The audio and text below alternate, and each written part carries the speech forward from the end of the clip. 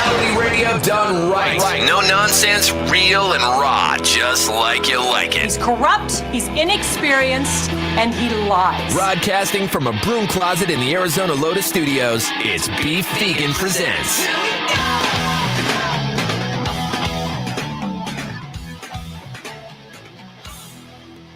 Yo.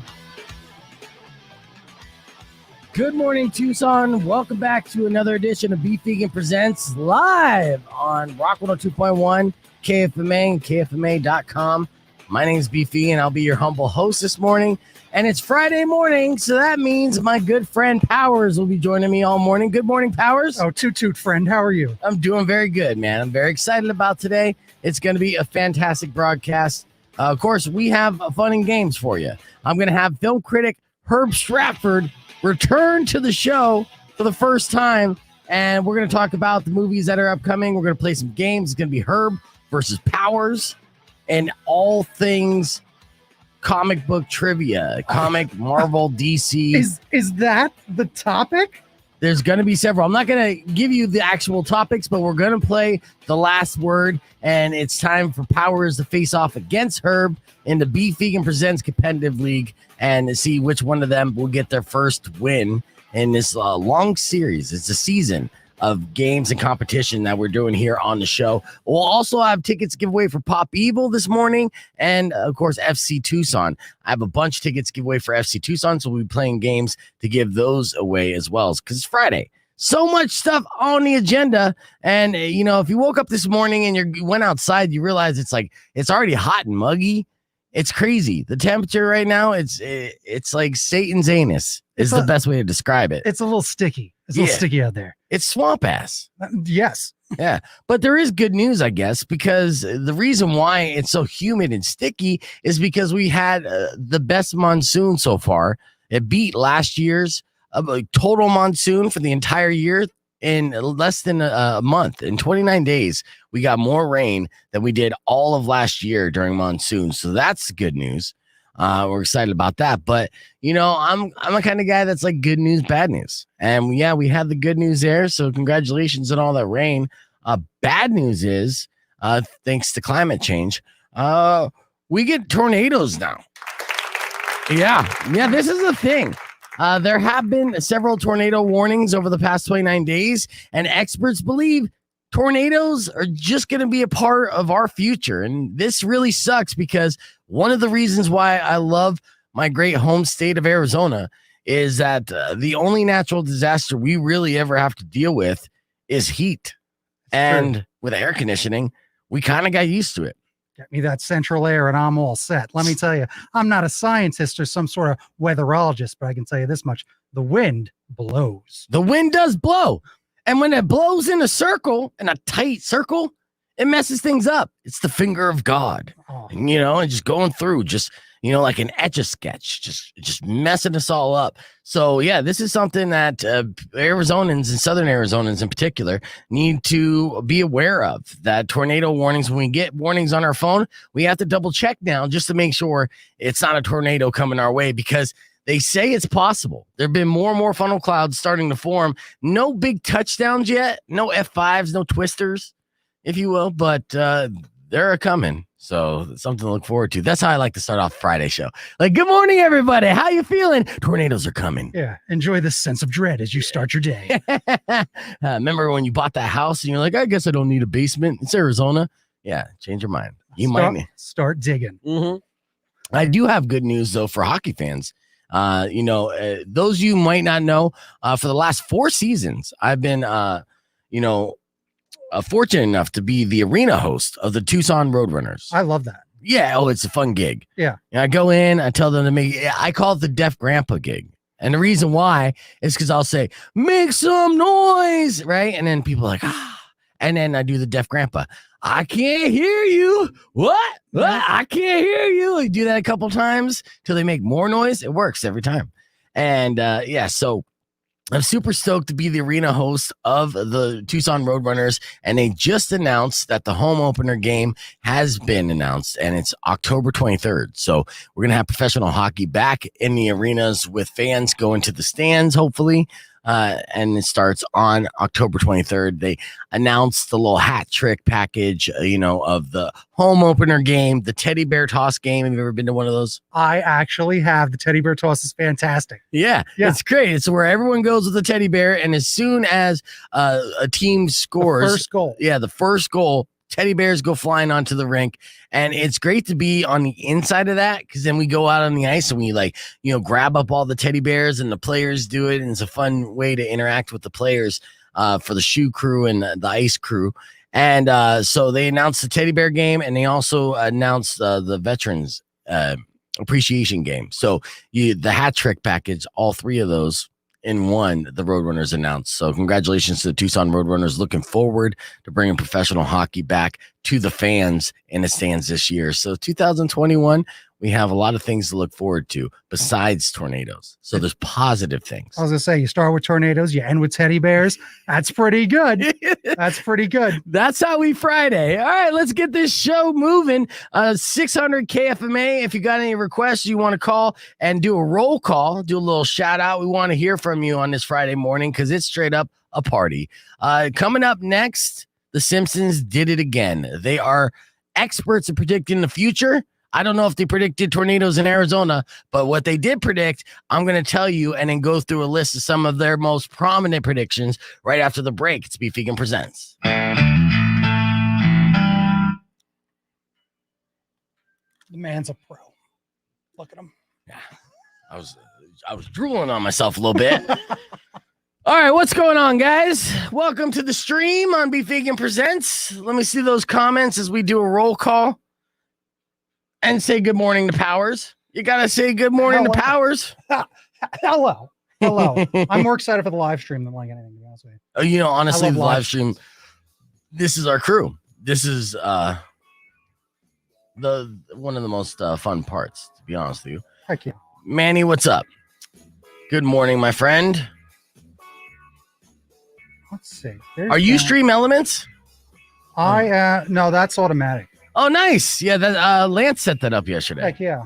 Hell yeah. Good job, Lance. Heck yeah. So that chat's ready to go. I'm ready to chat back. Nice. And I'm just looking at how I can host it on my thing. I'm looking for what button to do. Go live. That's good. There's a heart. There's some extra dots. Add Beef as a friend. Yes. All right. I've sent a friend request. I should go answer it. On Twitch or? Yes. Okay. I figure out how to do that. Probably host. Yeah. Good morning, Tim. Good to see you on the stream. Time to suck the days. D. Oh, suck the days D. Really? We're gonna suck the days D? The days D. Yeah, absolutely. I don't know. Come on, the day deserves it. It's Friday of all the days. I guess, yeah. Come on. That's a one way to approach it. That's a good one. I prefer the day suck my D, but okay. Oh, wait a minute. Did I hear that backwards? No. I think you heard it. I think you heard it the right way. No. You know what? Let's go. It's Friday. Who knows? You're like, yeah. Just call me the day then. That's right. Just call me the day. Yeah. Powers is the co-host today, the guest co-host, and every Friday we, throw a party with Powers.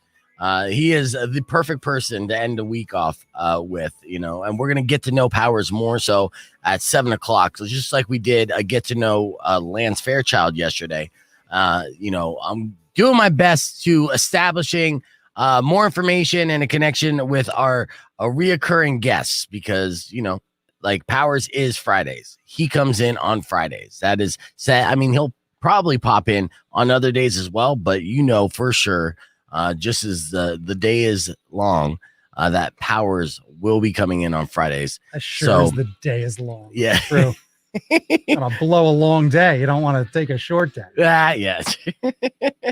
Yes. Roadrunner games are awesome. Good morning, Joe. So we continue this roll call. Let me see those comments here. Yeah, you know what? Sugar Skull games are fun, and I'm giving away tickets to the Sugar Skulls next week, along with corn. Oh yes. Nice side of corn. Yeah. Oh yeah. People love their corn tickets. So that's a big deal. So giving those away. I should be getting some kind of poster JPEG for that too, so I could post it up, promote it online, things like that. This things that the KFMA Facebook page hasn't really been doing much. you're going to see a change of that. Right now, if you look at the KFMA Facebook page, all you're seeing is my video post. So I have to try to figure out ways to post other things than just myself. Even though those are good posts, you should check them out and like them all. Heck yeah. Live. So the Big Daddy Tucson's on the Twitch stream. Hell yeah. Good morning again, Big Daddy Tucson. Our number one Twitch streamer. He's the first. He is the OG. So as it grows, fingers crossed. There you go. We will never forget Big Daddy Tucson on there. Impossible. Yeah, he'll be the one, hipster status. Like, I was here before all you other Twitchers were here. You call them Twitchers? Or the Twitchers were twitching. Yeah. It's true. Twitch, please. Oh, Twitch, please. It's true. I love this stuff. I do love Twitch. I love all the live streaming stuff. And you're on all the live streams. Where can everybody find these live streams? Facebook, Twitch, YouTube, probably. You know what's good news? And I'm glad you brought this up because yesterday I finally was able to get a custom URL for YouTube. Oh, no kidding. Yes. Yeah. Wow. Well, I mean, I've been on YouTube for years and I have a bunch of videos and hours of content, but not like, millions of hits or nothing. But I needed at least 100 subscribers to customize my URL. Now we're at 105. Thank you guys, by the way. Thank you. Triple digits. There it is. Get it done. Yeah. And my YouTube, if you want to stream the YouTube, is youtube.com/beefvegan. As simple as that. There you go. Twitch, same thing. Twitch.tv, Be Vegan Presents. Yep. There it is. Mm-hmm. And Facebook, just on the Facebook page, right? Yeah, Facebook. Well, Facebook, we're streaming on the KFMA Facebook page. Oh, even better. Even better. So, Joe, let's see. I want to get right into some content, but I want to say hi to a couple more people here. Yeah, thank you for congratulating me on the URL. I felt good about it. I got the prizes, got all the good prizes next week, which is good. All right, let's get into our first little video content segment. This... I don't know if you saw this. This was going viral on Twitter the other day. Apparently, you could ask Alexa to tell you a scary story. Oh, really? Yeah. And a little kid did just that, but instantly regretted it. Yeah. And what was the story about? Does it tell you that much, or was he just? I'm gonna let the video play so you can find out exactly what the video is about. When I play this, we can't talk though. Sounds good. Yeah. All right, here we go. Check that out. This kid's going to ask Alexa to tell her a scary story.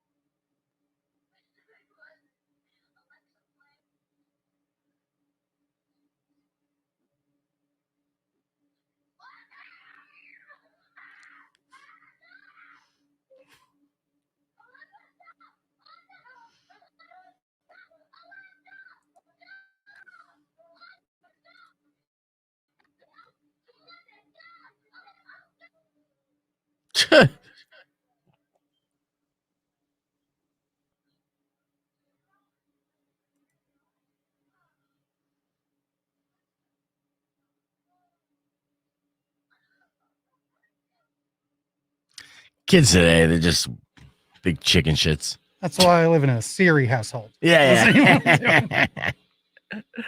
All right. So that went viral. Just imagine if you were at that age and had an Alexa. Honestly, I would have Alexa do all the inappropriate things. Well, you gotta. Yeah. That's where you start. Alexa, say this. Alexa, say that. Mm-hmm. Speaking of Alexa or Siri, actually, it's all part of the same.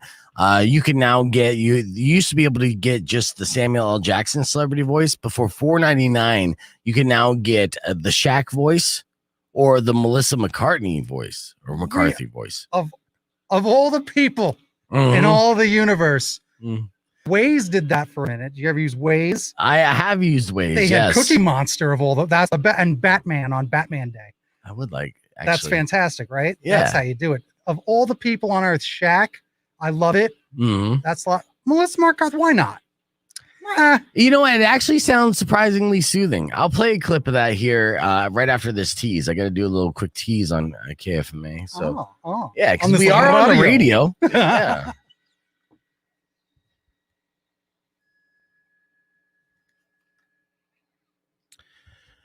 As you may know, Richard Branson went to space. Well, you know, very popular cartoon series did predict that.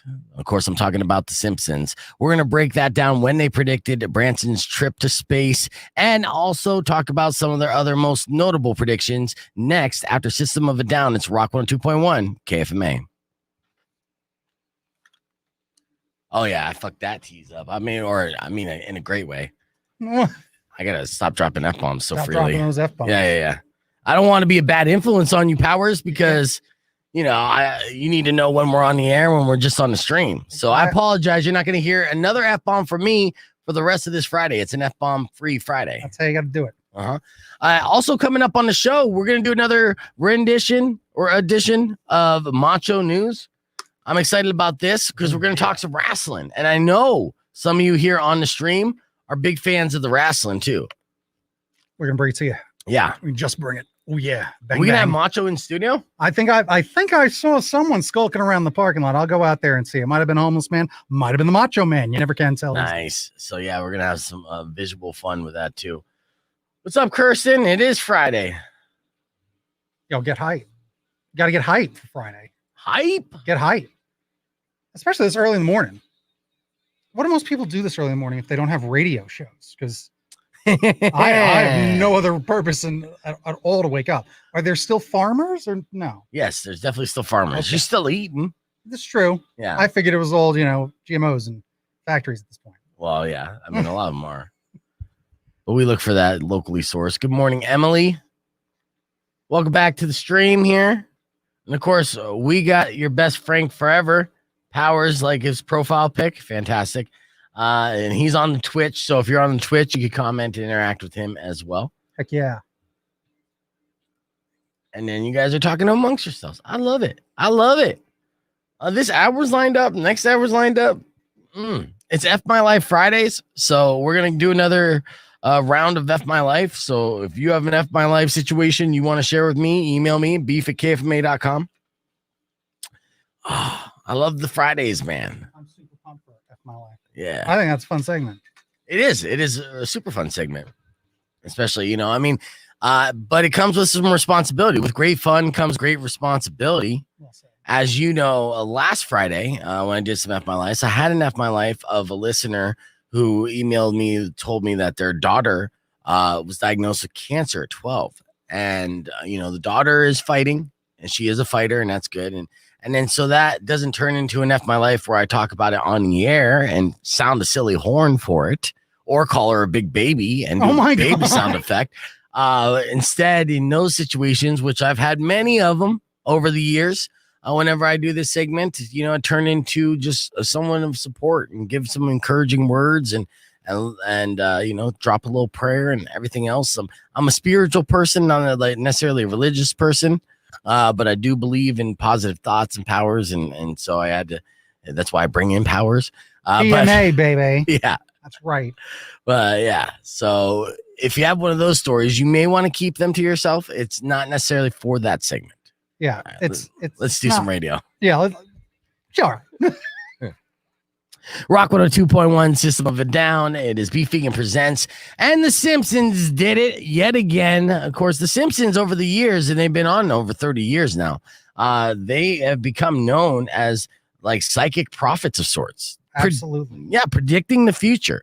Right off the top of your head, Powers, can you recall some big notorious things that they have predicted in the past? Formerly, that last El Presidente, they had that up the escalator thing, supposedly. 100%. They predicted that, our last president was going to be president. And at the time, it seemed like a funny joke until it was like, oh, actually, that did happen and could happen. So, yeah, they predicted Trump being president. What else? I'm pretty sure did they predict the Cubs winning? I forget.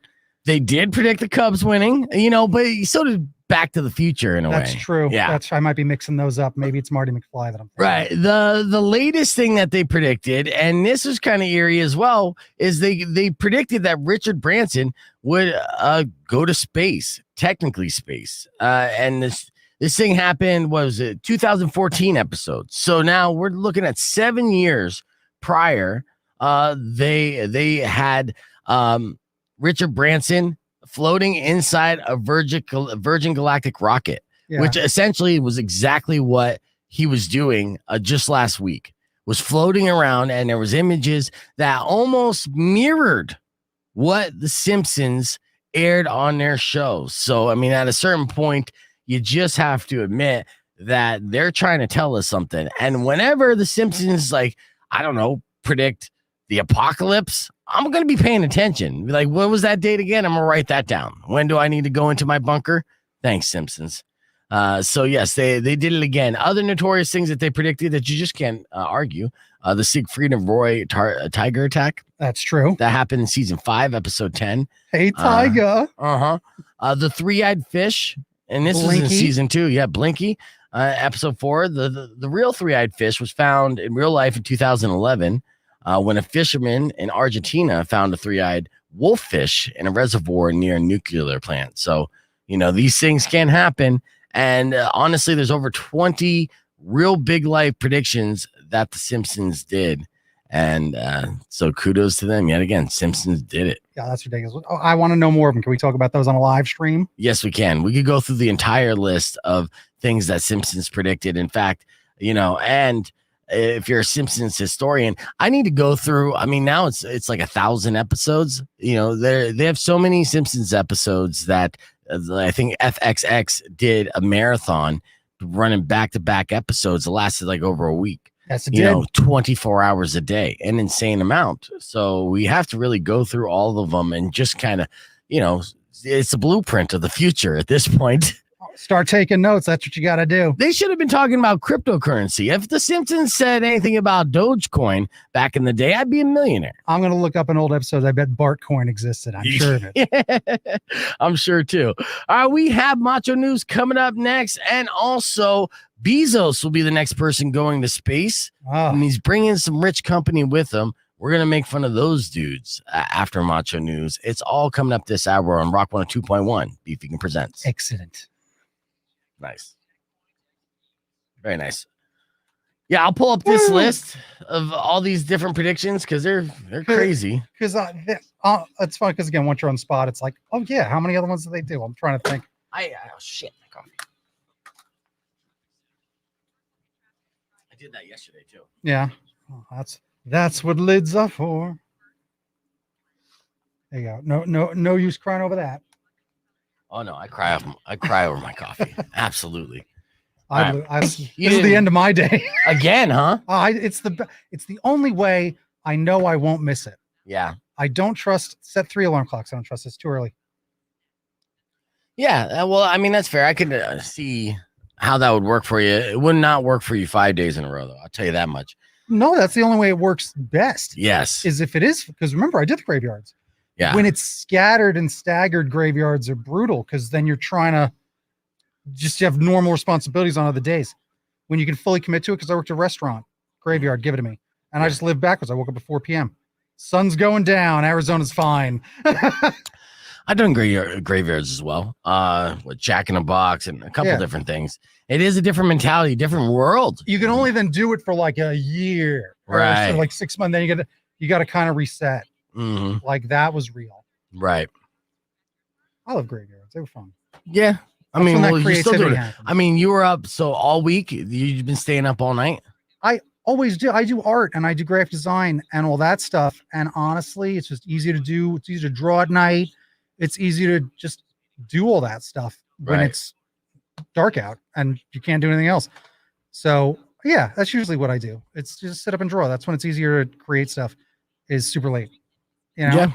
And even doing the graveyards was great because at this job, that's what I would do. You get to sit and chill and do this stuff. And multitask and have a whole different kind of fun. That's true. Heck yeah. Less distractions. All right. Here's some of the things, other things that Simpsons predicted. Give it a Since you're curious, they correctly predicting Super Bowls. They did this Yes. in season 3, episode 14, Elisa the Geek.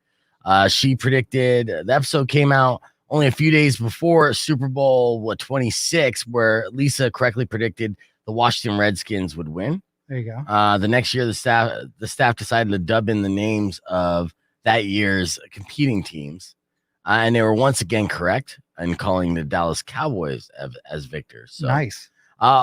This one, I thought I had this on the show sheet, and maybe I glossed over it. But when Disney bought 20th Century Fox, this was a huge prediction. A lot of people, just thought it was funny and thought that was impossible, that it wasn't going to happen. But Disney did, in fact, buy 20th Century Fox. In season 10, episode 5, they even did the 20th Century Fox logo. And then at the bottom, it said a division of Walt Disney Co. Yep. So they saw that coming. And that was years before they even started negotiating this. So this was a straight up prediction. It wasn't like, the writing's on the wall or they had the inner workings. They hear the whispers in the hallway that this could be a thing that happens. It was years before they even started whispering. Yeah, Fox wasn't even thinking to do anything like that. Right. That was another 4-point-something billion. Star Wars, Marvel, and Fox, 4-point-something billion. Right. Each one. Oof. That's Insane. chump change. Spider-Man's worth 3 times that alone. That's true. Yeah. And did you watch the season finale of Loki? By I the way? sure did. Okay. Well, we're talking about that later with Herb Stratford, Exciting. which is good. Yeah. But I mean, Spider-Man has a direct correlation to that because, with multiverse and everything Right. else. I mean, No it really Way opened Home. up the can of worms. And yeah, I'm excited. It definitely, watching Loki did get me more excited about this, the upcoming Spider-Man movie. I wish it was coming out sooner as opposed to December. Smartwatches, they predicted. That was season 6, episode 19, Lisa's wedding. Autocorrect. They predicted autocorrect, and this is before really cell phones were a thing. It was Eat season up 6. Martha. Yeah. Is that what it is? Eat up Martha? Yeah. Eat up beat Martin. Martin. Eat up Arthur. Eat up Martha. Eat up Martha. Yes. You remember that. Oh, I got a lot of this stuff. Oh, dude. Where were you 5 minutes ago? I didn't realize.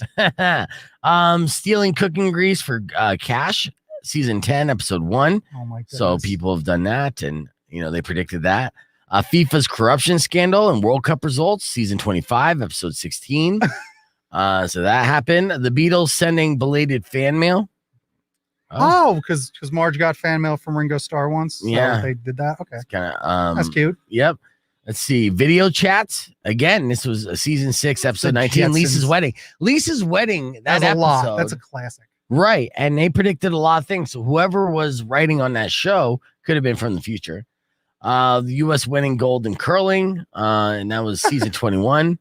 An average Joe goes into space.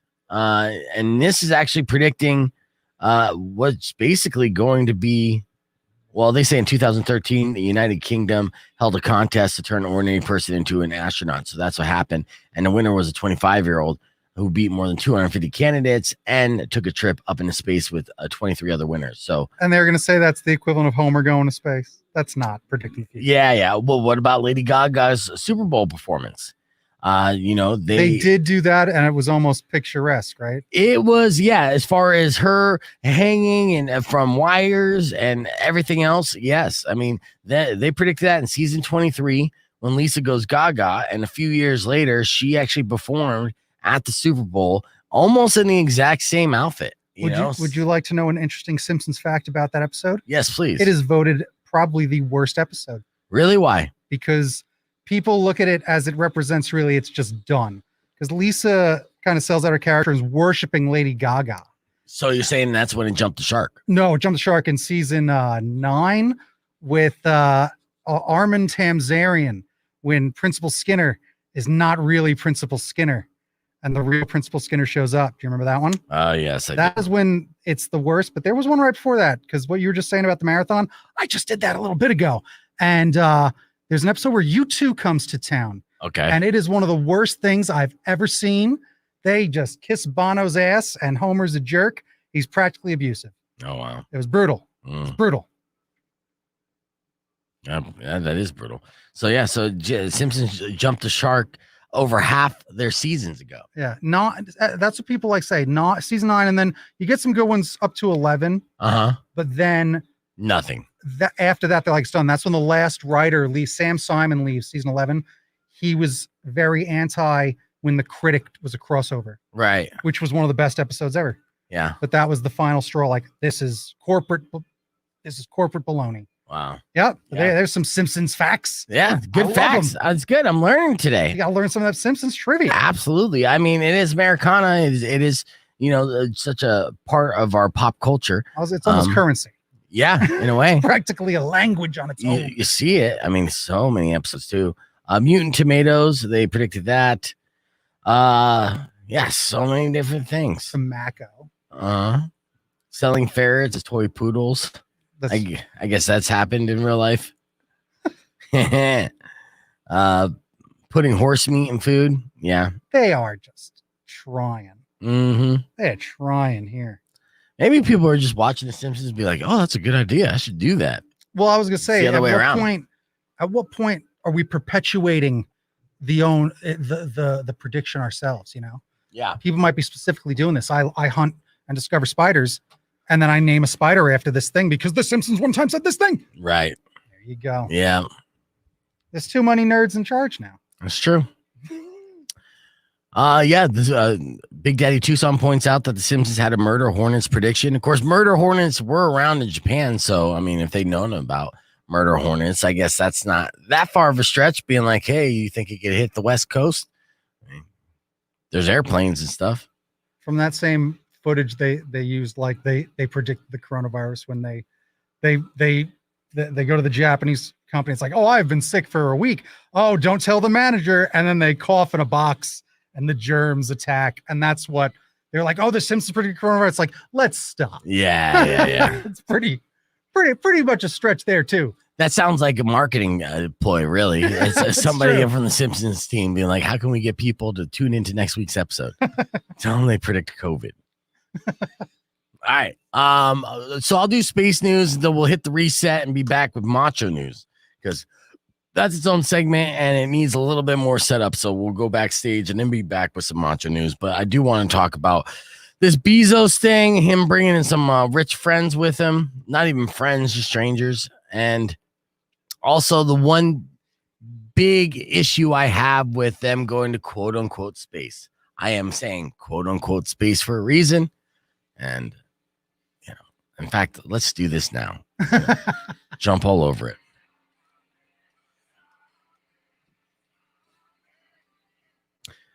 Rock 102.1 KFMA. It's Beef Vegan Presents. That was Bad Wolves with Zombie. All right, let's talk about space, shall we? Or let's just talk about the outer atmosphere or the inner atmosphere of our own planet and not necessarily space, because that's where Richard Branson went to.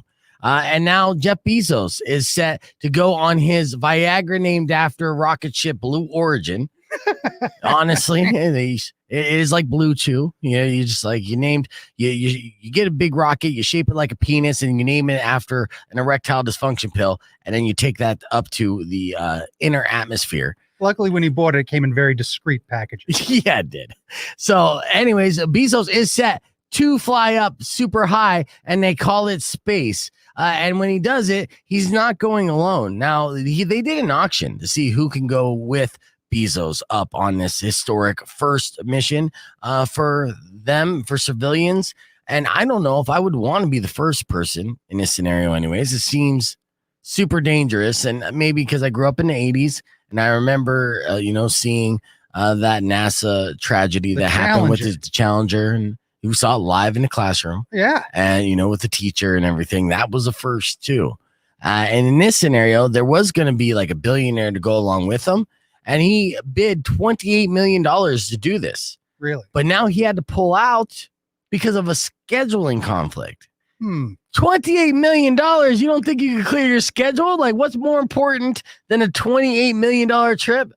Maybe a $30 million business deal? I don't know. I think you do know. That's simple mathematics right there. You're a good investor. That's a good idea. That is good. I mean, you wouldn't think I was that responsible with money if you looked at my bank account, but there you go. Anyway, so the person who's replacing him is the next person that you want to hate. It's an 18-year-old kid. son of a hedge investor. Oh, I thought you were the Billionaire. son of a something else. Never. Keep going. Well, son of a rich son of a bitch. Ooh, look out. Yes. So an 18-year-old teen named Oliver Damon. What? Damon. Well, Daemen. Oh, he's when my mail comes back to me. He's the one that sends it, I think. Yeah.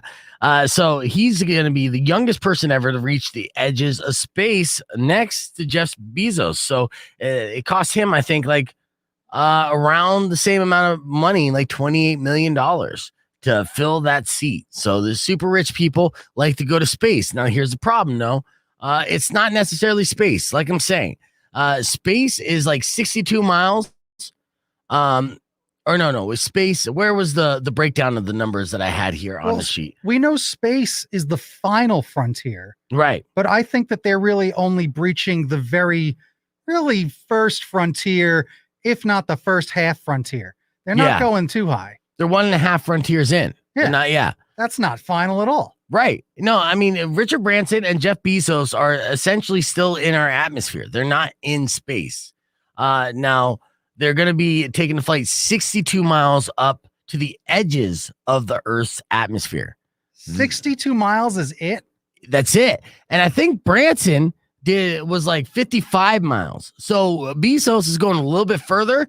But again, that is still the Earth's atmosphere. They're not technically in space. They're in where there's zero gravity, because they're on the edge of it. But we're still in that bubble. So they don't have that technology, or they don't feel comfortable enough in going out to actual space, which is interesting to me. And the conspiracy theorist inside me asks questions. You know what I'm saying?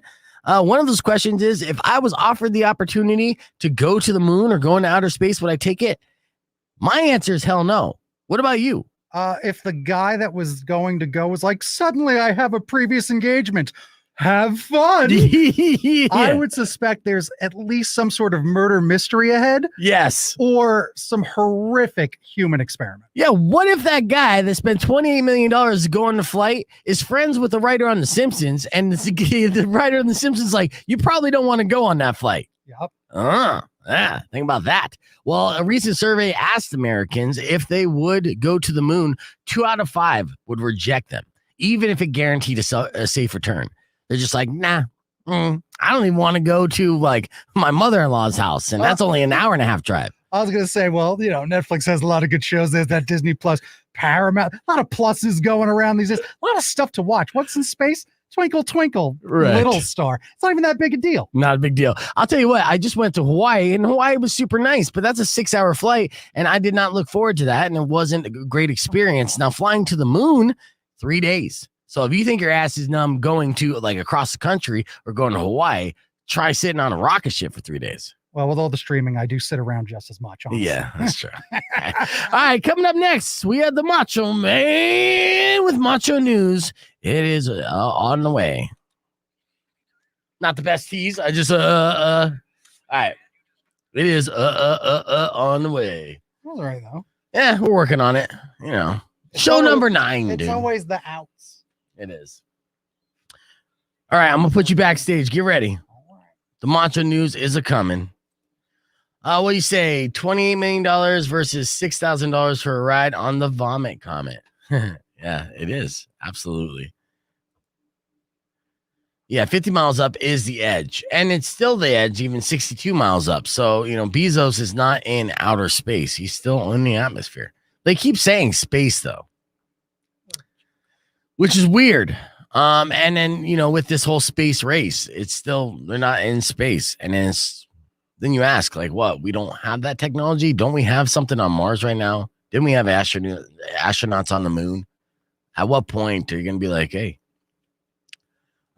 if you're a billionaire, why don't you talk to somebody at NASA and be like, how do I get just beyond the atmosphere? Instead of just like hanging out there on the bubble, on the fringe, and not necessarily being in space. Is it possible for me to actually go into space and then come back? We'll see. We'll see. All right, I'm getting mentioned on Instagram too. That's super nice. Hey, if you're on the social media, let's be friends. Follow me at Beef Vegan. I'm everywhere. And then Powers, what are you at in social media? At your best Frank forever. That's right. At your best Frank forever. It's the other F word around this place. I'm not allowed to say that. Yeah. Oh, Kat just shared a clip of my friend Kat just shared a clip of her listening to the show, which is great. I just hope it's not a part where I'm like stumbling over my own words. Let's find out. Yeah, kind of. Oh well. All right. Just pack it in. Yeah, exactly. Talk amongst yourselves. We're going to be right back here on Beef Vegan Presents with the Macho News. Oh, yeah.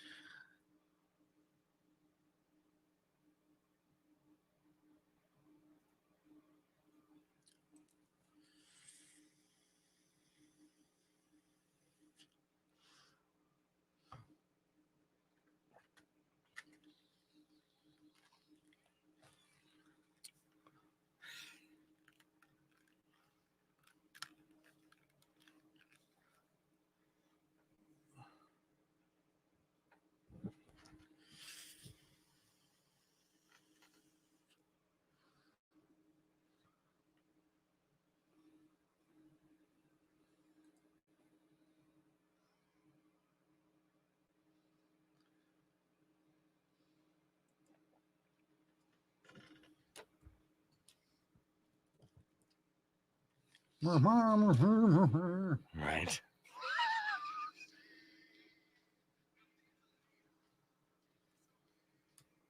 Let's see.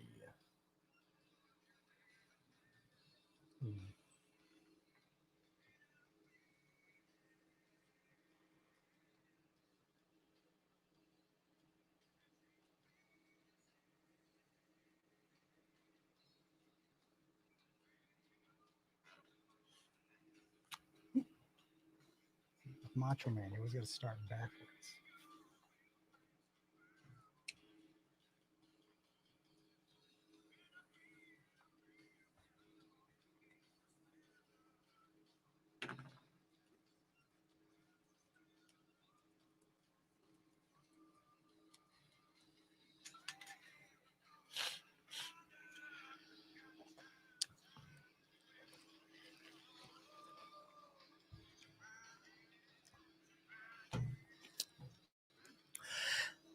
That's a funny joke, Nick. I like that. So, did he set this joke up? Okay, yeah. Nick said, "What generation is Forrest Gump?" And Mike took a guess and said, "Wouldn't he have been a boomer?" But it wasn't an honest question. It was a joke. It was a joke setup. And Nick replied, "Gen A." And I dig that joke. Anytime there's a Forrest Gump joke, I'm all about it. Trust me. That is fantastic. Good job there, Nick. I gave you tickets. You want some tickets to SC Tucson? Just for that joke. He's got boom. Boom. That's gold. Yeah, he goes watch football.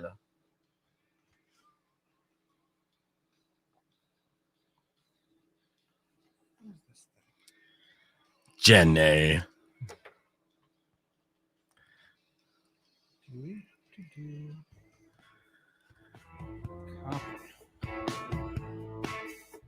Yeah. Oh, yes. Live on a stream here. We got 16 of you currently on Facebook, which we appreciate, and Rock 102.1 Facebook page. 9 on the YouTubes. Make sure you're commenting on the YouTubes so we can see you. And, of course, 4 on Twitch. We're growing on Twitch. Yes. Loves it. Yeah, one of them is Frank, but that's all right. We're still counting it. And your best Frank forever will be commenting along on the Twitch. So the stream is still muted. No, it's not. Oh, there we go. All right, we get 25 seconds for Macho News. Sounds good. I see you, Manny. I appreciate you, brother. Big Daddy Tucson, I see you too.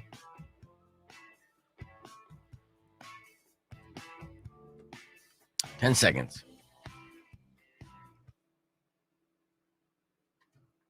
5.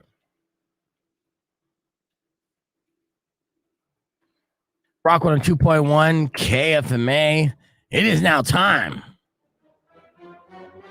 for the Macho News. Oh, yeah. Dig it. That's right, Beef. How's it going? Happy Friday. It's Macho News right here coming at you. Yeah. Yeah, well, it's happy Friday to you, Macho Man. It's good to hear from you again. What's been going on in the world of wrestling, my friend? Oh, professional wrestling's lighting up. Yeah, that's right. Tonight, that's right.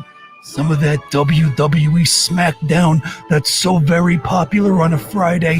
Why, it's back and it's live in front of a live studio audience. Yeah. Oh, this is a big deal. This is the first time they're going to be live since pandemic, right? In front of like a studio audience. Before that, they were just in front of television screens. That's right. That's nice. right. People back in their seats. If you're not living on the edge, you're taking up too much space. Yeah, dig it. That's right. It's all leading to Money in the Bank this weekend on that Peacock network. Yeah, dig it. Money in the Bank, the pay-per-view opportunity where someone gets a chance to climb that ladder, get that briefcase, and cash it in for a chance at any championship of their choice. Yeah, dig it. I'm glad you mentioned Money in the Bank, which is one of my favorite pay-per-views of the year. Who do you think is going to win the men's Money in the Bank? If you had to make a prediction, Macho Man. Oh, there's a lot of entertaining competitors out there these days. Yeah, you got Big E coming in with his own, Kevin Owens, Seth Rollins. Yeah, but then there's the one guy everybody's talking about, former WWE champion Drew McIntyre. Yeah, he's going for it. Can the Big Scott climb that ladder? Yeah, I don't know if he's got it. Johnny Drip might have his number. Ricochet's in there and Riddle's involved too. Yeah. Those last two are definitely not going to win. Well, you know what? I could see Riddle winning it. Ricochet is not going to win the Money in the Bank. It makes sense for Drew McIntyre to win the Money in the Bank because he's not allowed to challenge Bobby Lashley for the WWE Championship. That's stipulation of him losing to Hell in the Cell. And since they're not bringing back Brock Lesnar anytime soon, Lashley's going to need another big opponent. And I think that's the workaround, right? Oh, but you've been doing your homework. Yeah, look at this, taking notes. My word, don't look up. Don't look down. Don't look left or right because he's right on top of you. Yeah, that's right. Lashley cannot be defending that title up against Drew McIntyre. No, he's got a challenge all of his own. Is Kofi Mania going to run wild? Yeah, who knows? Oh. Kofi Mania back this Sunday too, challenging for that championship again. Yeah, dig it. You got another title on the line with Rhea Ripley and Charlotte Flair. I'll give you one of those woos. There it is. Woo! Yeah. Oh, that was pretty good. You got live fans, and then there's a rumor. Have you read the dirt sheets there? Yeah, dig it. What's that? Well, in the Danger Zone, we've got something going. It's not time distortion. Those spaces, the place you were talking about it earlier. But your eyes, they're not lying. And the one and only Goldberg has been rumored to be walking around arenas. Oh, no. That's right. Can the man Goldberg show up in the WWE and still do what it takes to win? I don't know. We're going to find out. That might be on Raw. It might be in Money in the Bank. It could happen tonight. Who knows? Oh, yeah, I got a quick question for you, Macho Man. Has Goldberg ever faced the tribal chief Roman Reigns before? No, he has not sat down with the head of the table. Not yet. Oh, this is what's going to happen. They're bringing Goldberg for Goldberg to put over Roman Reigns, but Goldberg doesn't like to do jobs for no one. Goldberg's not coming to do no jobs, but he's going to put in the work. Yeah, you got to see some of these documentaries. Goldberg at 55, 65, 75, doesn't matter. Goldberg's going to be coming for you every single year. You got to look out. Watch your back, eyes in the back of your head. I don't know if I'm a fan of Goldberg coming back at all, to be honest with you, but I know fans get excited about a marquee name like the legend that is Goldberg. Let's talk about the female Money in the Bank real quick. Who do you think is the odds-on favorite to win that one? Well, I was going to look forward to perhaps seeing Bailey compete, but she got injured. Some serious injury. She has a torn ACL. That's right. That's Bailey's not going to get involved. No.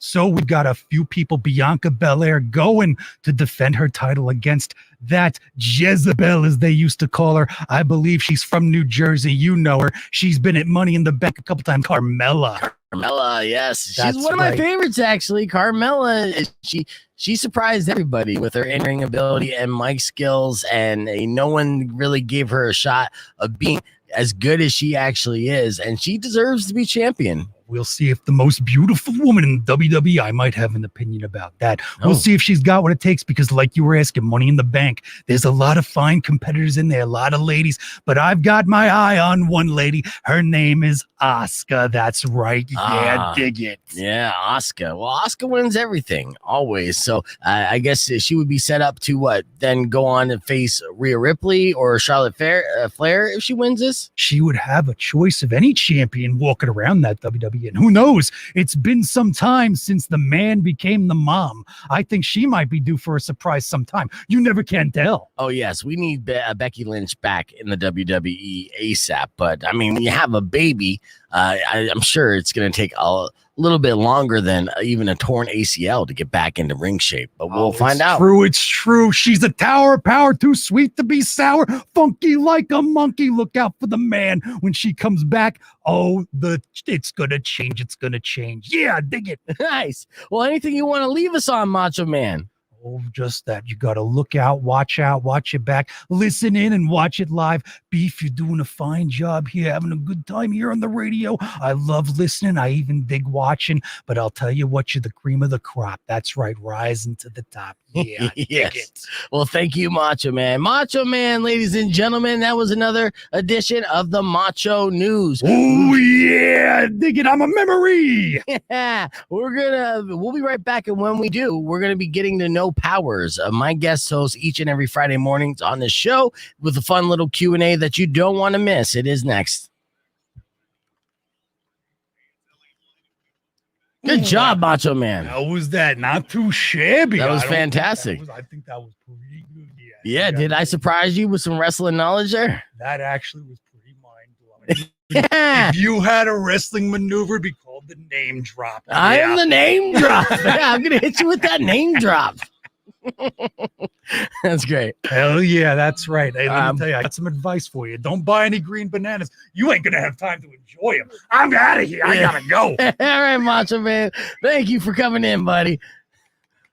Tell Powers he can come on back too. You know. Oh yeah, come here. Yeah. Mike Dane loves it. He's a great segment. Oh yeah. Emily says, my British mother loves the wrestling. She is so excited. She's excited about Money in the Bank, just in general. And Anthony thinks the Macho sounds like a mix between Carlin and DeVito. I'll take it. Yeah, that's so good. Hell yeah. Well, Powers, are you back? Oh, yeah. That's nice. Welcome back. I bought this shirt. Oh, man, you should buy merch from the Macho Man on the He's way just out. selling merch right outside. You know, he's a Get that pro. Hustle. He's a pro. He knows. He's never going anywhere without your merch. Oh, that was fun. Yeah. Ugh. That's all I've ever wanted to do, everybody. That's all I've ever wanted to do. Here's some time distortion. Here, wait there. Watch this camera too. Oh, how'd you get in here? How'd you get in here? Get out of my broom closet. Get back in your space, Back man. over here, miles away. Miles away. That's funny. Rick said it made me want to snap into a Slim Jim. You know it. I had one of that. I'm surprised I didn't get it in there. Oh, I know. Oh, you should have brought one just to eat. Can I tell you, I had one on a shelf, but then I realized that's been on there for quite a while. Yeah. I Emily. make the action figure. Hold it. Where? I- Did you bring it? No, I don't have it with me. I don't think we want to eat it. Yeah, oh, yeah. Oh, a Slim Jim action figure? I have a macho action figure, but I gave him a Slim Jim to hold Okay. so that he's holding it. But he's probably been holding it for a few years. Okay, yeah. Nice. That's good, though. Nobody wants to snap into that. Nope. Yeah, Emily said, Money in the Bank, but in general, too. My dad took her to her first match as she saw Goldberg and Piper, and she was hooked. Boom! Yeah. That's a good time for rest. That's some like 1996. Honestly, when you see a great live show, but you have to see a great live show because you can go to sometimes live events and they don't necessarily put the event over and you don't leave with that experience. But I remember going to some Monday Night Raws during the Monday Night War, right? I saw Undertaker versus Rock twice in the same night because the Undertaker and the Rock, they fought on Raw and then they also fought in Heat. And in Heat, yeah, they did basically a street fight. So I was that must have been MTV Heat. I bet. No, it wasn't even MTV. Remember, Heat was on MTV for a while when wrestling got the hottest. That's why The Rock's on Heat. Yeah. So you're probably right. It was probably because that's that era for sure. The beginning, yeah. But because it was the Ministry era for Undertaker, and Rock. So, they were like just less than a foot away from me because they went into the stands, when they're doing their fighting. It was fantastic. And I honestly believe the fighters stole my sign idea for the script the next week. So what I did was, and it's nothing like reinventing the wheel or nothing, but The Rock, of course, had his catchphrase, if you smell what The Rock is cooking. So I wrote, it's the 90s. I'm a teenager, stoner, or whatever. I made a Rock sign with the eyebrow up, and then I did the eyes all cashed, and I put, do you smell what The Rock is smoking? Right? And so I was on the TV camera side we snuck down and we got great seats, but we're on the camera side and they took my sign away because, don't want to block television cameras, which I understood was not a big deal. The very next week on Raw, Vince McMahon said to The Rock, people are going to stop stop asking, do you smell what The Rock is cooking? And start asking if they smell what The Rock is smoking. Like literally verbatim stole my sign. And I was just like, oh, those yeah. So I felt like I contributed on that. I mean, it could have been some coincidence, but honestly, the timing of that is highly suspect. Because I'm like, I was literally at Raw the week before, and then the very next week, you're saying a line from my sign, and they take those signs, they take them in the back to see what they got, see what people are saying. If it was the very next week, you're 100% correct. That's what I'm thinking. This is no Illuminati. This is legit. Yeah, that makes sense to me. Giving this man ideas. I know. You do some new ones. Make some new signs. Oh man, we need some new ideas. I need to go there with a stack of signs. Toyota said Brad needs to lock the door if he has a door, that is, in this closet. I'll kick that beast right down for hugs. Mm-hmm. Look out. Yeah. But yeah, I did get ripped a Big Daddy Tucson, but the takeaway from that is I've been influencing pop culture for many years. There it is. There it is. Yeah. Like you're welcome, Vince McMahon. So funny. I love all that stuff. So I've been to some key moments. Well, you've been to WrestleMania. It's like 7 of them. 7 of them, yeah. So I've been to WrestleMania in Phoenix, so I was able to scratch that off my bucket list. Saw Shawn Michaels' last match. Oh my gosh. Yeah, so that was good. But it was difficult because that big stadium and my seats and everything. It was like, so it's not like I went away with many memories. I have to watch back that WrestleMania to really follow along with everything that happened there. But it was a good time. So, what was your favorite WrestleMania that you went to? WrestleMania 24 because it was Shawn Michaels and Ric Flair's last match. Oh, yes. So you got to So see, I got to see Ric how good Flair's were your last seats? match. Were there nosebleeds? Very or- good. They're very good seats. Yep. And Good. actually, WrestleMania 19 is really good. That's HBK versus Chris Jericho. And Yes. Jericho still considered his best match. I'm in row 17 in the top right corner the entire time. Oh, nice. I'm dressed like the Hurricane. Oh, that's So awesome. I'm neon green, Yeah. easy to spot. So you can see yourself on the Yup. replay. Oh, that's awesome. It was insane because I did not know that, like, wait, our seats are where? And the difference between the row in front of us and the row I was in was like $1,000. Really? For some reason, that row was the cutoff, and it was like $200. That's awesome. Like, it wasn't even crazy. That's nuts. Yeah, no, it's weird. It was a really good one. I did that.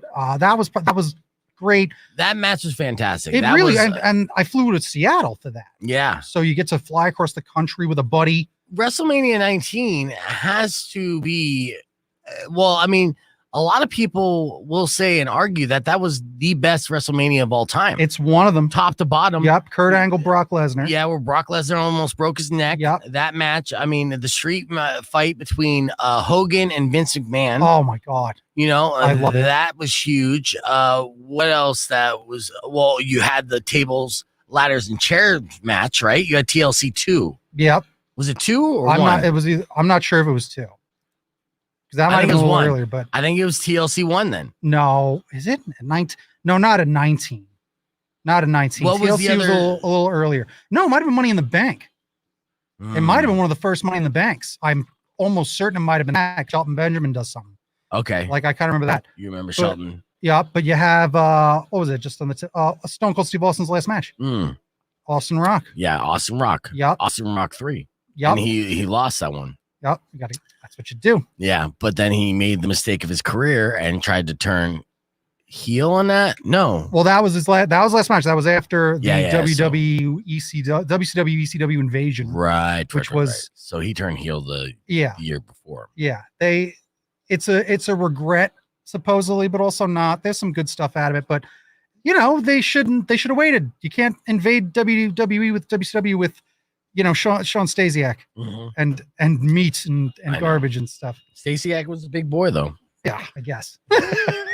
They were big guys. I mean, that tag team, they looked good for a minute. Yeah. And WCW was like, okay, yeah. So these did guys Buff are like, Bagwell for exactly Yeah. 1 minute, and I threw him out the door. That's very true. Very true. So yeah, you went to WrestleMania 19. That's huge. That would that have my been my first? favorite too. That might have been I think my first one, That's not a bad first. right? Yeah. Because the year before was Rock Hogan. Oh, I wish I could have seen that. Oh man, yeah, but that was in Toronto. That was in And, Toronto. Yeah, I Oh, my mean that. goodness. If you're talking like wrestling, what is the magic of wrestling? What's the appeal of wrestling? Put on Rock versus Hogan in WrestleMania and watch that match and hear the crowd, and like the electricity is something that's out of this world. It's so unique, and it will make everyone a believer. Honestly, It's so good. yeah, it is that good. It's just it's a symphony. And then, I missed some big ones, but who cares? Like, Right. how about here's another one. If you want to be a wrestling fan, we can bring up Shawn Michaels, Mr. WrestleMania. How about him, Undertaker, the first one, Yes, like the one before his career's over, Uh-huh. because considered probably one of the greatest matches in the history. good version. Oh, Yeah. Shawn just the Michaels came. entrances. Yeah, like Right? Undertaker came out Getting like emotional about it. straight from hell in a way, not like Kane hell, but like dark, ominous, like evil. Yeah, And then Shawn came down from the monsters. sky, dressed in all white with the white light, and it was literally like good versus evil. And fantastic storytelling. that was fantastic. I love WrestleMania. WrestleMania is something special when they do it right. Yes, when they do it right. But they will often do it right. Same way the Royal Rumble show up, and no matter what's happened, it's like, well, that was great. That's true. Actually, It happens. one of my favorite Royal Rumbles was just like 2 years ago. Oh, I think it was the one that was here up in Phoenix that Brock entered. Yep. And that run, that was such a good Royal Rumble. And seeing Brock squash a bunch of people, and then get Remember that? and then Drew McIntyre being put over, Yup. Oh, and things. It was a fantastic Royal Rumble. that's so good. yeah, That's good stuff. It's such a great setup too. Yup. I could go about wrestling all day. Yeah, I love it because Yeah. it is that. And more, as you watch these Marvel movies, and we'll get into more of those later, right? Yes. You see how wrestling is becoming that, and that's always what it was. The way that they talk about when we were talking about before, Disney bought Marvel for what it bought it. Mm-hmm. The way they looked at it like this, oh, we didn't buy this. We bought a 5,000 characters. Yes. That's how they put it. Oh, yeah. The WWE is turning their things. Like they still do video games with The Rock and with Randy Savage. They've made them these characters that they'll always use. Right. Just like the Marvel Universe. Yes. Yep. So in all these future things, video games, card games, all the stuff that does exist now and everything that's going to exist, you're always going to have Roddy Piper in them. You're always going to have these, and then they're just going to become more fictionalized. Like, and you should. Yep. You know, Roddy Piper was my first celebrity guest in studio. Really? Yes, I pictured it was fantastic. So, and this was shit, man. I probably had like 50 listeners at that time. He was doing, it was before WrestleMania, and so he was doing a one-man show at the Tempe Improv, like during WrestleMania week. And so I had a good relationship with the Tempe Improv. So they brought him out. Now, Piper was sitting in the car. He didn't want to come into my house because I was broadcasting out of my house. Right. So he was like hesitant to get out of the car and come into my house. And so I had to go out there and meet him and talk with him and convince him like, hey, I'm a huge fan. As far as growing up as an 80s kid, I wasn't as much Hogan as I was Piper. Mm-hmm. You know, I love Roddy Piper. So yeah, I convinced him to come in. He came in. This is before podcasts were even a thing. I sat down. I talked with him an hour and a half. Had this fantastic. I wish I had the audio of that, and I don't anymore because it got lost over the years. I do have a picture I could show here in a little bit. But it was a fantastic conversation that I had, and it broke my heart when he died. But he talking with him, you know, he was very like. You know, he knew his time was up even then. And that was a few years before he passed away, but he's coming. You know, like he felt it. He knew that, you know, his run was over. So very crazy. Let's get into No Powers, shall we? Oh, fun. There's card titles and everything. Mm-hmm.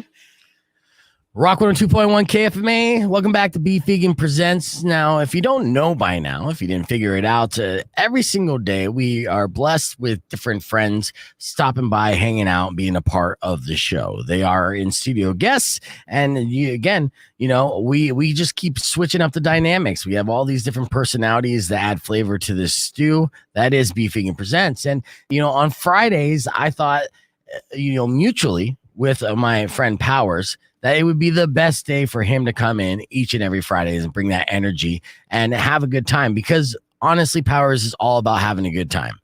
My backstory on how I met Powers, some of you who've been listening to the station for years might know him as a former on-air personality on this very station. He's done overnights. And how long were you doing radio on KFMA? Like 2.5 years. 2.5 years, Just yeah. about. You know, just filling in, being the journeyman, doing every role that they needed him to fill, he would do it, and he did a great job. Also around town, I mean, he's been doing a lot of things within the community, and at Club Congress, you might know him as the host of all hosts, the MC extraordinaire. Tell me a little bit more about your Club Congress gig. Prince of Promotion, King of Commotion, your master of ceremonies, the ambassador of entertainment. So I've hosted everything at Hotel Congress, like holiday wise, specifically Halloween.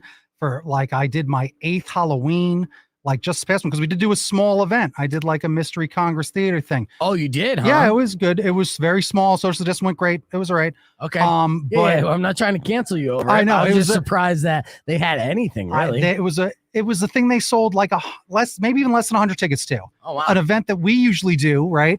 And host, and it's how many? 1,500 people, 2,000 people. It's massive. It's a great party every year. And then they did the other parking lot. It might have been 10,000, 100,000 people at this thing. It's amazing.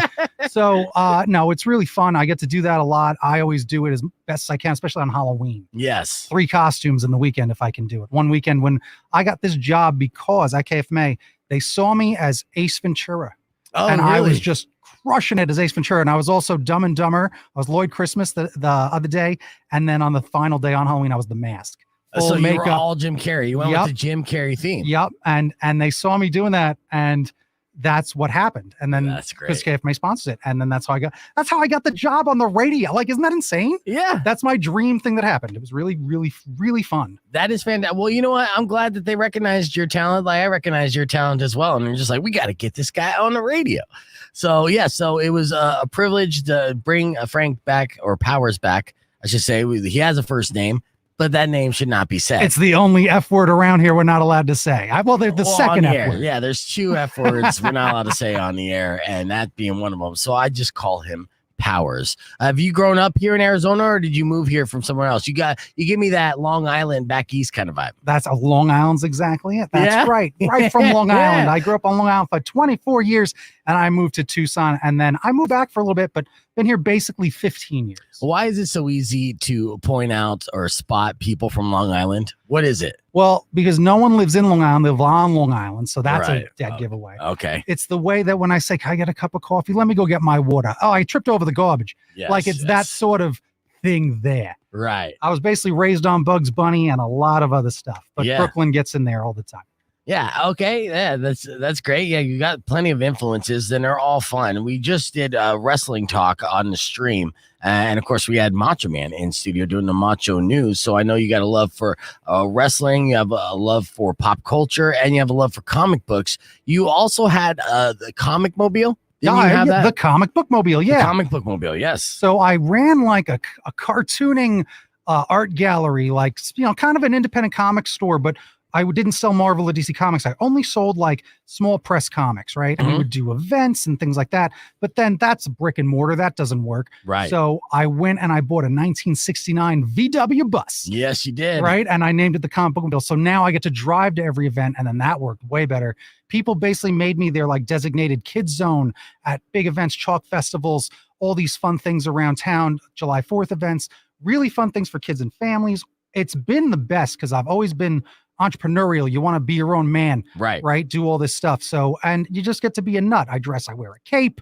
I teach kids how to draw. I teach them about being responsible for like their own identity and like trusting who they are, because identity is not always about, let's see how hyped I'm getting. Identity is not always about like sense of time. It's about like, wow, I was a real nerdy guy growing up.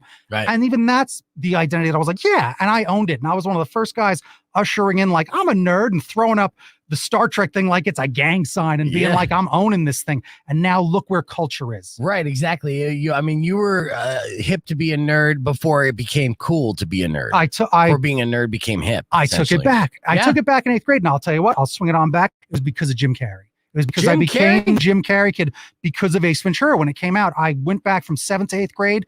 Now I'm funny, outgoing. I got contact lenses. I'm going for it. And I was just kind of acting like Jim Carrey. Yeah. But it gave me the confidence. By the end of 8th grade, I was class clown. So you telling me that you actually talked from your butt? Did you do that? Yeah, I did. I feel like you've done that. Any hokey little bit I could do, I would do it. Yeah. I was doing the rap song from In Living Color. Are you kidding? I do it all. But no, that's what it was. So I do the comics thing, and it's funny with the Comic Book Mobile, family friendly now, right? Yeah. Started with Pissed Off Panda. That's my cartoon character. Yeah. Pissed Off Panda.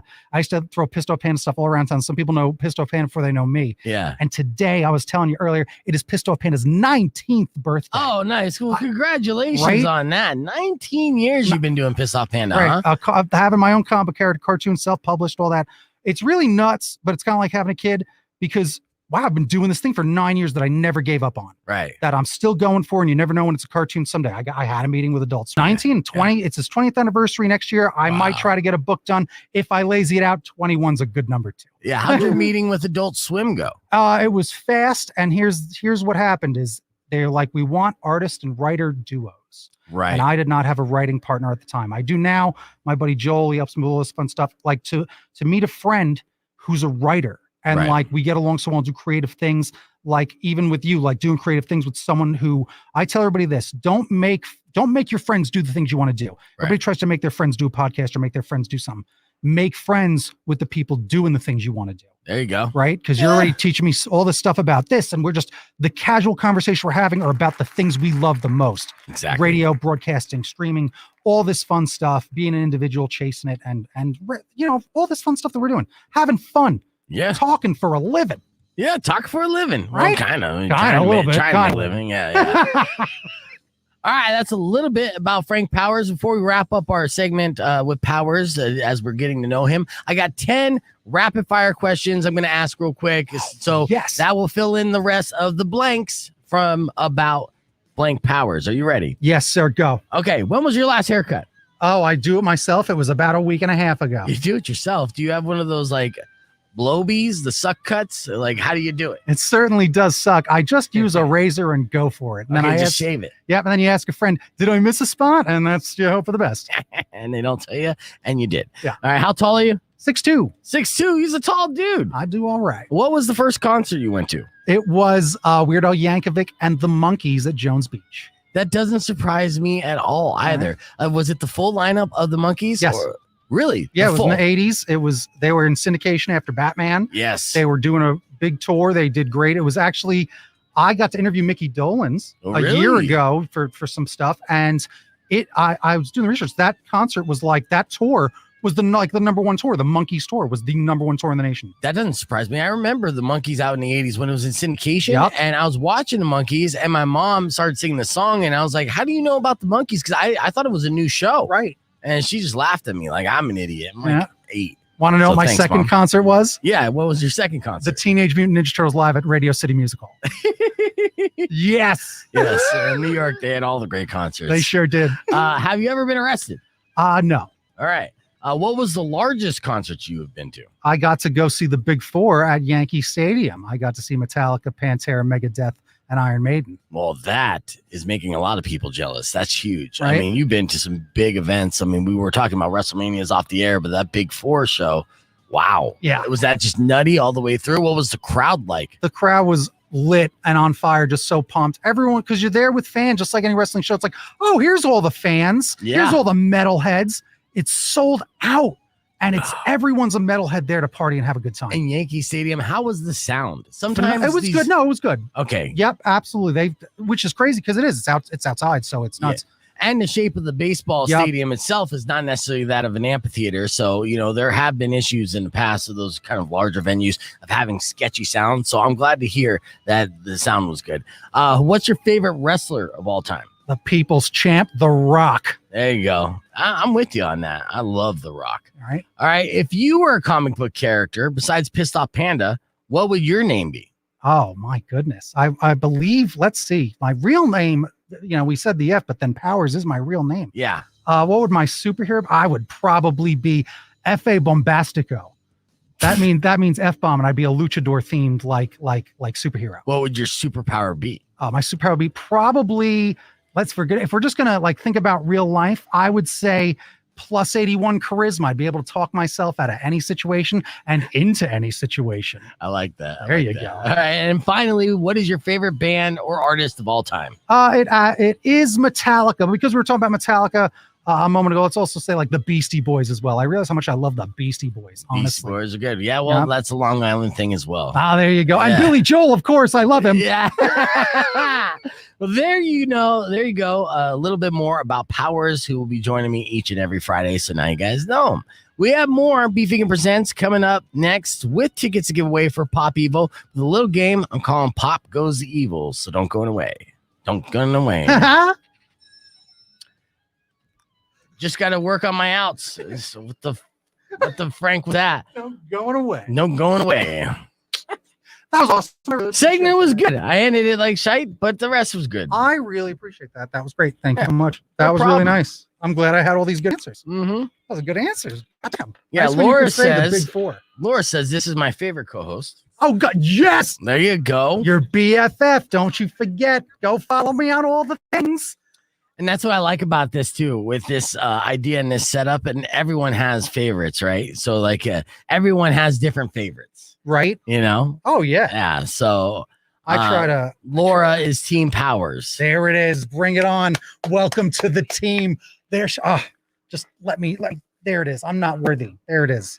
That's what you do. Yeah. Here, wait. You know what you do for the live stream? That's when you got to buzz.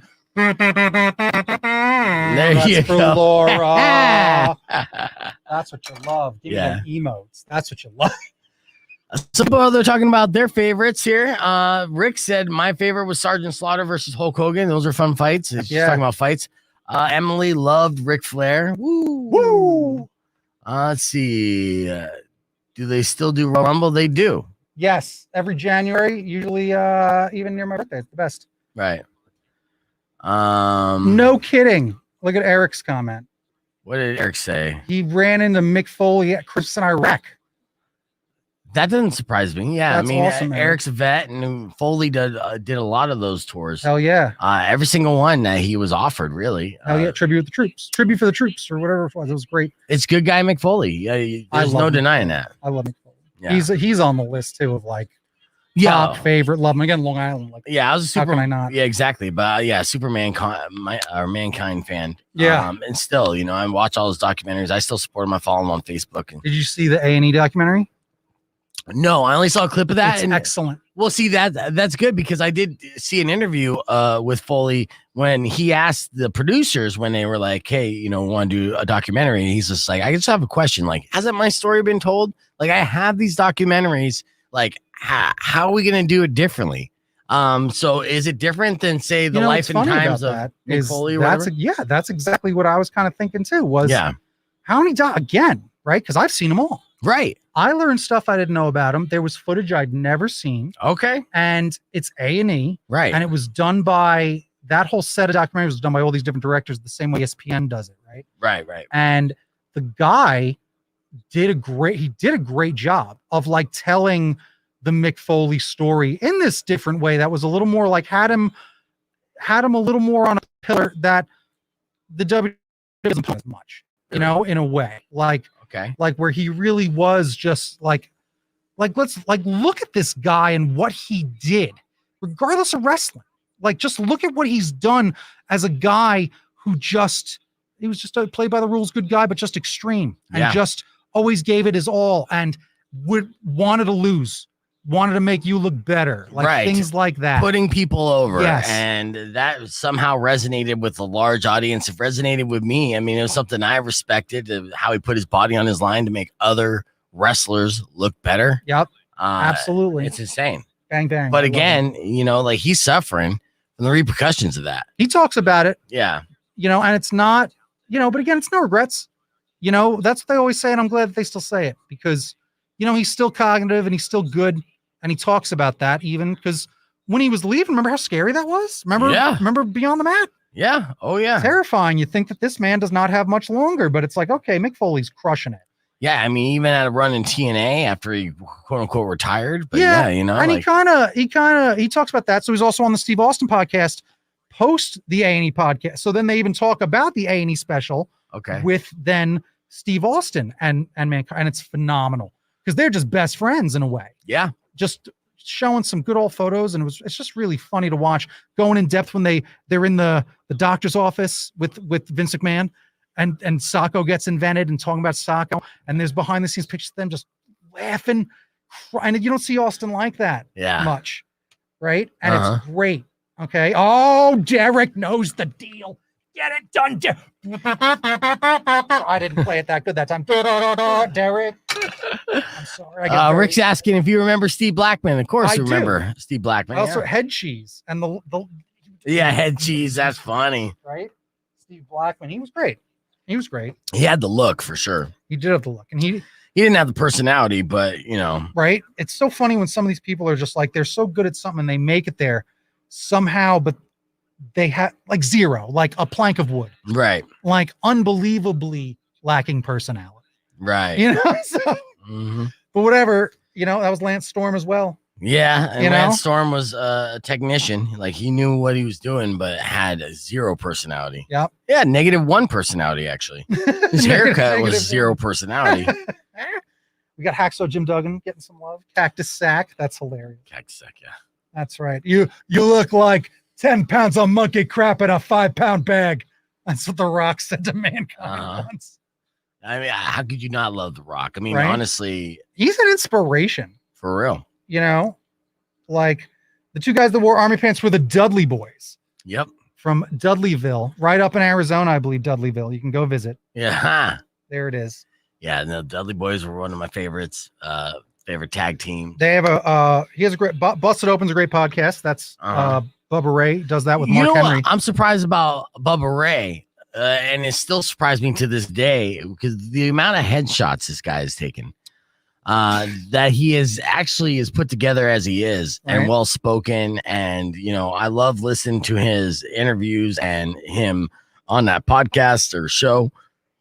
So, and I fear for him. I fear for his longevity because of CTE and things like that. But the amount, there's no accurate way to describe how much trauma his brain has endured over the years, because he's still going into his mid 40s on a run aggressively. And actually, some would argue some of his best solo runs happened outside the WWE. Oh, they of course did. Yeah, where he was the main eventer. Holy Ray. And he's doing fantastic, but still, like McFoley, he was absorbing that damage. But for him and the ECW, and he had a longer ECW run, and then when his run in WWE and everything else, it was all about those headshots, man.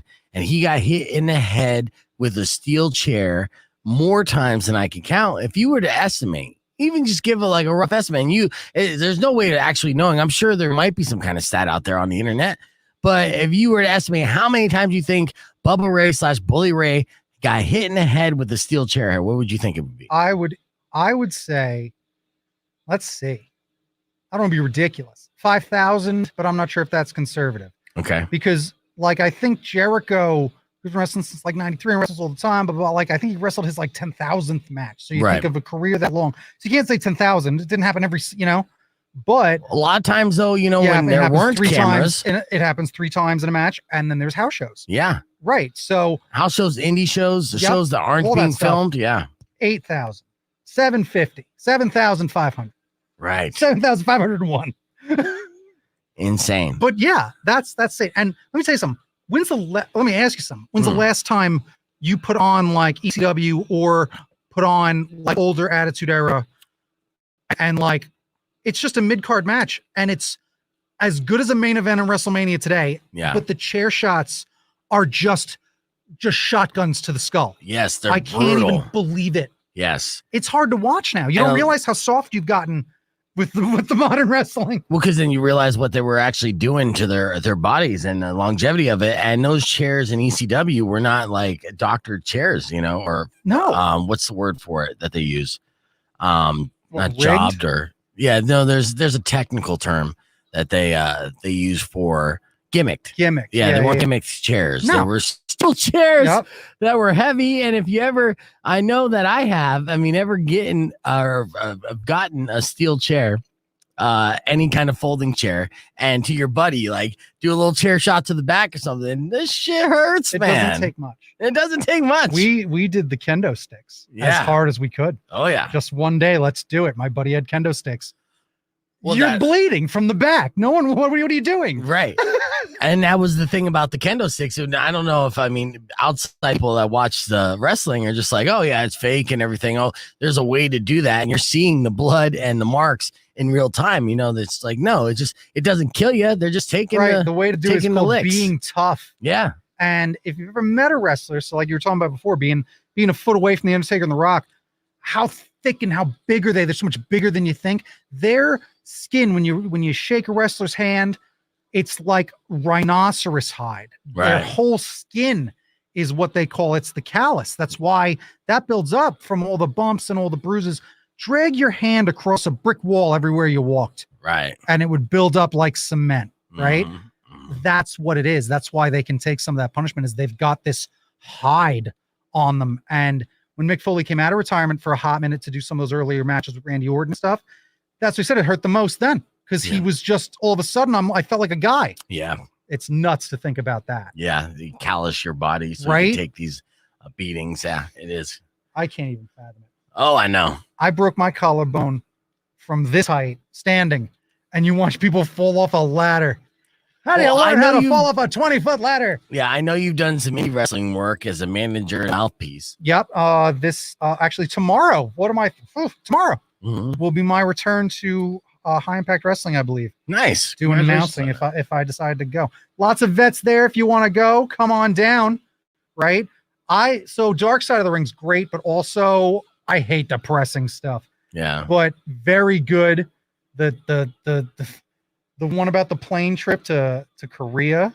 Oh, yes. Oh, my. Yeah, and doing the inside story there. And for those of you who don't know, the largest wrestling show ever happened in North Korea, of all places. And it was this weird political move by a legendary Japanese wrestler / politician. His name was, I'm pointing to you. Who? I was chugging a drink. Mao Zedong. Who?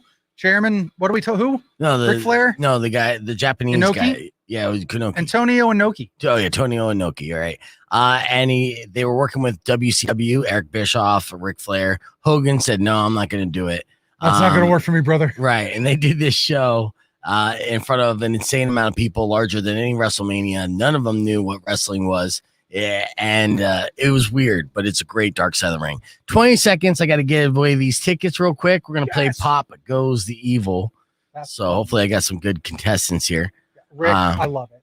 All right. Don't forget to drop those likes, throw a heart or a haha on Facebook's, like, unsubscribe. Is also your friend. Yeah, share on Twitch, I think.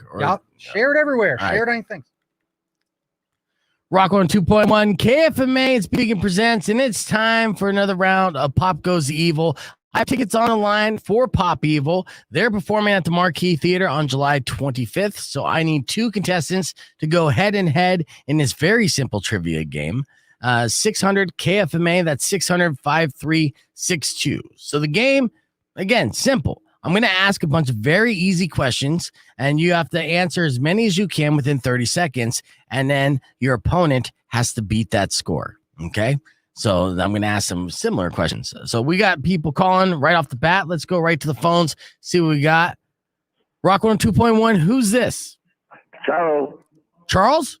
Yep. All right, cool. Stay on the line. You're my first contestant. Rock 102.1, who's this? This is Frank. Frank. Okay, so we're going to have Frank versus Charles. Frank, stay on hold for me. I'm going to go with Charles first, okay? Okay, thank you. No problem. All right, Charles, you heard the name of the game, and you should know the rules, right? You have any questions? Nope. All right, cool. The clock is going to begin as soon as I finish asking this first question. Here we go. How many herbs and spices does the KFC recipe have? 17. Incorrect. Who is the lead singer of Metallica?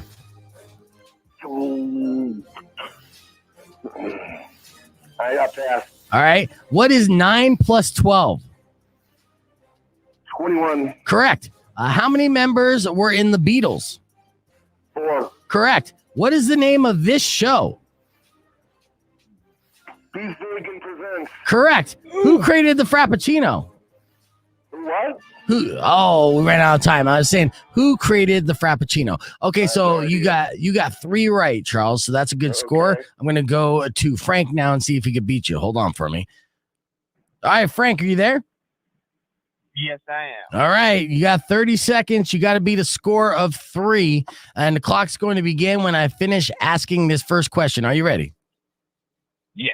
All right. How many herbs and spices does the KFC recipe have? 12. Incorrect. Who is the lead singer of Metallica?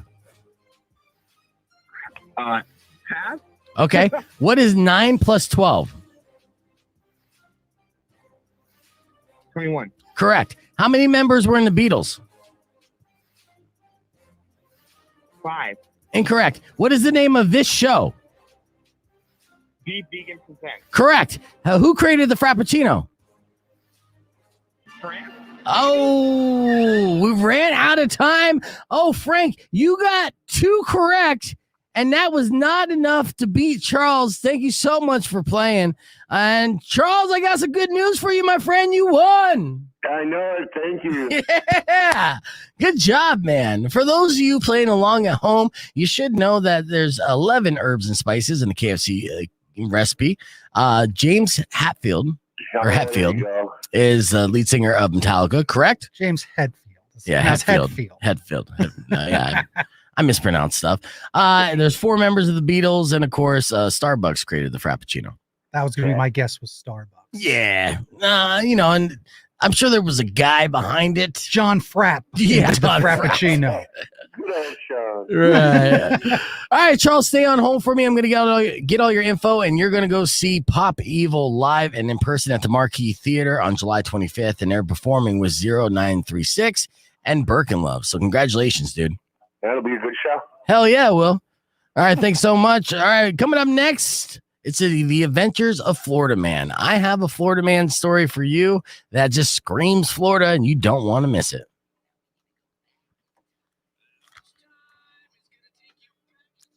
All right, clear. Nice. All right, guys, I got to put you backstage. Are we still there? Yeah. I got to get Charles' info here, and we're going to be back with more Beef Vegan Presents with our Florida Man story. We have F My Life coming up here in a little bit, Herb Stratford, and a whole lot more. It's a fun Friday show, so I hope you're enjoying it. Comment amongst yourselves. Be right back.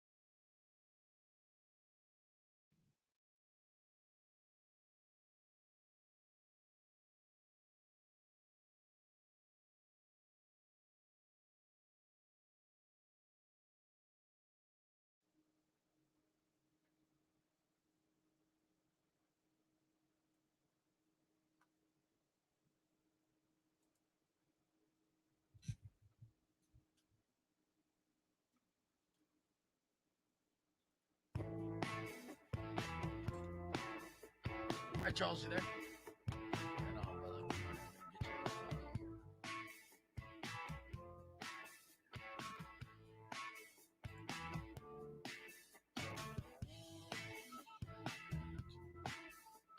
Pop goes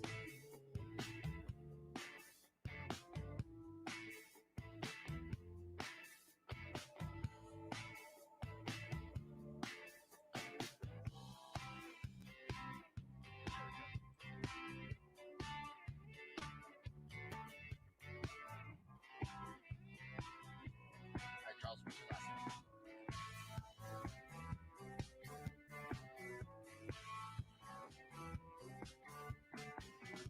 That's M as in Michael. Start the clock.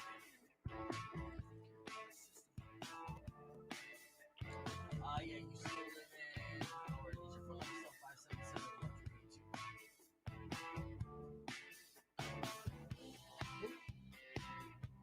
Alright, yeah, got all your info. So all you gotta do is come down and pick up these tickets, dude. Monday through Friday, 9 to 5. The show is on listening.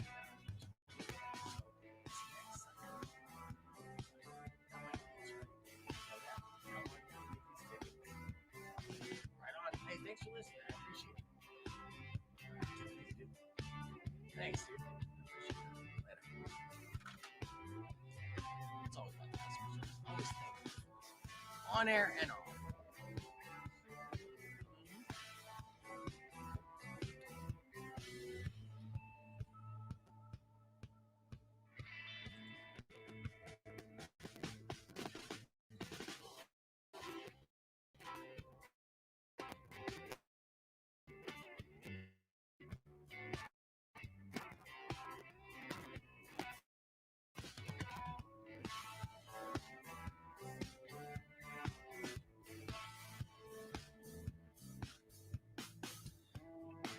That's okay, Gittins. You hear me getting the information, but you don't hear that dude's information too much.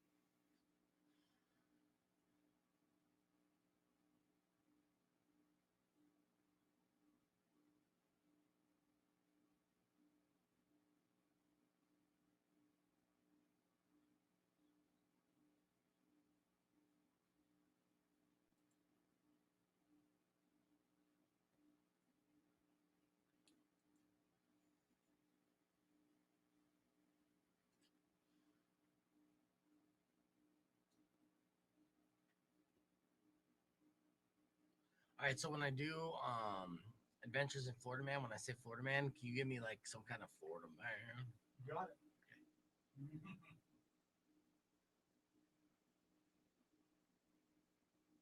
Also have this silly bit that I think I want to do. Okay, yeah, here's the thought of this. Okay, it's stupid. That's what I like. Okay, I want you to be in like the background, be like, hey, help, help. I'm like, what's happening? What? Help me. Is that Rock 1, 2.1? Help, save me. I'm here, Rock 1, 2.1. I'm here to save you. Yeah.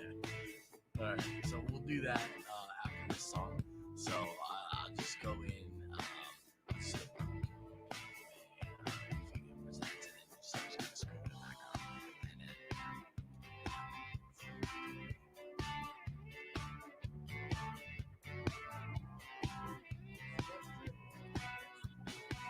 Yeah.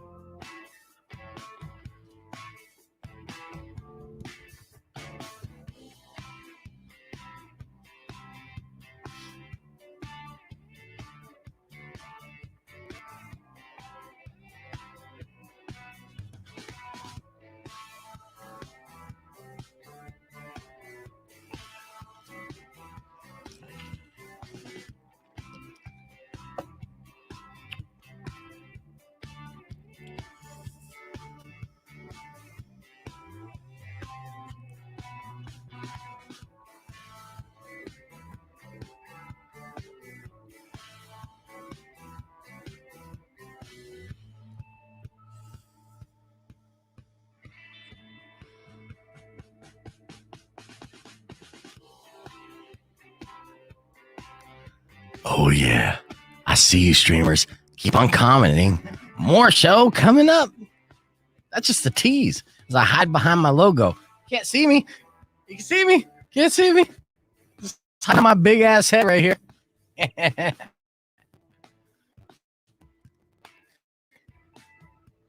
That Final Life's going to be fun. I'm excited. I think I'm most excited about Herb versus Powers in this last word game. It's going to be good. I'm going to crush Herb. Yeah, it's you're both experts in the field and my categories that I have selected and stuff. So, it's one of those games that put you on the spot. Highlight of the game earlier this week, I had Aaron versus Matt. Yeah. and the category was things you put batteries in. And well then. Yeah, and the first thing that Aaron said, he was first, he goes, vibrators. Right. He said it so confidently too. We're like, oh, there's so many other things you put batteries in first. In fact, every single thing on Earth now. But you and vibrators first, yes. You and vibrators first. That's an interesting call there. That's fantastic. Yeah, let me talk some trash. Well, I'll tell you what, KFC is going to be able to add another herb because I'm going to pulverize them and they'll be up to 12. Look out. I do need an animated logo for when I talk in the off. That would be nice. Yeah. There's a lot of animation we got to get on this stream. There's a lot you can do. There's a lot you can animate emotes over in on Twitch if you jump over to Twitch, and that's fun. Okay. So that's good because that's where Taco's talking from. Oh, nice. So there's those, and then there's some crazy stuff. Like I gotta learn it too. Like you can download filters just like Snapchat and Instagram stuff that you could put crazy stuff on you all the time. Do a lot of funny things. Nice. Yeah. All right, well, let's do this real quick. We got 15 seconds. You got it. All right. Screaming like a woman. Yeah. Back on there.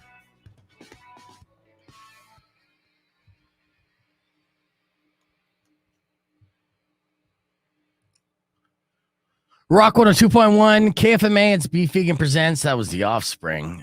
Help me. What? What the hell's that? Me. Help me, Beef. Are you there? Help me. Rock 102.1. Is that you? Yes, it's me, Beef. Help me. You've got to help me. Well, Rock 102.1. I'm here. I'm here to save you. Oh, thank you. Beef, it's been so long since I've seen you. I haven't felt the same. Well, don't worry, Rock 102.1. Like I said, I am here to save you and bring you back to life. I'm coming now. Beef. I love you. I guess KFMA is kind of southern. I don't know. Yeah. Yes, we get silly like that. I'm gonna get management and be like, I do declare. I do declare. I declare. Oh, I need more Metallica. I got- do declare. I got me a case of the vapors. Help me from. I had to stop myself because then I would really get in trouble. But yes. Was it right? Yeah. It's been. I was like at least 3 years because that's how long you've been gone, right? Yeah, it's been 3 years. Yeah, in fact, actually, I've had 3 full years on the other show. You know, like I said, when you were in last week, how the timing worked out. I announced that I was going to take over this show on the day that I announced 3 years to the day that I was hired full time as the producer of the other show. It was crazy. It's so crazy. Synchronicity. Yeah, look for those. Yeah, and I did say Rock 102.1 just like they wanted. Oh, we got a phone call. Let's see what we got here. Rock 102.1, who's this? Whoa. And you know it. Do you remember me years ago? I do. You were Smonty. Yes. We were at the concert and we took pictures. This is the Guido, baby. Yes. Followed you from the Frank show. All Lady B is back now. Awesome. Welcome back to Guido. I'm glad that you followed me back over here, dude. We're going to have some good times. Oh, dude. Last time we were at that show, which was Bacon Benjamin. Yeah, I think so. Yep, we were in the VIP and we took some pics. We drank a couple drinks and I got to reminisce with you guys. It was a great time and my son said to say, "What's up?" You know what I mean? He was there with us.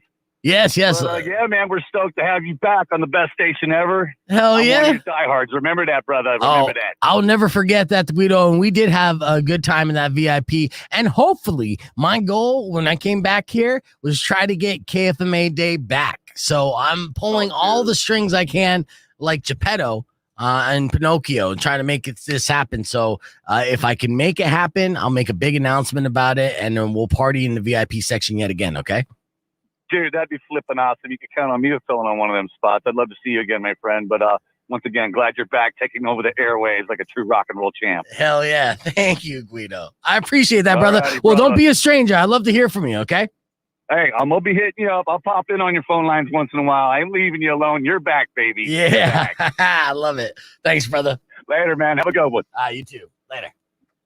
I forgot you can't hear that, Powers. No, So yeah. I'm sorry. So I'm all like having this moment with Guido. I'm not even in the thing yet. I'm on backstage, I think. Well, and you're backstage, but they can still hear you. I'm sorry. Is that what it is? Okay. Yeah, I yeah, can't yeah. tell what's going on. No, I know. That was my bad.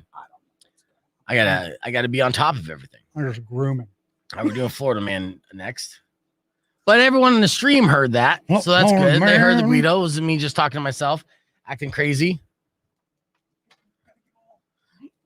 Groomed for radio. You got to dress nice. Yeah. Dress for the job you want. I want to be the Macho Man Randy Savage. And I got it. Yes, you did. I've been dressed like the Macho Man for years. 7 seconds.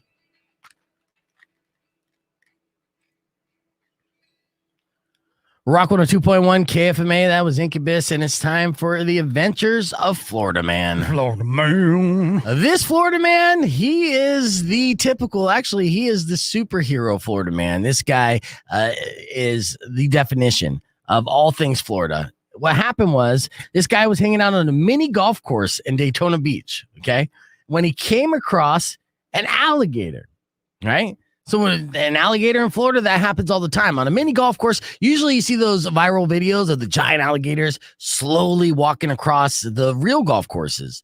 But apparently they also have alligators in mini golf courses, so you got to watch out for those water hazards as well. Well, when he saw this alligator, it was just after 3 a.m. Apparently it's a 24-hour mini golf course. That's Florida too. Florida Man. He decided he's got to wrestle the alligator. We've been talking about wrestling a lot, Florida Man. Yeah. And so when Florida Man wrestled alligator, he did it for one reason and one reason alone. Loki fan. No, to teach it a lesson. Oh, He's got to teach his alligator a lesson not to impede on his miniature golf at 3 a.m. And that's what this Florida man did. He's a 32-year-old. And 32-year-old man. yeah, and with that, my hat's off to the Florida man. You are a Florida man of the week. I enjoyed your adventure, so it's all about you, Florida man. Florida man. Cool. Quick and easy. And we got F My Life coming up here. Boom, boom, boom. Some paranoid. Okay, I could do that. Awesome. Right on time. Commercials in the right spot. Not going to get yelled at by Anna. Boom, boom, boom. Florida man. I'll tell you that much. Sometimes I'd be listening to this for the past, like, whatever. And I'm like, how many? And I get so mad because I'd work so hard to make the commercials be correct. Yes. I know. Nothing worse than Scott Lehman on 2 channels at the same time. Oh, yeah. At the same time. Yeah, Same, what are you doing? Right. What are you doing?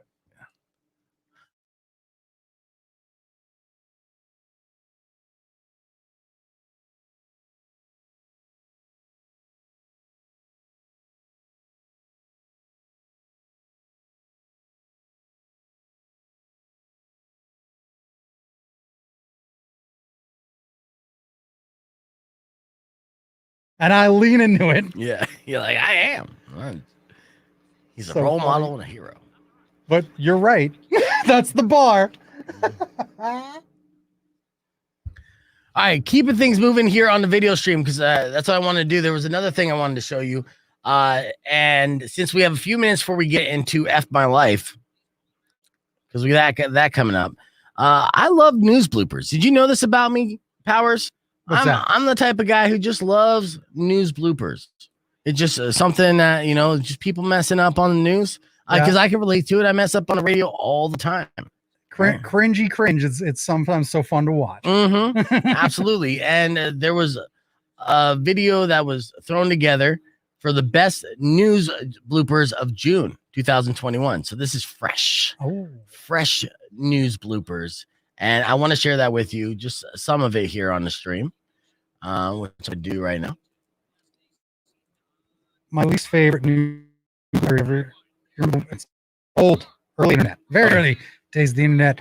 The woman doing the wine, and she's stomping, somebody falls down And hurts herself. Oh, and she's just groaning. I'm like, oh, that poor. I think she died. No. Nah, I mean, it was brutal. She did get I think she wrecked. died. Oh, my goodness. 100%. Yes. Here are some news bloopers for you guys to enjoy.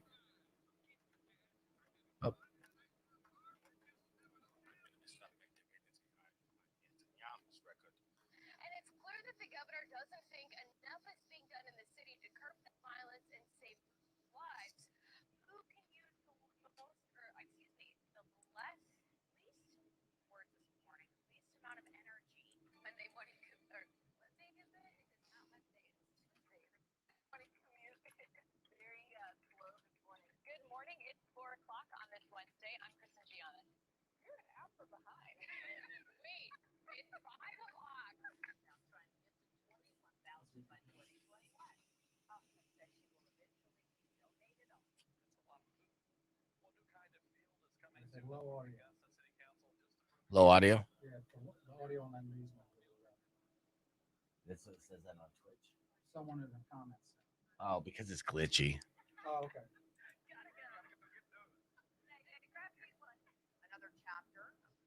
No stream sound, huh?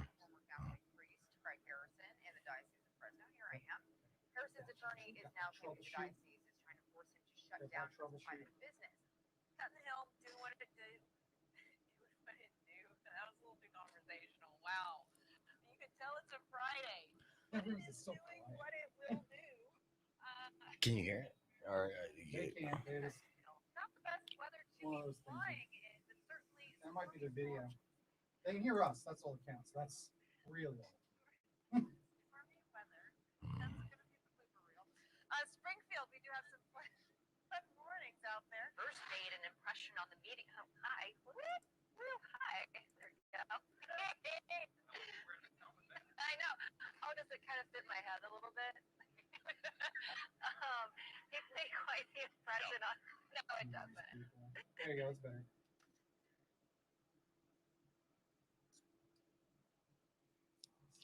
Scotch. A major train project in the northeast has been derailed after the discovery of an endangered butterfly. Just having a drink of water. Just sealing it off, just closing it out. Excuse me, what felt like a couple of minutes ago. Must have been a Mississippi State fly fan who was just not too happy with that final result. Just flew into my mouth.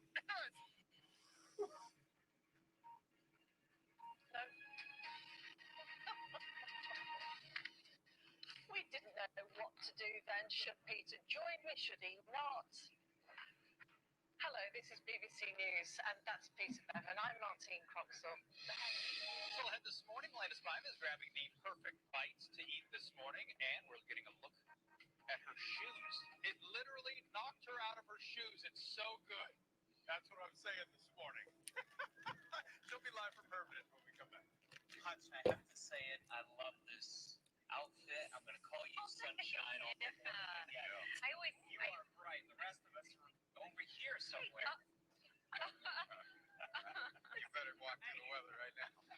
Listen, they're really bright colors too. In the meantime, we've got a camera who's going to take us out. Hey, you. That's okay. We're gonna go this way. Okay. That's better. Now that we are all It's all about the FaceTime. If we don't go on camera, what are we? Good morning, everybody. Good morning, Carolina. We kind of match. We both have red on. I know, we keep doing that. It cracks me up.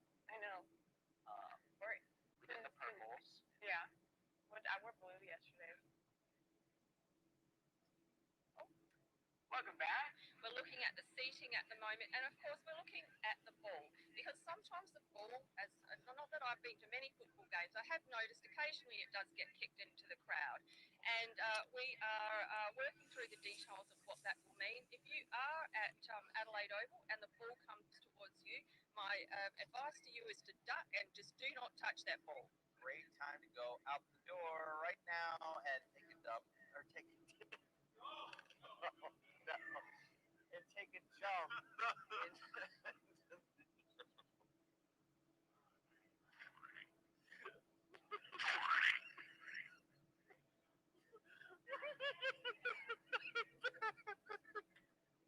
Happy Friday, everybody. Some would like to call it, Thursday. It's your Friday. I can be excited for my Friday. It's Thursday, Friday Eve. Friday. I'm Lynn Thompson. And I'm Sarah French. Let's move over to Larry Spiegel. Larry, it's just going to be us two tomorrow. Let's get back on. Lynn Thompson. What else do you need? All right, that was an experiment. I get, there's still some things that I got to work out with Scott here about my audio and how I'm going to be able to patch it through. Same thing with the Vox Pro, just technical stuff. Vox Pro is my little recorder that I got. Yeah, I'll show you this thing right here. It's pretty cool. Every radio station should have one of these. It's how I record the phone calls and then edit them up and play them back. But, I haven't been doing that so much here live on the air because when I have played it back, it's super glitchy. So, there's things as they're working with. The board that I got here, Frank, is actually not the board that should be in a main studio. It's kind of like the board B. Oh, really? Yeah, so I don't have board A. Board A is for like the big boys. But for me, I got the board with training wheels on it, a little preschool board, the toy board where it's like, oh, you want to be a musician? Okay, you want to be a keyboardist? Well, I'm not going to get you that $500 keyboard. I'll get you this Casio real quick. And you mess around with that. And if you don't break it, then maybe next Christmas, if things go well, you'll get that more expensive keyboard. I noticed some Paw Patrol characters on that. That really does look cute. Yeah. They got nice little stickers on here. And I don't know where they got. Maybe it was Goodwill. They got this board, the learner board for sure, Rick. So I'm learning, and but we'll get there. Scott does have my back, even though I bag about it and complain, if you will, because he wasn't prepared when I came back, even though the word around the building, I was like 3 weeks before I started the show. They knew that I was starting the show. Serious because the tone of your voice just changed a little. Yeah. Like you're like, all right, listen, Listen, I don't mean to. I just want to. Let me tell you something quick. Yeah. Like I don't want to piss them off because I still need stuff done. But at the same time, like could have been done already, And I was in, the way that timing worked out. I had this scheduled trip to Maui, which is the first time I've ever been to Hawaii, and it was fantastic. Didn't really want to go, forced to go, had to go, preferred to stay here, do work, had to go. Yeah, unlike the guy who spent $28 million to fly to space, I wasn't going to let anything get in the way of my pre-planned trip to Maui. That's right. So the timing worked out where I was on vacation literally the week before starting the show, which is great and all, the refresh, hit the reset and mentally get my thoughts together. That was great. But I was also just concerned things at home. Like, are they going to get stuff ready? Are they going to promote the show? They're going to do these things that I would be doing or beyond people to do if I was still there. And then I had to convince myself like, hey, because I was butting heads with people, just relax, trust the process, trust that, they're all on the same team. They're going to do it for you. It's going to get done. Just enjoy your vacation. So this is what I did to convince myself. I'm like, okay. So I relaxed and then I came back. And the day before it was to start the show, I was in town. I finally got back in town. I was excited to come into the studio, see what all the work has been put in and done to get me ready to succeed in starting this new morning show and, bring this slot in the mornings on Rock 102.1 back to prominence. So I opened the door. It's like Christmas morning, right? I'm slowly opening the door. I crack the handle and I ease into it because I don't want to be overwhelmed with all the changes and this like a beautiful setup that they prepared for me because they believe and they support and they want us to win. And I'm like, okay, yes, this is going to be great. I don't want to pass out from excitement. So I ease in and I crack it and I see a little bit of light come in through the door.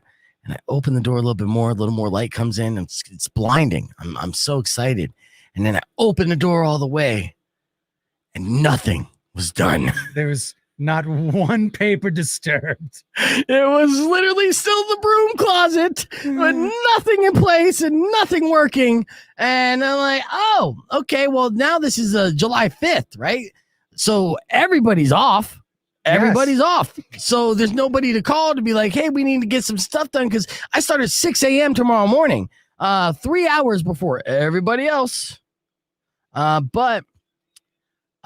so that was my story. The excitement, I was a little disappointed, but once we started to get going and it had a couple train wrecks of a day, a couple shows right off the bat that made me look like a giant ass who had no idea what he was doing. Listen, but that's okay. It's on me. You only looked like that to some of the people.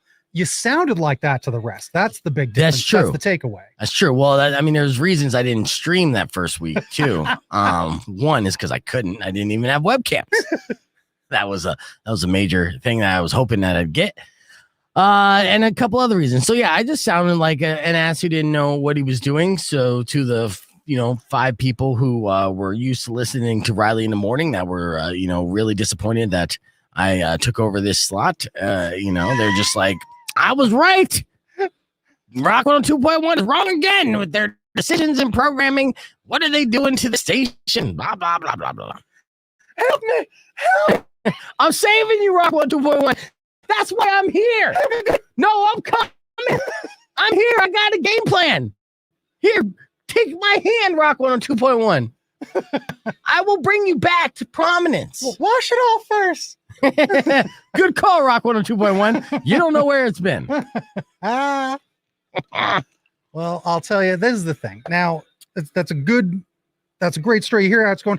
They did you right. All they did was they didn't want to set the bar that high so you fall from a great height. That's true. They just wanted to be like, listen, right? Broom closet, you're starting from the very, but lower than the bottom. They wanted to keep me hungry. Yeah, there you go. Yeah, not even metaphorically. I mean, where they're paying me, they want to keep me physically hungry. You're not allowed in the break room. I saw the sign. Yeah, but yeah, and it's good too because you're right. They're like, hey, when you fail, because we know you're going to fail, we want it to be because of us, not because of you. So if we gave you all the resources and you failed, that's on you. But if we give you no resources and we don't help you at all, then you could at least put part of the blame on us. I'm like, oh, that's very kind of you. I had a conversation. I'll share this on the air. This is funny. I was talking with my manager, the Mac man, and he's like, hey, man, because I'm throwing everything against the wall. I'm gun-ho. I'm like, we got to do this. We got to do this. We got to do that. And a lot of times, he always says he has to kind of like pull me back a little bit because I'm always trying to push forward. And he's like, he's like, you got the contract, man. You got a contract. You don't have to, work with such urgency. He's like, it takes morning shows 2 years to establish themselves. And I'm like, yeah, Mac, I got the contract, but it's only for 1 year. So you're telling me that it normally takes morning shows 2 years to succeed. What's and the rush? I only have a 1 year guarantee. So I have to do what normal shows would get 2 years to do in half the time. Just put your feet up. We got you the nice small board, plenty of room on the desk. Yeah, right. And there isn't. That's why I use this filing cabinet as my makeshift desk. I have a filing cabinet right here that I moved in. There's no files in it. So luckily it was light to move. I have no idea why it's in this broom closet. It just, they had nowhere other place to put it. That's me. Oh, and there's the whistle for venting about KFMA. Okay. You have done it. That's, I'm going to call you time as your friend, as the guy here for this exact moment. And because I've been pinching you under the table for a while, but you just keep going. Yes. So yes, you've done it. Breathe. Breathe. Thank you. Thank you, Powers. That's why I got you here. Nothing but success. Somebody does have to pull me back sometimes. Sometimes I do a little too much. Clear roads. I get it. So yeah, we're hitting that reset. Yeah, and we are going to do F My Life. And what's different about this F My Life that I'm excited about is that I have Powers to do the live sound effects. So I'm not going to drop that Price is Right horn today. No sirree. Real sound. Real sound. By a professional. Uh-huh. That's right. You can't spell unprofessional without professional, right? That's true. There you go. That's right. I like that. Oh man, so fun. Yeah. That's right. Oh, I come with toys. There it is. Mike knows the scoop. Yeah, exactly. Mike knows the scoop. So funny. All these comments.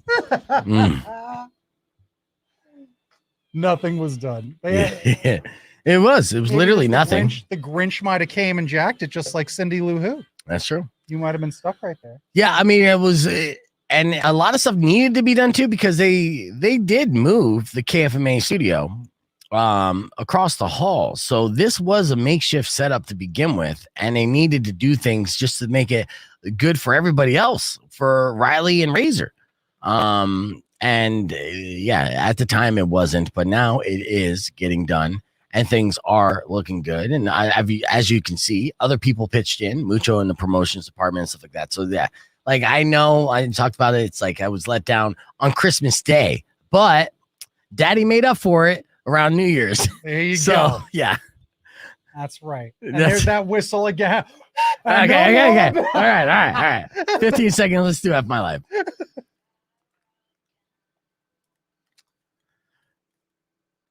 Rock 102.1, the beautiful and talented Taylor Momsen on KFMA.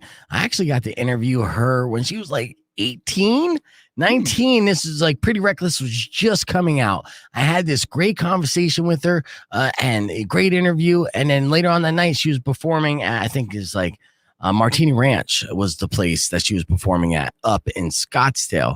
And her manager like invited me out to be part of the show.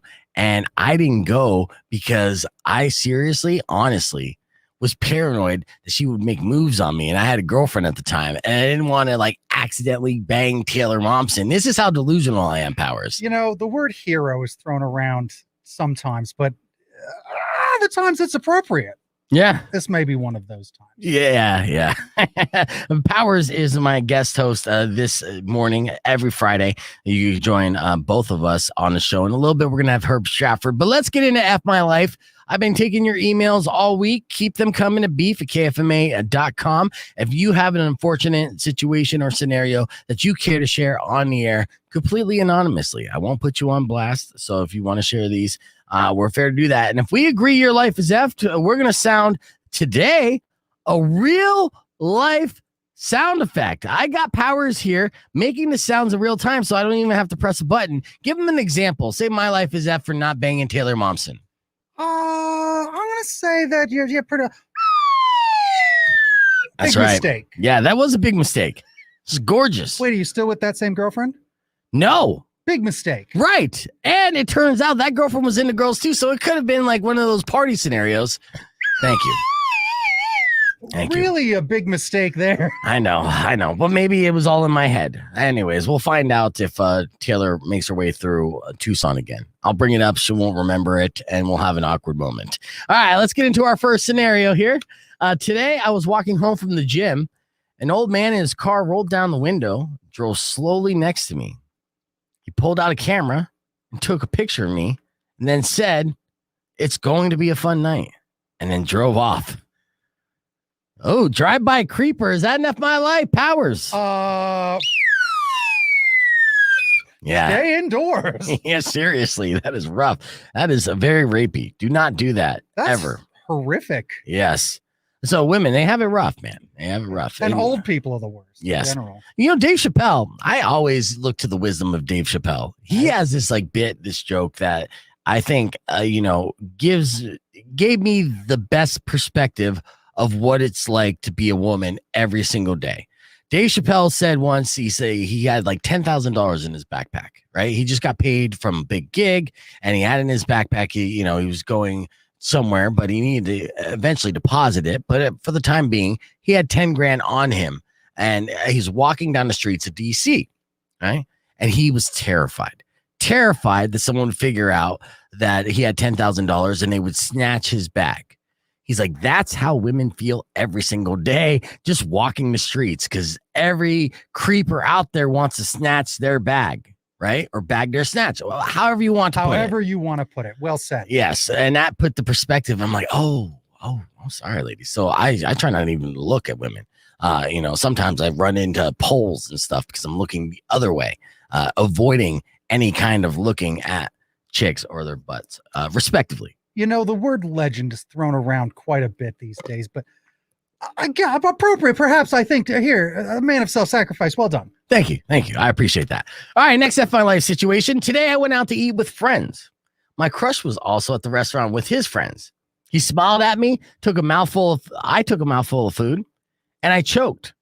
The waitress had to perform the Heimlich maneuver on me while he and his friends fell off their chairs laughing. Oh. Is that an F My Life, Powers? That is, I'm going to say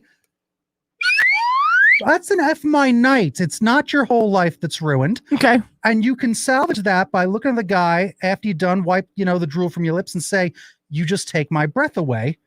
And you're all set. Memories made. That's the story you're telling your children. Very smooth. Yes, she sounds like a teenager, and when you're a teenager, everything seems like it's the end of the world, but it's really not. So, big baby, you get the gong for that. All right, next F My Life situation. Today, I met a friend that I haven't seen in forever. After talking for a while, he says, "I knew there was a reason I stopped talking to you." Oh man, is that an F My Life?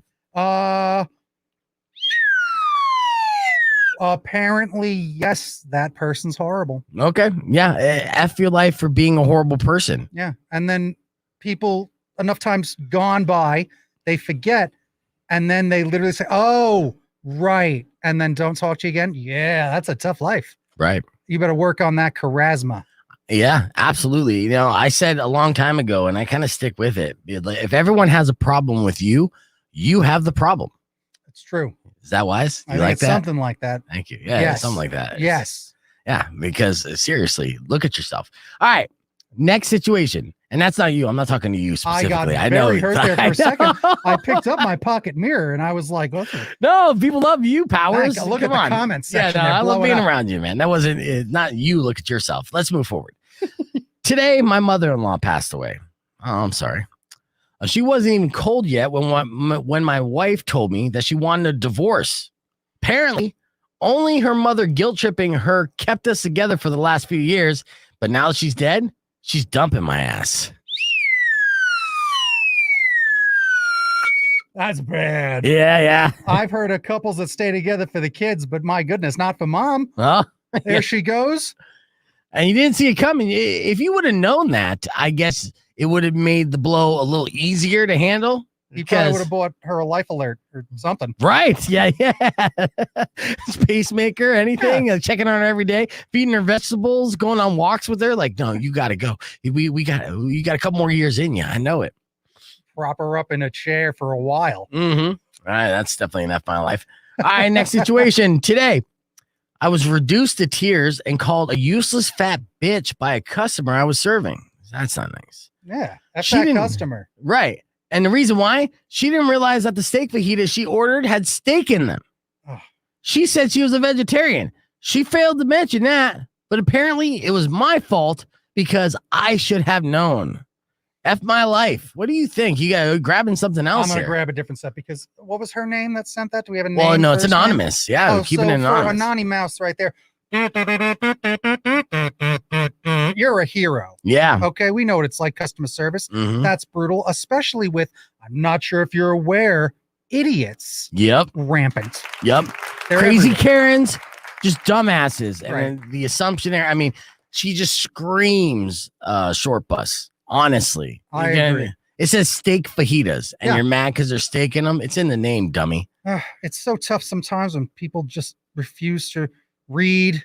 It honestly gives me flashbacks of serving, and it triggers me. So I feel for you.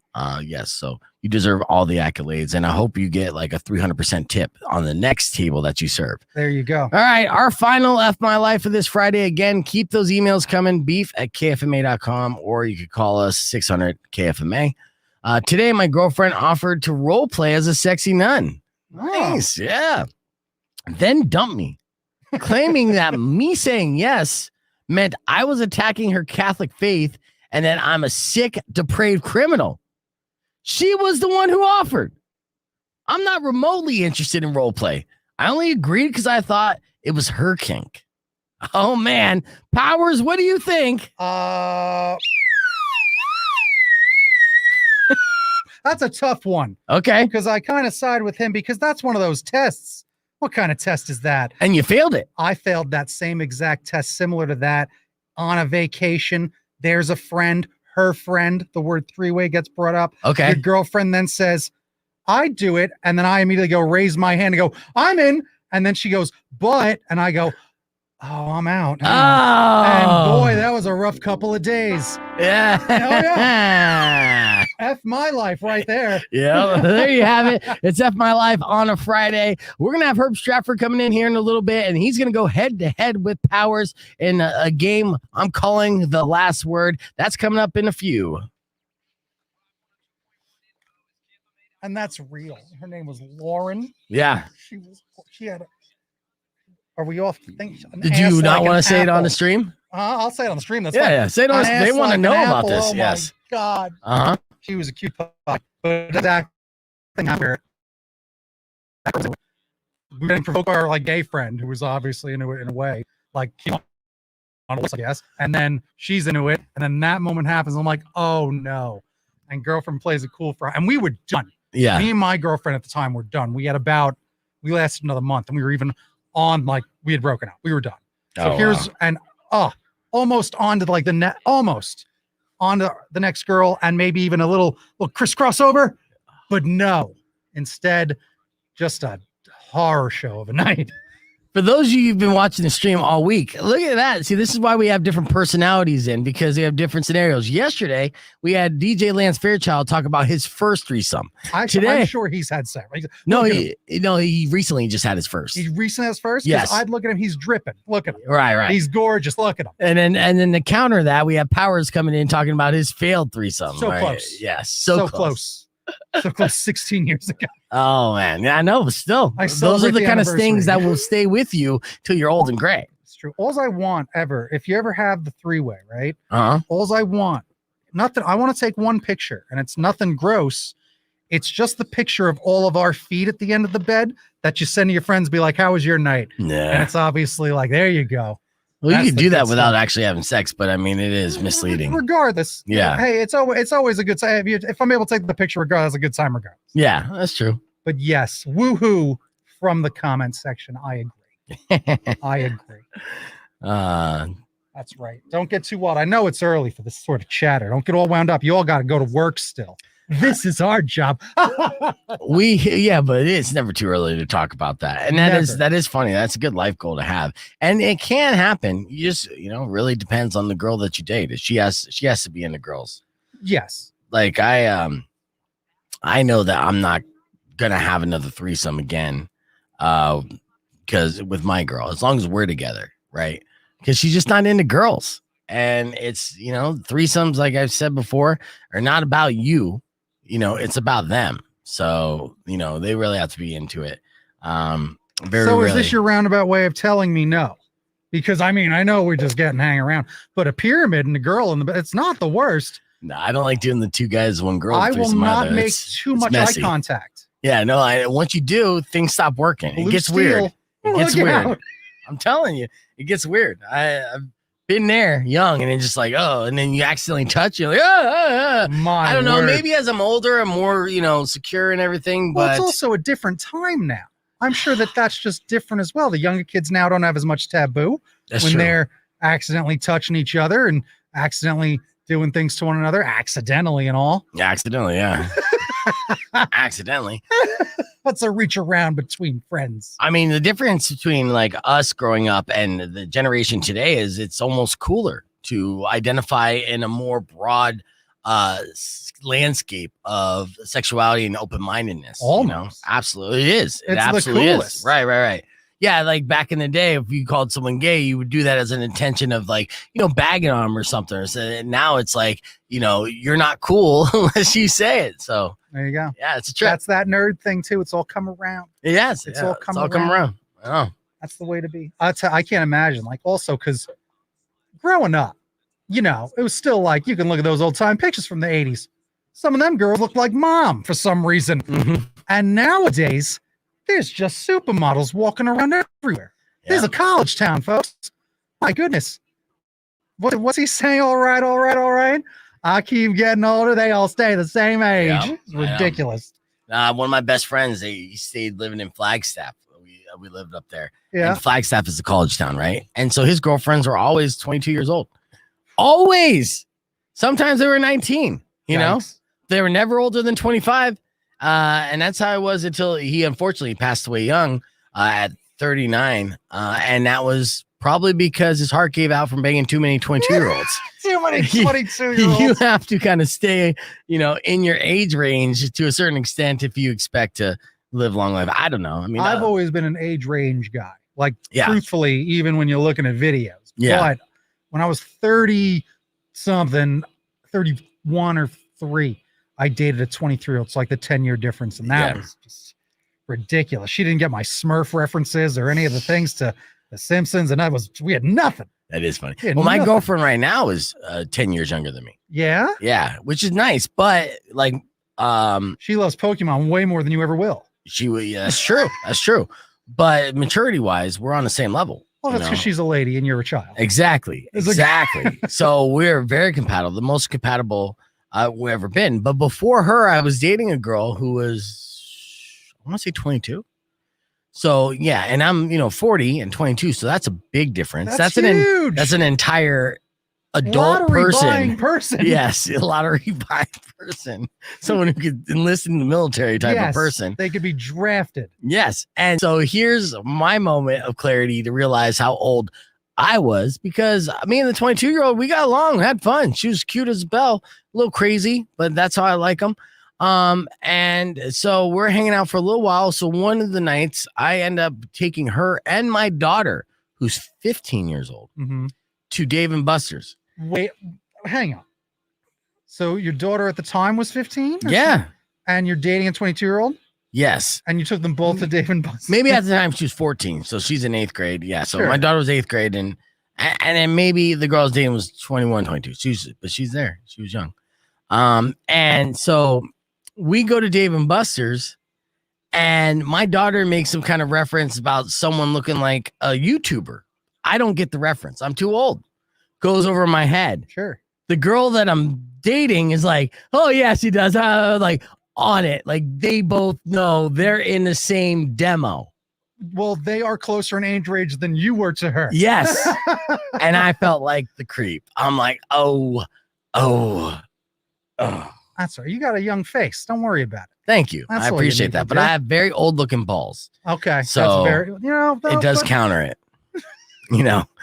but yeah, that was the moment. And I knew it was over. I mean, I knew it was over beforehand. Like I said, she wasn't that into me. We're just hanging. It was a good time, but yeah, but oof, that was not a good time at Dave & Buster's. And it's hard to have a bad time at Dave & Buster's. It's true.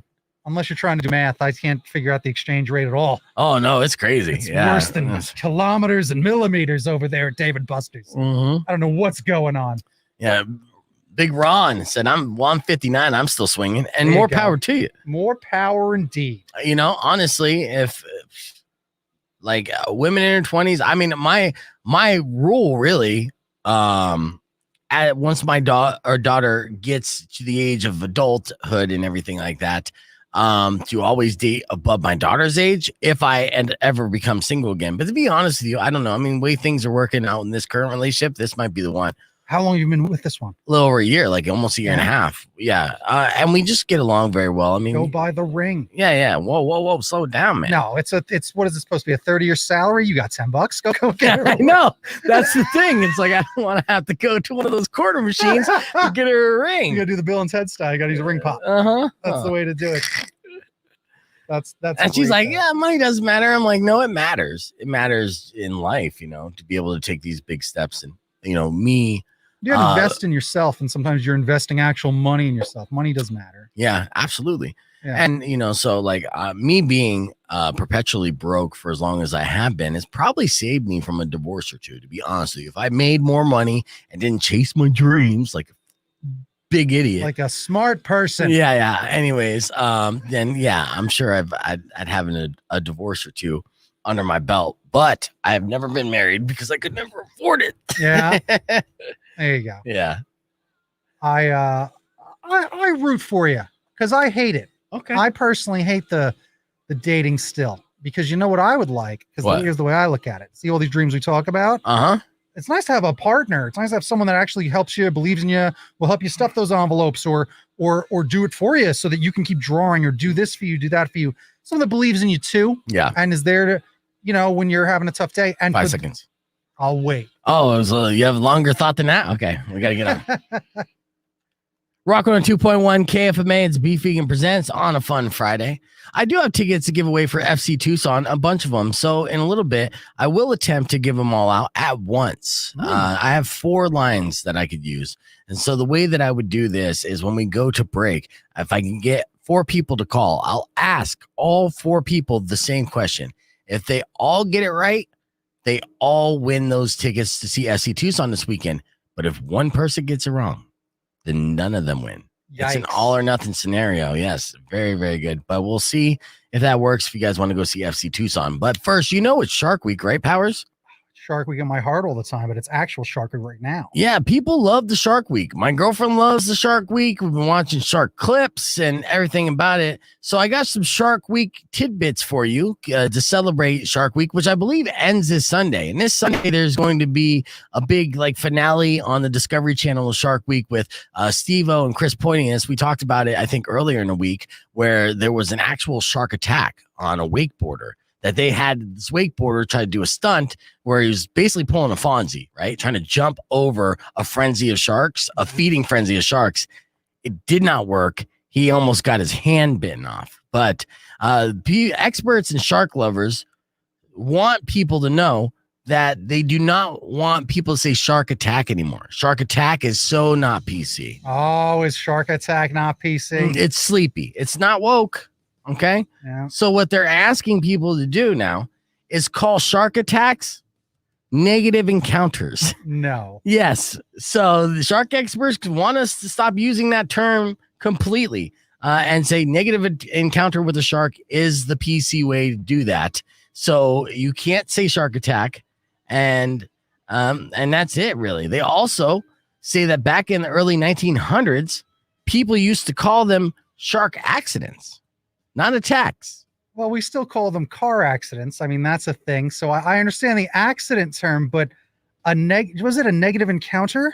Yes. Negative encounter? Negative encounter. I remember famously the scene in Jaws where everyone did just sit still on the beach because someone was screaming, negative encounter, and no one knew to move. Right. It doesn't have the same urgency. Everyone died? No. It's like, here's an example. It's like saying, hey, honey, I just had a negative encounter with the shark. Can you hand me my leg? Cars don't attack people, by the way. It's people driving them, or if it's a Tesla, maybe. But, overall, they're just negative encounters and collisions. And speaking of which, as far as these negative encounters, only 13 people worldwide were killed by sharks last year. It's not as many people as you'd like, or as you'd think. Mm-hmm. Not as you'd like. Now, I will say this, though. We are informational here. We like to be educational and give you some nice life hacks and words of advice and tips. So in case you go to the ocean, summer's not over, and you have a negative encounter with a shark, I have 5 tips on what to do so you can survive that encounter. Let me hear it. All right. Now, this is because of Shark Week, and I got this from a couple website sources, Mental Floss and CNN. So, number 1, don't panic. All right. Now, it's easier said than done if you have a shark negative encountering your ass. But panicking will put the shark in predatory mode. It makes it more aggressive. Certainly keep your cool in a negative encounter with a shark. Yeah, you gotta keep it cool. Keep it cool. Like the fawns. Yes. It's like, luckily, all I could do was thumbs up because the shark bit off the other 4 fingers. All right. Number 2, make eye contact and be assertive. So you look at the shark, look the shark in its beady little eyes and be like, you're not encountering me today, buddy. Look at that not shark today. Like he owes you money. Yeah, I'm not the one, pal. I'm not the one, shark pal. Yeah. That's right, Jabberjaw. Get out of my way. Number 3, if a shark does have a negative encounter with you, fight back. Don't be a little bitch. Punch the shark. Attack the shark. Poke the shark in the eye. Kick the shark in its shark nads. Do whatever you got to do. Grab it by the gills. And you went to CNN.com for that. That's exactly what CNN said is don't be a little bitch about it. Yes. Anderson Cooper, I believe. Yeah, he wrote this piece. Number 4, in case you ever have a negative encounter with the shark, assess your injuries. So don't just wait. A stub. You get out of the water and be like, oh, I only got half an arm. Oh, I got that assessed. Somebody needs to probably fix that. Yeah, but they'll know because you're yelling negative encounter that you meant a shark has literally eaten half of your arm. Yes. Because what else could that possibly mean? And number 5, this is what you have to do in case you have a negative encounter with a shark, and not what you don't do the opposite of this. Okay. Swim to shore and get help. Oh, don't swim out to the ocean. Bleeding into the shark's mouth. Not looking for help. Yes. Yes. Wow. They have this on 2 different websites on the list. Like, this is number 5. And that's why I didn't start with number 5. This is the most important tip if you have a negative shark encounter. I thought it was stop, drop, and roll. Yeah. No, you don't do that. Okay. Yeah. Because you drop to the bottom. Right. Yeah. And they're not bottom feeders, but they'll still eat you. And they don't sleep. Yeah. But yeah, do not swim to shore and get help. Do swim to shore and get help. Yes. And there's a double negative in there, making sure you get it right. Yeah, that's right. And, so it's a good thing I'm telling you this today. Because if you go to the ocean tomorrow, you have a negative encounter with the shark, I probably saved your life. I would just say take probably out of there. You've saved a life today. Well, then you're welcome, Tucson. There it is.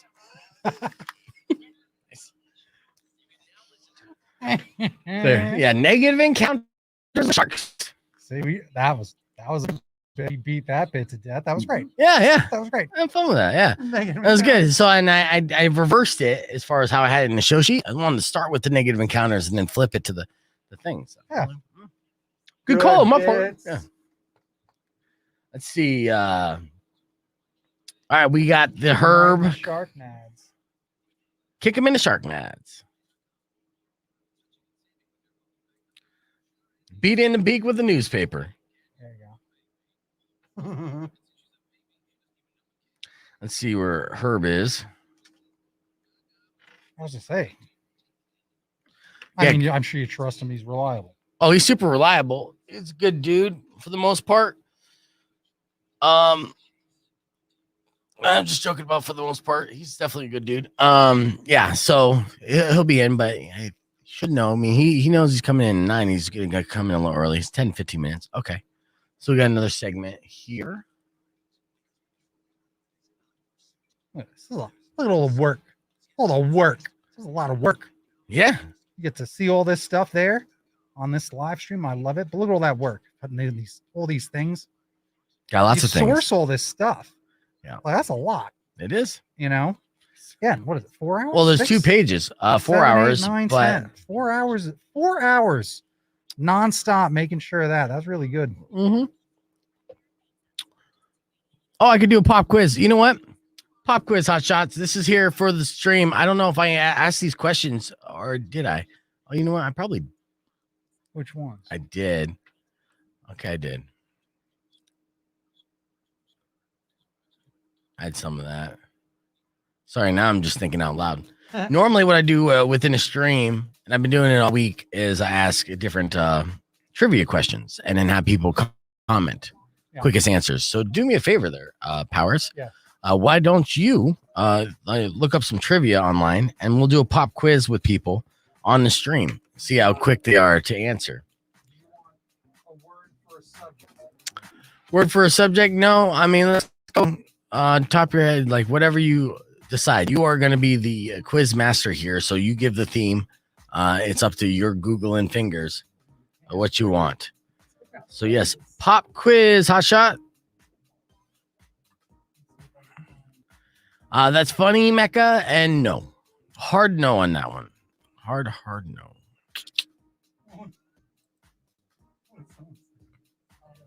Yeah, you'll yeah, that's really sad. I did have to tell people. I mean, you look at something like swim to shore and get help, and you're like, that's so stupid. But then there's people that are out there that are so stupid that you have to tell them the obvious. Right.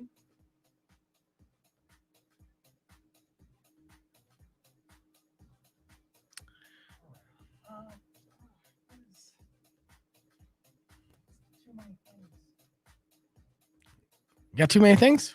In a way. Okay, wait. Is basketball done? Basketball's not done. We're in the NBA Finals right now. All right, doing some basketball trivia with Powers on the pop quiz. You may have to Google it, but you know the drill. This pop quiz, first person to comment correctly gets their name on the screen, gets the bragging rights. Just know that you're right. And, you know, this is going to kickstart your weekend. You're going to be sharper. You're going to be quicker. You're going to get things more accomplished. You're already going to be going into the weekend feeling like a winner. And that's what we want.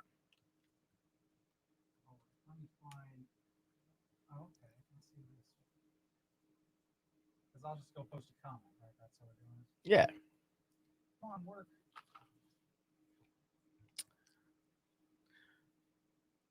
So yeah, you go through, you get the winner, and then you post the winner's comment. Yeah, are you able to do that? Did I put you in? No, I think all their comments will be in there. But hang on. Easy basketball. Give me some real crap here. Let's go. Not an actual quiz.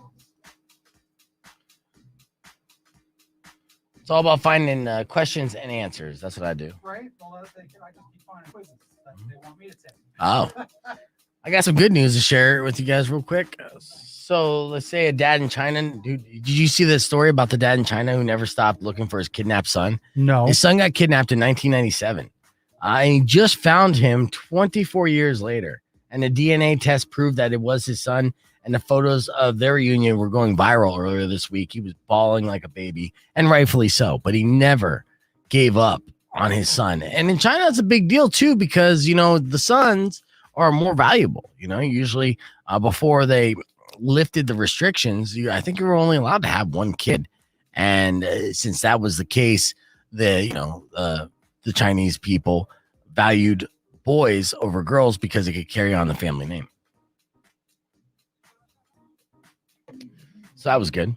There was a 65-year-old guy in Iowa who decided to get back in shape in 1994 and really stuck with it. And he never missed a day working out in 27 years. So this guy sucks. And even when he got COVID back in January. And this week, he worked out for the 10,000th day in a row and gets all the punani. So good for him. But seriously, I mean, you got to have an off day. Let those muscles rest, man. All right. Where am I posting this thing? I have a question. Well, just ask the question into the mic. This is for the streamers here. Okay, so here's the question. What are the two lines at each end of the basketball court called? Okay, that's difficult there. Because it's all the other questions are very easy.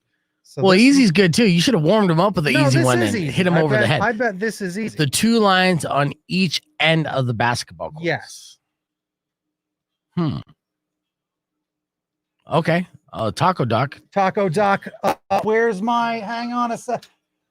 That's wrong.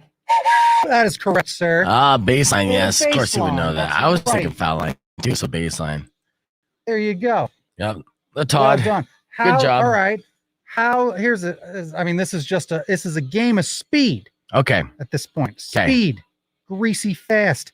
How high is a standard regulation basketball hoop? 10 feet. Correct. Oh, okay. Sorry, I should have answered that. Should have let them answer that, but I knew that one, so I felt really good about it. And so there we are. Here's a fancy one. Okay. All right. Just by the way that they say it. Okay. What is it called when a person touches the ball on its way into the cylinder? That's what they call. Ooh, cylinder. Okay. Ask that again for the streamers. What is it called when a person touches the ball on its way into the hoop? I know this from NBA Jam. Come on now. Do. It's not a block. It's not a shot. It's not a block shot? No. Depending on which team you're on. Oh, yeah. That's what he's saying. No, keep going. Let's go rapid fire. What is it called? It's one of the only things you can do wrong in NBA Jam, actually. There's not many things. No, the tip is at the very start. And that's a tip off. That's how much basketball I know.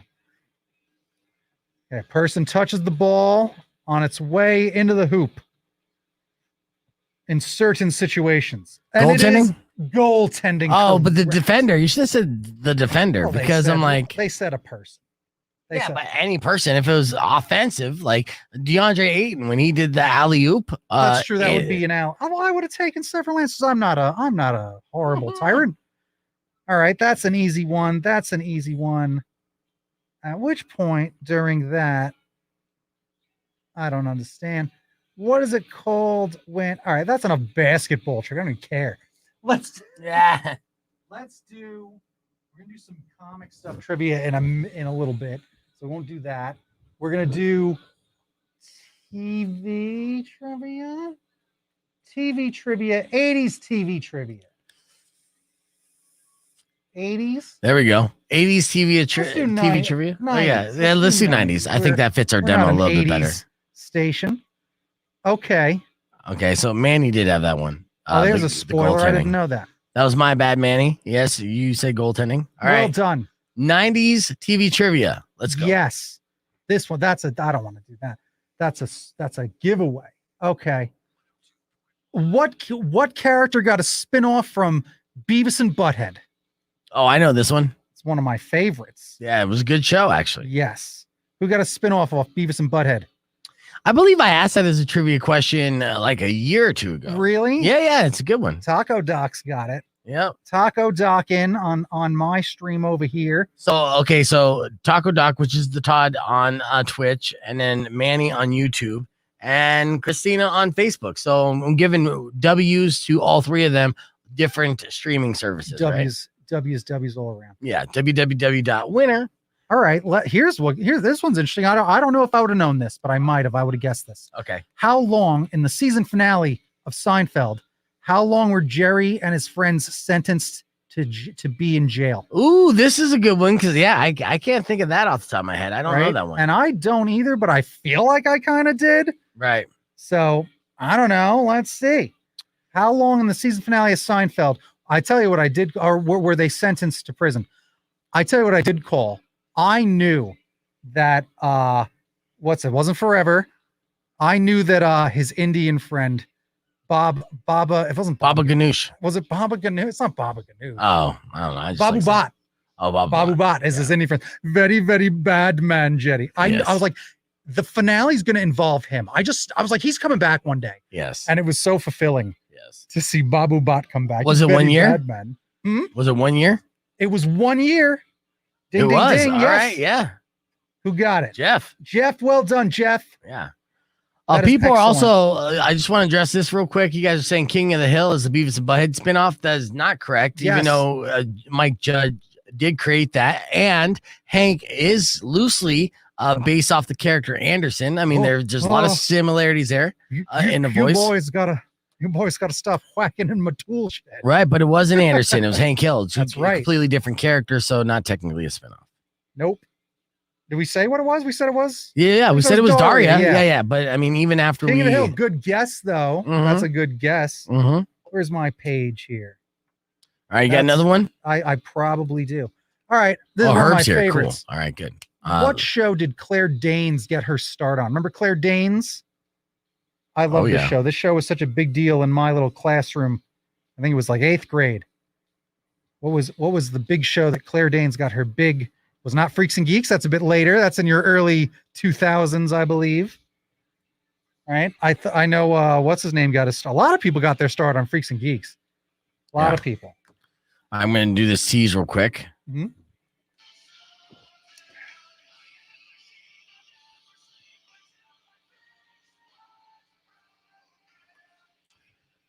Rock 102.1 KFMA coming up next. We're going to have a head-to-head battle between Powers and film critic Herb Stratford playing the last word. Who's going to win? We'll find out after Bush. All right, that's how you tease. All right, I'll be right back and grab him, Herb. Woo! Grab me some Herb. There he's all set. Oh, exciting. More trivia. Let's go, gang. Keep them comments coming. Did I get a guess? Let me look. Did I get a guess? Still no guess on this side for that. Okay. Yeah, that Big Daddy knows the deal. Look, Beef's gone. Big Daddy knows the deal. That's right. Oh, I'm coming for you, Herb. You ain't got nothing. Break it down. That's right with this trivia. Look at the big brain right here. That's right. Big as it gets. Swelling as I think. What up? How are you, man? I am well. How are you, sir? I'm Herb. Frank or Powers. Can't use the F word in this room. You have to have a surname. Exactly. An alias. Indeed. So what was this space before? Was this a studio before? It was Traffic Studio. Yeah, and then they just made it here, so... Dude, that's awesome that it's like, you can have a space that feels like your own, right? True. They're still setting it up. It's still a little different here. Let me see if you could hear us. The mic here. Chickadee check 1, 2. Can you hear me? No. The underneath you is volume knobs. Yeah, I've got the. Oh, you have the music. You hear the music. Do you hear music? Okay. If you hear the music, you're fine. Okay. All right. That's one thing that I got to get Scott to fix. Is being able to have these headphones set up to my board. It's a technical thing, and I don't honestly know how to explain it. All right, so here's what we're gonna do first, Herb. Since it's before the 9 o'clock hour, we're gonna play a quick game of the last word. It's gonna be you versus Powers. I have this kind of, every day we have different personalities that join us on the show. So I have this kind of like idea of doing like a competitive season of sorts. Like we're doing every day different games against each other. On air and on the stream. And then I'm just keeping tally. So we can kind of get, just a league. So you're in the league now. Okay. And so this is Powers' first time playing the game. Right. And then it'll be your first time. So we're going to see who's going to be 1-0. Who's going to suck the worst? Yeah. But no, these categories. Email early. I've been studying for 5 days. You've been studying for days, right? No. I just threw together these topics. I'll explain the game on the air, but it's very simple. I'm going to give a topic and then you're going to give an answer. And then Powers is going to respond with an answer. You guys are going to go back and forth. There's 30 seconds. Whoever has the final answer wins the round. And we're going to do 3 rounds. Okay. All right. Yeah. So it'll be a fun way to warm up. And so considering we're going to be talking a little bit about Loki, Powers is comic book writer, a big fan of the comic book genre and everything. So I'm gonna get screwed. No. This is I'm competing against an avowed expert. on Independent comics. Spider-Man who? I have no do idea. you feel like I'm setting you up here, Herb? something. Dude, I know you. Okay. Do That's you fair. remember how you set me up with Kevin Smith? Yeah, okay. So, that was good though. You know, that was clickbait worthy stuff though. It was. It was your initial review that was not good at Kevin. It set it off. Yes. I did it to myself. If you didn't have a bad review of Kevin Smith, I wouldn't have Film Critic gives the bad review to Kevin Smith's face. Really? He wouldn't do it though. He's too nice. I pussed out, man. And yeah. All right, hold on. We're getting on. Rock 102.1 KFMA's Beef Vegan presents. As you know, it's show number 9, and in studio, I'm very excited to welcome back to the show an old friend of mine, and we haven't been friends for that long. He's just the oldest one, Mr. Herb Stratford. Good morning, Herb. Good morning. I like that. I like the way you have to throw down immediately on me. I miss you, man. So I had to set up. But no, it's all fun and games, and it's all love. So we're gonna start things off before we get into what's being released this weekend. We got 2 segments we're gonna be doing with Herb on the air, and we're gonna be talking about them more on the stream. But we're gonna be talking about upcoming movies and what's being released to your streaming services, and break down what to be excited about and what things might be meh.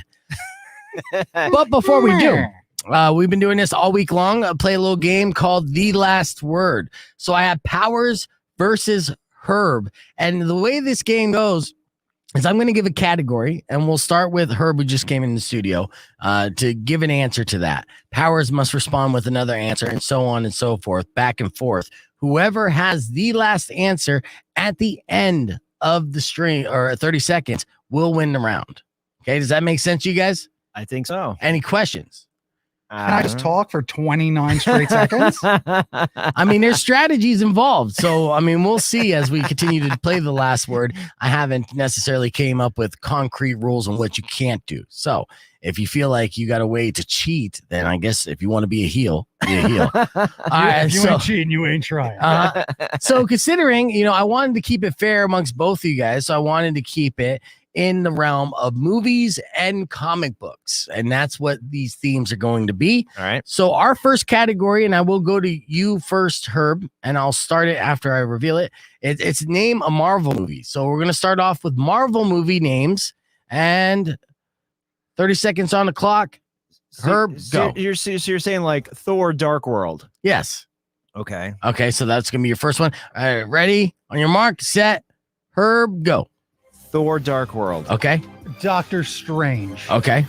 Doctor Strange in the multiverse of madness of multiverse. Okay. That doesn't count the multiverse of madness, but I'll just say, how about Captain America, the Winter Soldier? All right. How about Avengers Endgame? Captain America, Civil War. Okay. Black Widow. Spider-Man Far From Home. 7 seconds. Shoot. How can I be blanking so easily on things like this? this? Time is up. Love and Thunder. I don't know. I got. See, you're thinking about upcoming movies that are going to release. You can tell. You're absolutely right. That's exactly where my brain is going. You're right. He's such a critic, and he's trying to get those early screeners. I know it. All right, so Powers won round 1. Herb, you need to win the second round, so you're still in the game, so you can go to a third round. Okay. Yeah, but this is going to be comic books. I'm going to get smoked. No, it's still movies, okay? All right, so here we go. Since Powers won the first round, he's going to go first. All right. Okay. The category is name superheroes that have been in movies but never in a starring role. Go. Superheroes that have been in movies, never a starring role, like Domino in Deadpool. Is that a co-star? Yes. Domino. Go. Herb.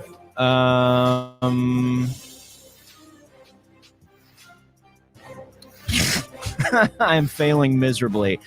These are specifically comic book movies. Yes. You're not the star. Yes, 10 seconds. The Sandman? Yeah, Sandman. Korg. Korg, okay. Oh, Korg's my favorite. 3 seconds. You ran out of time. Cracked under the pressure. I love Korg. Korg is my favorite. And have you seen the trailer now with Deadpool and Korg? Right? I love that. It's so great. It's technically the first cinematic crossover now, right? Yeah, It is. Yeah. And I would pay to see a Korg movie. Frankly. Yes. So we're going to talk more with Herb Stratford next. So make sure you don't go anywhere. It's Beef Vegan Presents. All right, now that I've played, I will be better at it. I guarantee you. You want to do a bonus round? No. I did. I have 2 more categories. We can do this. It's the pressure. I'm not. We got to practice. We got to get you up to par because right now in the league you are 0-1.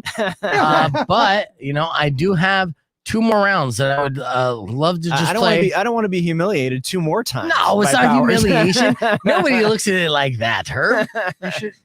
You should do one of the questions. Should be like, okay, and ask me first, like, name a film by German director. Werner Herzog. What's his name? It sounds. Yeah, really sounds like it's based on a book. I could swear. Get people saying what's up to you on the stream there, Herb. There you go.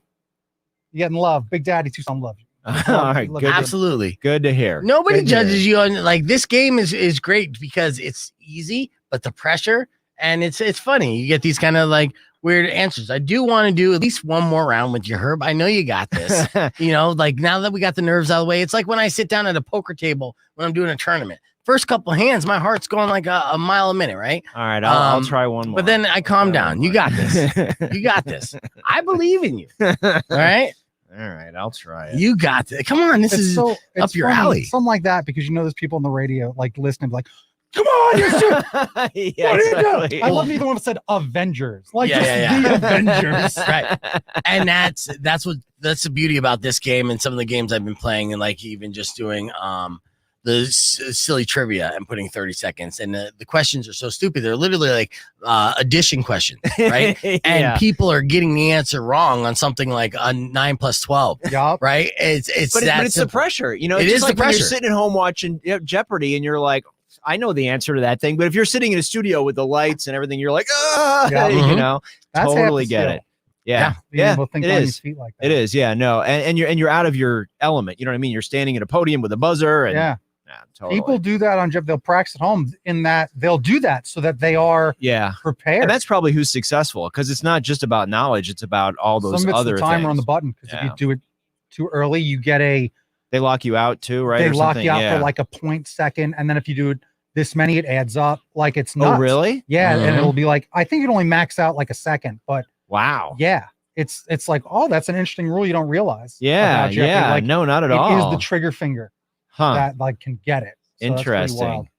Have you enjoyed the celebrity guests? I've enjoyed them. I haven't had a chance to watch enough of them, so I've seen little clips. I mean, I love LeVar Burton. Right. I just feel like, right. For the 21st century, let's just do that. That feels great. He's obviously very comfortable, I mean, it's just I mean, I just feel like what's his name? Ken Jacobs. I'm like, that just feels like Trebek to me. I just feel like, let's try something different. Let's bring this into the next century. So I don't know. Really? You don't want the guy that beat Jeopardy? Yeah, Ken Jennings. I just feel like he's all right, he's a know-it-all, right? I mean, I want somebody who isn't a know-it-all, right? I don't want the brainiest guy. I mean, that was the thing about Trebek. It's like, I didn't know he was that smart before he started doing this stuff, right? And he may not be that smart because everyone's smart when they're giving the answers, right? Come on, he's got it on a card in front of him. How hard could it be? Oh, I know. I put together these trivia games. I come off like I'm the Trebek, and I didn't know any of this stuff. I'm Googling all the answers for sure. Right. But I still come off as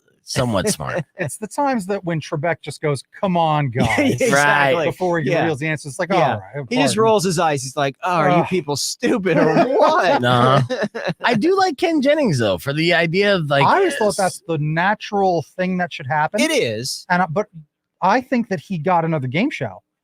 Someone, I think he hosts a different game show, like the Climb. Yes, something but like that. he did. But if Jeopardy says, "Hey, you're in," he's doing Jeopardy. He would drop the other show in a heartbeat. Yeah. What about that other guy, Brad? There's the younger, charismatic guy that won the most money. He was 3 guys. I didn't see that guy. There's no, Ken, that Brad guy and some other guy. Yeah, I don't know if his name was Brad.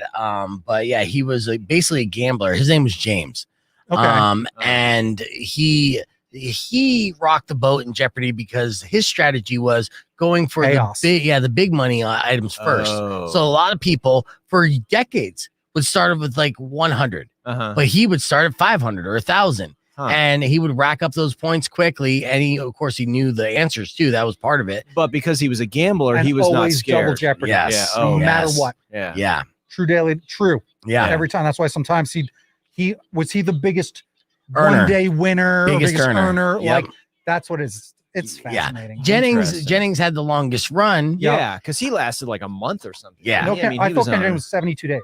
Jesus. Yeah. Christ. Yeah, it's something like that. Yeah, he's brilliant. Never been late. Wow. I'm just guessing. Yeah. It's all worth it. Yeah. Well, now he can buy whatever he wants That's a to good- lay. that's a good You know, point. think about the good time that guy could have in Vegas. He could That's have right. a room full of pussy. Right. Oh, my he goodness. answers what is pussy. It's not an answer. It's an honest question. He doesn't know. He has Oh no my clue. God, the kid's on fire. Yeah. Oh my God, what is huh? No, really, he says. Yeah. No, really. No, I'm serious. I didn't put any money down on this. That It's is not my so final funny. Jeopardy.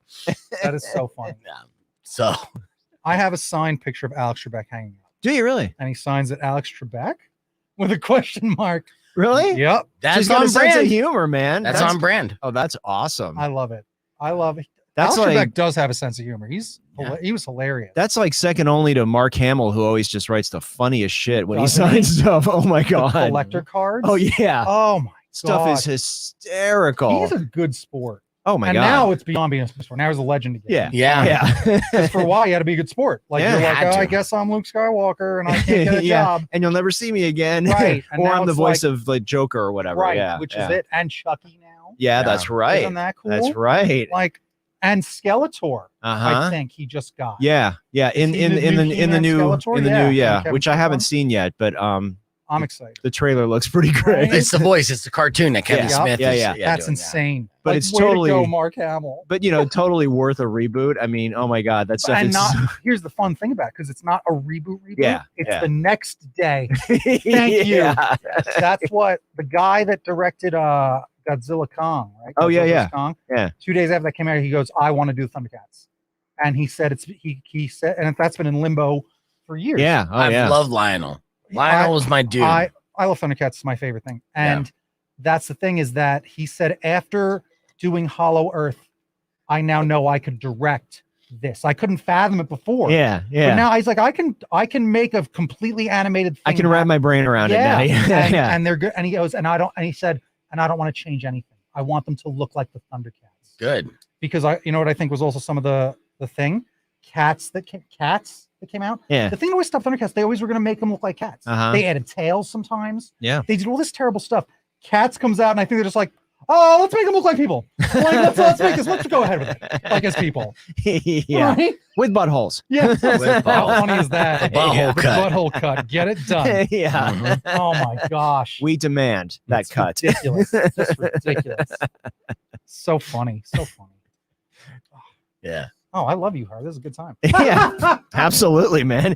We speak the same language, Powers. It's nice to talk about all this stuff. Also, you can see, like, why do I know all of this? Oh, Ken Jennings did this many days in one. Like, why? Yeah. Why? I just Yeah, I but you know love what? That's like Entertainment my Tonight. wife That's just- and my wife and the 70s song lyrics. I'm like, look, clear that stuff out. You don't need that It's done. information anymore, right? Let's focus on something else. You know, not can't do it. necessary. So, Well, I have. That reminds me. I didn't want to ask, but I'll wait. I was going to ask what you were going to talk about, but I want to wait. All right. So Yeah. it'll be a surprise. All right. Yes. We have a breakdown. Yeah. And then Because there's one movie I'm curious about.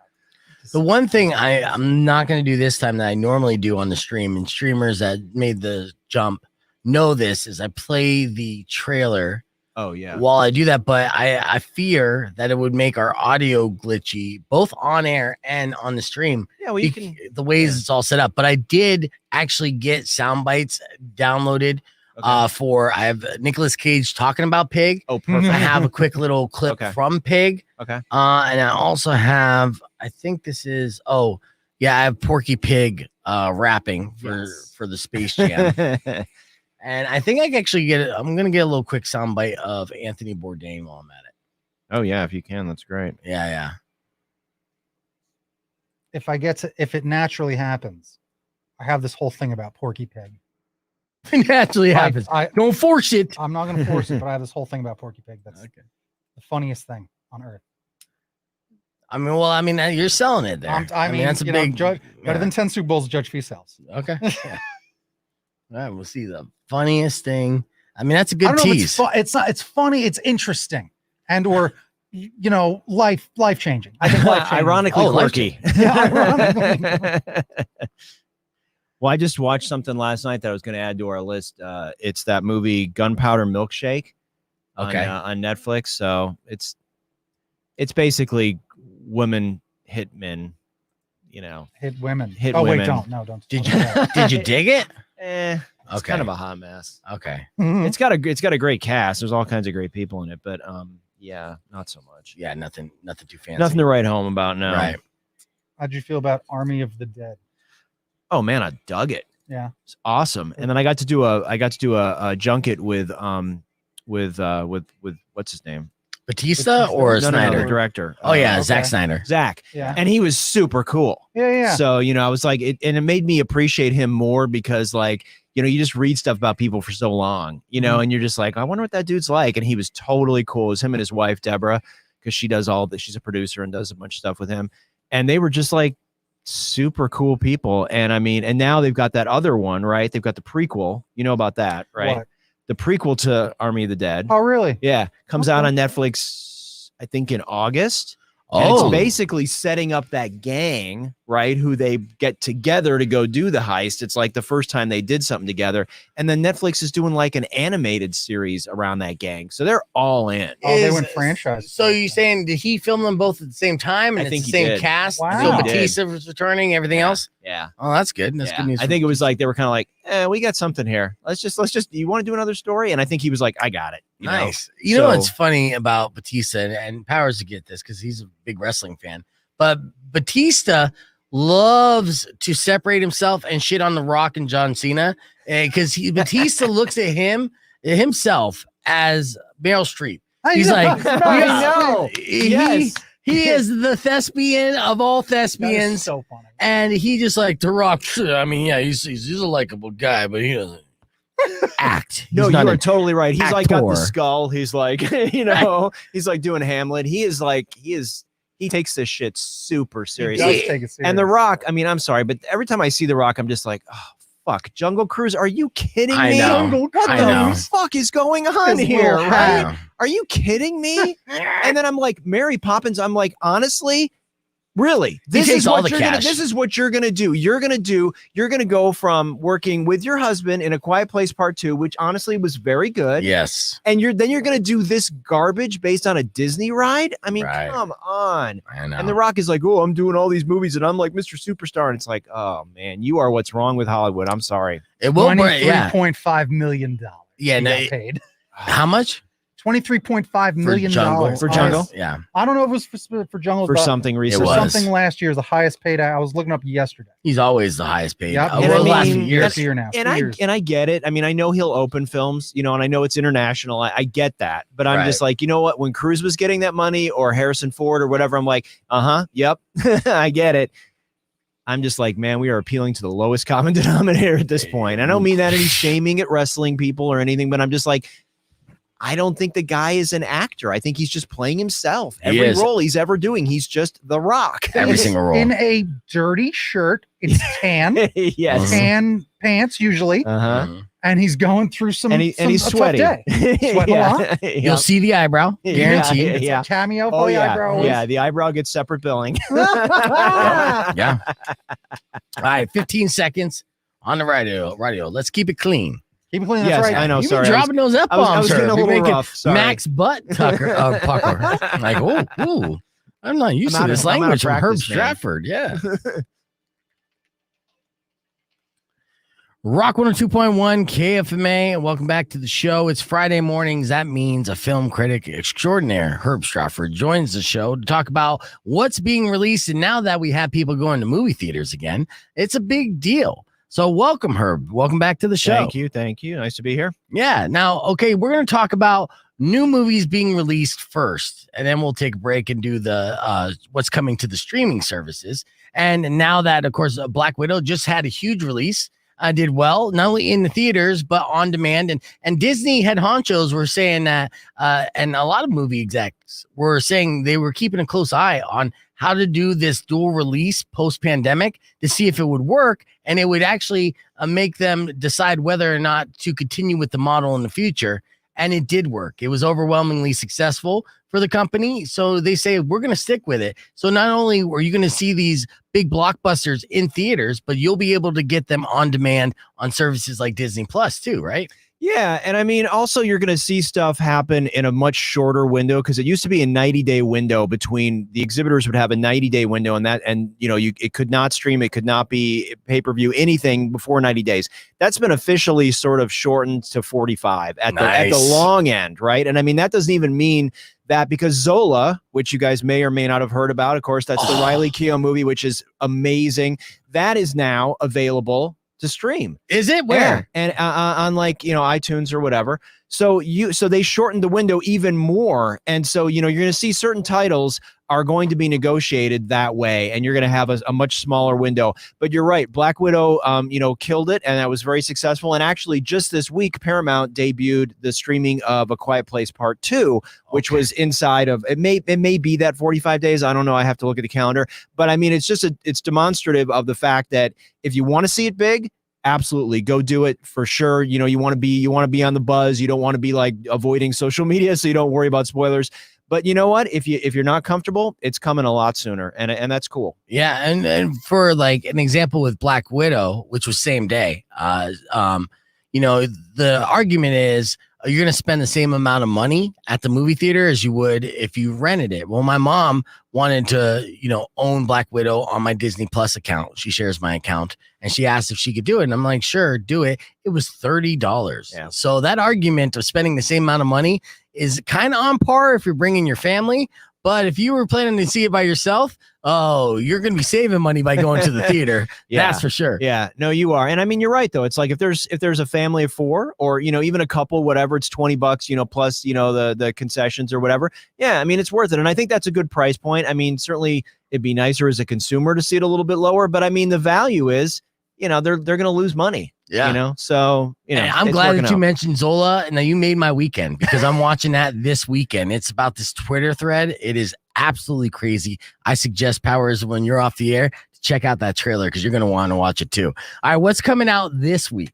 So, you know, starting off with Roadrunner, which is the documentary about Anthony Bourdain. And everybody knows Anthony Bourdain because he was, you know, number one, he was this chef that wrote Kitchen Confidential, which sort of blew the lid off of the, you know, the chef world, and almost created the first, he was almost really, you could argue, he was the first celebrity chef, right? Yes. You know, before you had these, you know, goofballs like Guy Fieri, and you had other people, you know, like people screaming in the kitchen, there was Bourdain.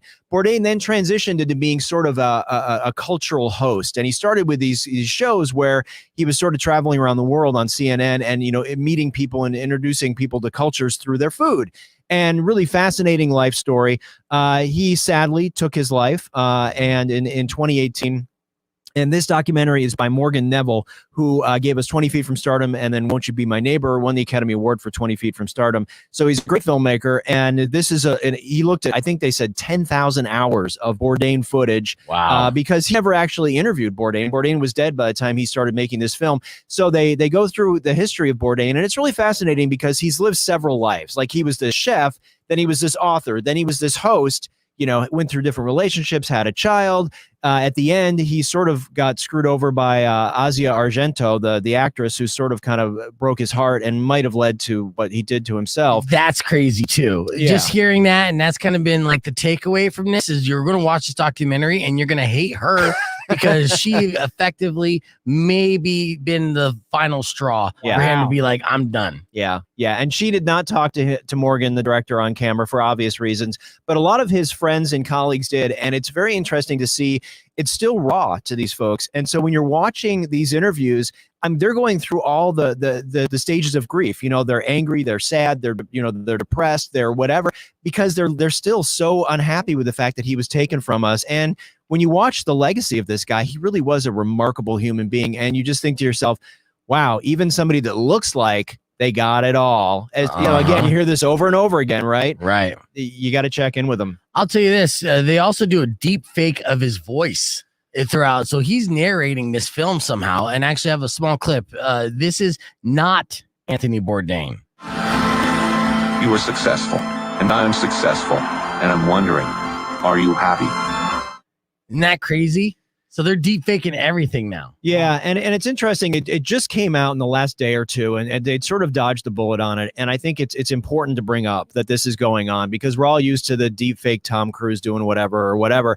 But the voice thing is like, really, you got to wonder, who owns your voice? And they took, they sampled words and put stuff together. And I mean, certainly it helped the narrative go forward. But I wonder if they should have been more transparent about it, because when you use his voice, 99% of people are going to think he said that. Wow, it's amazing. They got him talking about killing himself. Well, and not only that, 99% of people are going to think he said that. 50% of the internet are going to believe that he's still alive and narrated this film. Yeah, because that's how it breaks down in percentages. That's true. He's cooking for Elvis tonight. That's right. All right, what else we got here? This Nicolas Cage film looks super fun. Yeah, this is a great film. This is called Pig. And so it sort of came out of nowhere. A lot of people didn't know it was happening. Very below the radar. The thing I love about Nick Cage is he's all over the place, right? He'll do a Disney movie, and then he'll do, Mandy, which is this crazy. If you haven't seen Mandy, you got to see Mandy. So he'll just do stuff that appeals to him. And he doesn't care if it's B, C, D, whatever. He'll do it. And so this movie is about a guy in Portland. He lives out in the forest with his truffle pig. He's all dirty and, kind of disheveled. And you're like, all right, something's going on with this guy, right? Well, of course, somebody takes his pig and now he's going for his pig. And so your first thought on this is, oh my God, John Wick starring Nick Cage. Power said that earlier too. Right? Yes. And you're like, oh my God. Okay, well, sure. I'm down for that film. That sounds awesome, right? It's not that film. It's actually much more subtle. You still get, there's not a lot of Russian gangsters and weapons being pulled from behind things. I mean, it's not like that, right? It's not the bare knuckle, brawls. This is really more subtle, and you start to kind of see this incredible layered performance from Cage where you're like, damn, that guy's a good actor. I mean, he makes some goofy films, but if he is into something, he's good. So you can tell when he's actually into something and when he's not into something. Well, this is not, Wally's World or whatever it was where he was killing the animatronic, characters that they were possessed by demons. That came out like 6 months ago. Right. This is a very, very well done, very sort of touching story about this guy and this relationship that he went through hell, and this is how he was coping, and then his pig gets taken away, and wow. So, and then it sort of dips into the whole, kind of chef culture of Portland, which is interesting to see because there's this crazy truffle thing, and so it's very interesting. It's a very interesting film. I mean, it's some of his best work in years, I think. That's high praise. I got a small little audio clip I'll share with you from Pig. I'm looking for a truffle pig. Someone star. I don't know. Wait, I just want to start that over again. I'm looking for a truffle pig. Sold. Nick Cage, I'm in. I'm looking for a truffle pig. Someone star. I don't understand. Tell me who you are.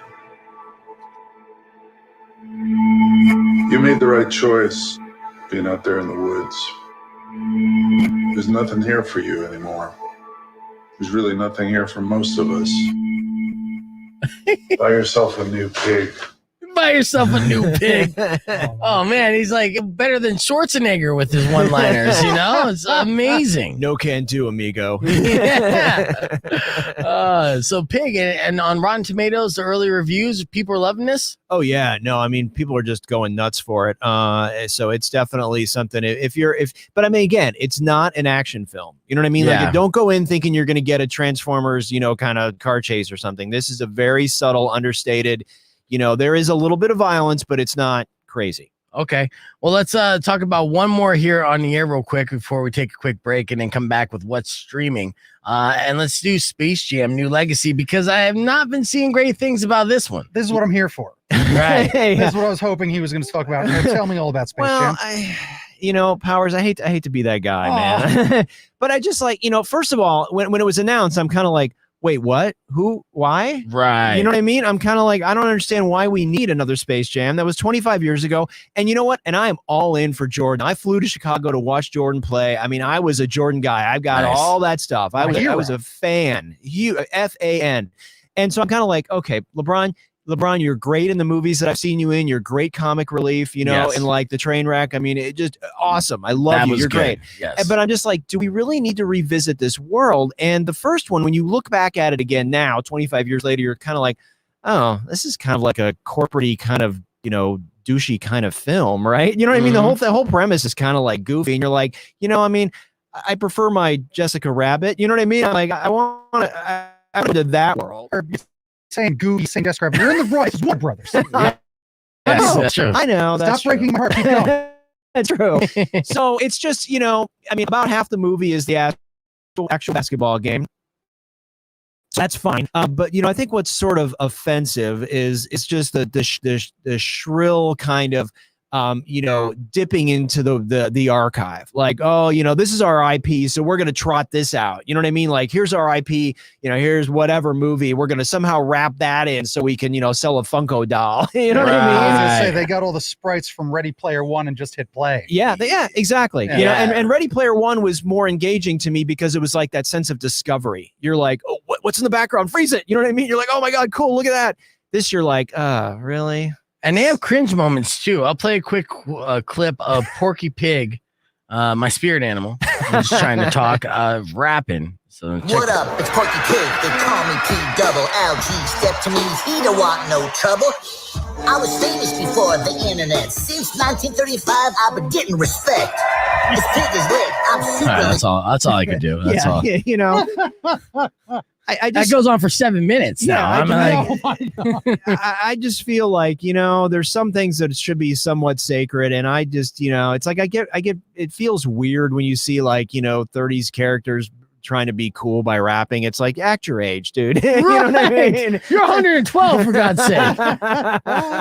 We have more with Herb Stratford, as you're going to need to know what you need to watch this weekend and not even leave the couch, because those are going to be talking about, we're going to be talking about the things that are coming to the streaming services. So your lazy ass can just hang out all weekend at home.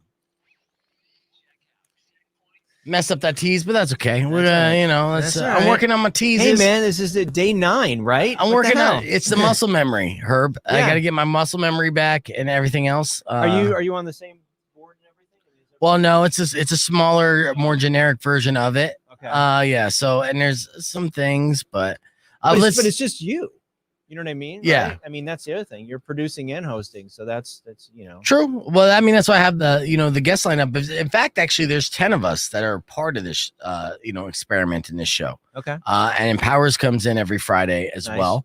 And then I have Amari and D-Rock on Mondays, and Emil and Matt and Lance, Fairchild. Everyone's a different personality, a different flavor, different perspective, different age, different demo. Well, but it just takes a little pressure off you. I mean, it gives me something to bounce off of, and also, you know, kind of bring it up. So like Powers plays several different roles through a morning. There'll be a segment that he leads, there's segment that he supports, and there's segment that he just kind of like, there's an audience, someone to bounce off of and everything. So we've been working on that kind of process, and everyone that's on has experience, has radio experience, you know, and passion for it. So, you know, it's pretty cool. Some are green, you know, but yeah, nice. Yeah. Well, I mean, I just think it'd be a little bit scarier to just be by yourself, and it's not even scarier. It's just that it doesn't work. You know, like when I got the gig, which was awesome, you know, they initially couldn't hire me anybody, right? They're like, because they're not in a financial position to do so. And I was like, hey, I was promised the tools and the resources to be able to compete and succeed. There is no one-man morning show that is successful. And like, name me one person show that is successful in ratings. And my boss was like, well, no, Marty on Mix, he's successful. He's been a ratings juggernaut for like 20 years. I'm like, he's middays. Talk about mornings. Yeah. You know, I'm the totally different audience. It's a different 100%. game. Yeah. And as far as like Riley, who's before me, right? She moved to middays. She's by herself doing more music in the morning with Riley's and stuff. You can't get better than her being a one-person show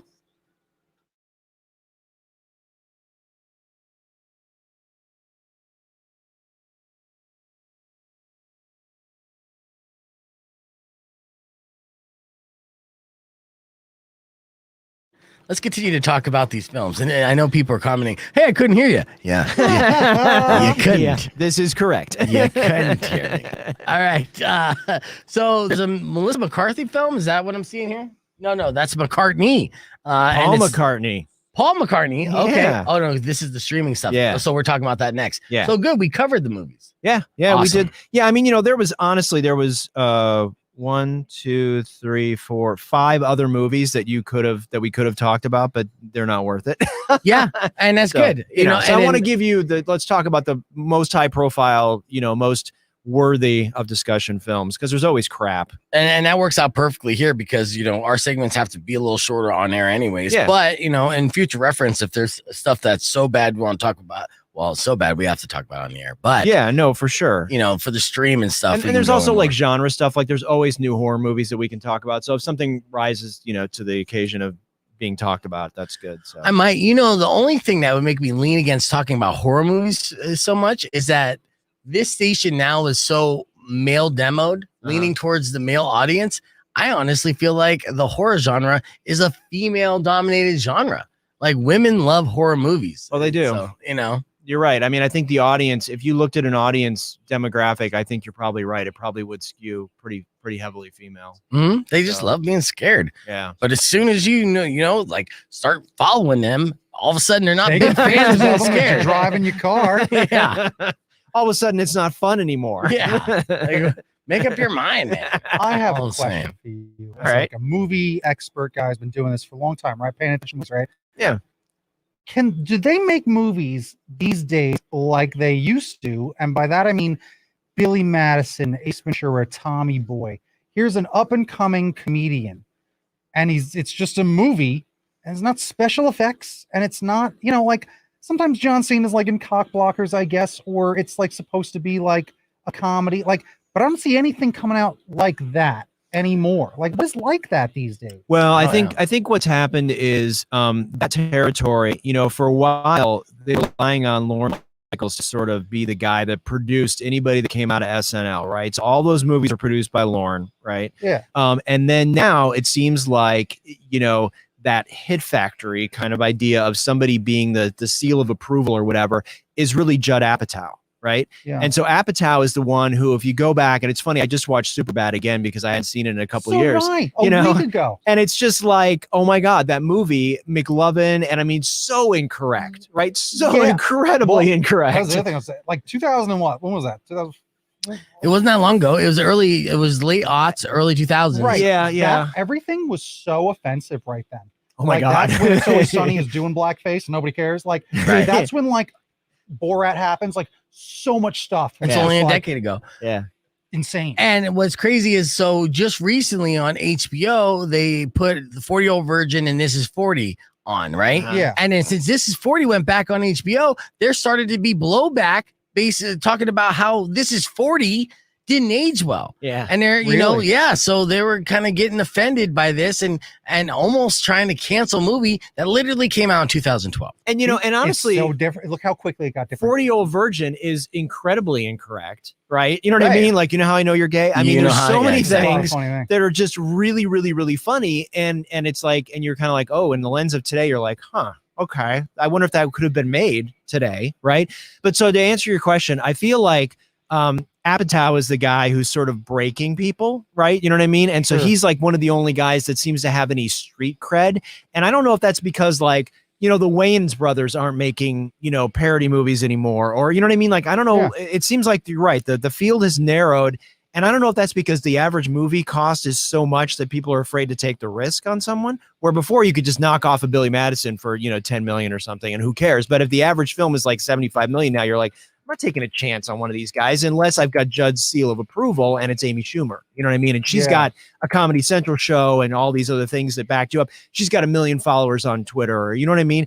And that honestly is the way that a lot of networks are looking at stuff is, what's your social media profile? I know. That's everywhere. And it's hard because it's like you need the one to build the other. So how do you get that unless you're out, on the circuit or whatever?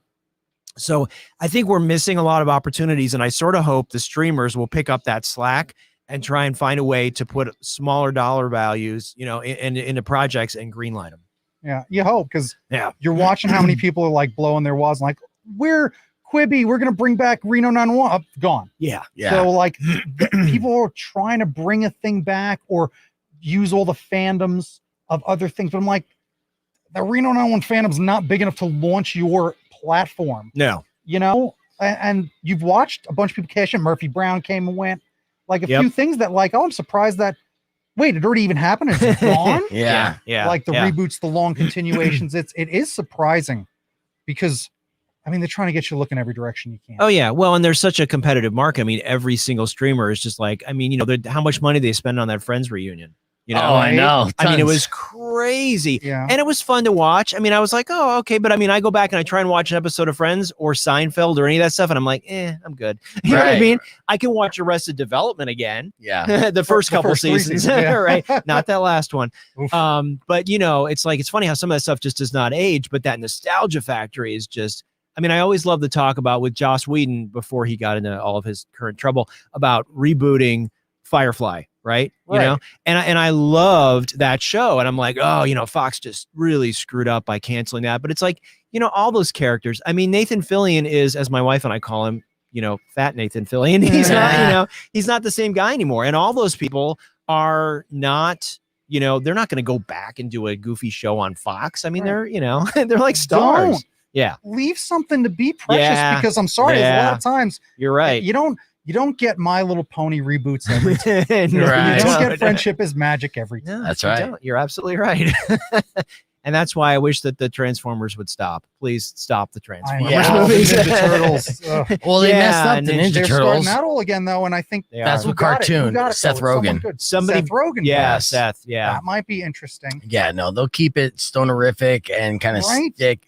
It'll true be to the interesting, original. like maybe one of them. You know what I mean? But don't try and build a franchise. Don't They build a don't make world. movies, they only make franchises. Yeah. I remember, that's so, true. so I went to school for cartooning and animation at a point. I went in 99. Marvel had just declared bankruptcy and Disney had closed its 2D animation, right? It was just a ridiculously bad time in a way to go. But I remember when that happened, things like Valiant and the Roseanne 2D animated thing, where they're like, just don't even promote these. Finish these Let out. them die. Yeah. And then these other ones, you're canceled. I knew people that had movies just done. We don't make movies anymore. We make franchises. That's right. And you watch DreamWorks do a Turbo the TV show, Turbo Yeah. this. Right. Thing you just described. 15 seconds. Yeah. Yeah. Yeah. Money Yeah. factories. Yep. All right. We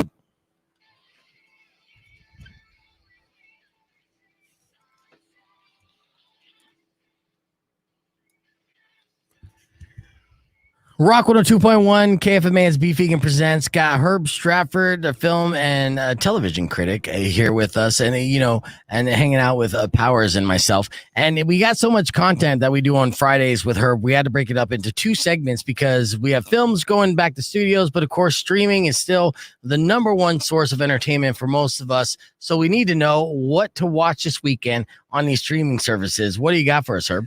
So before we go into the new stuff, I just want to touch real quick on the season finale of Loki, which dropped this week. Yes. Because, that was the 6th episode. It was so exciting. My banner's falling in the background. I know. Mischief is dropping left and right. And it was just, I got to say, I from when everything got announced, the Marvel series, everything that we've seen, plus Hawkeye and whatever else, the thing I was most excited about was Loki. Because I'm just like, that's my guy. I love that character. I just love that he is, mischief and he's a bad guy, but you love him. I mean, just everything about it was awesome. And he was just such a great, a counter to Thor. Yes. And so I was so looking forward to this. And honestly, it's delivered. I mean, period. I'm just like, yep, I feel good. I mean, and yes, when I saw that title card drop, spoiler alert, season 2 is coming. Yes. I'm like, yes, I want more of this. I don't know if I needed more WandaVision.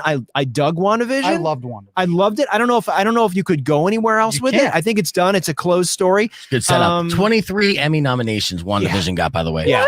Yes. Yeah. And I think deserves it. I think it does. And I think, Falcon and Winter Soldier was a good kind of like fill in, like, oh, this is what happened in the in between.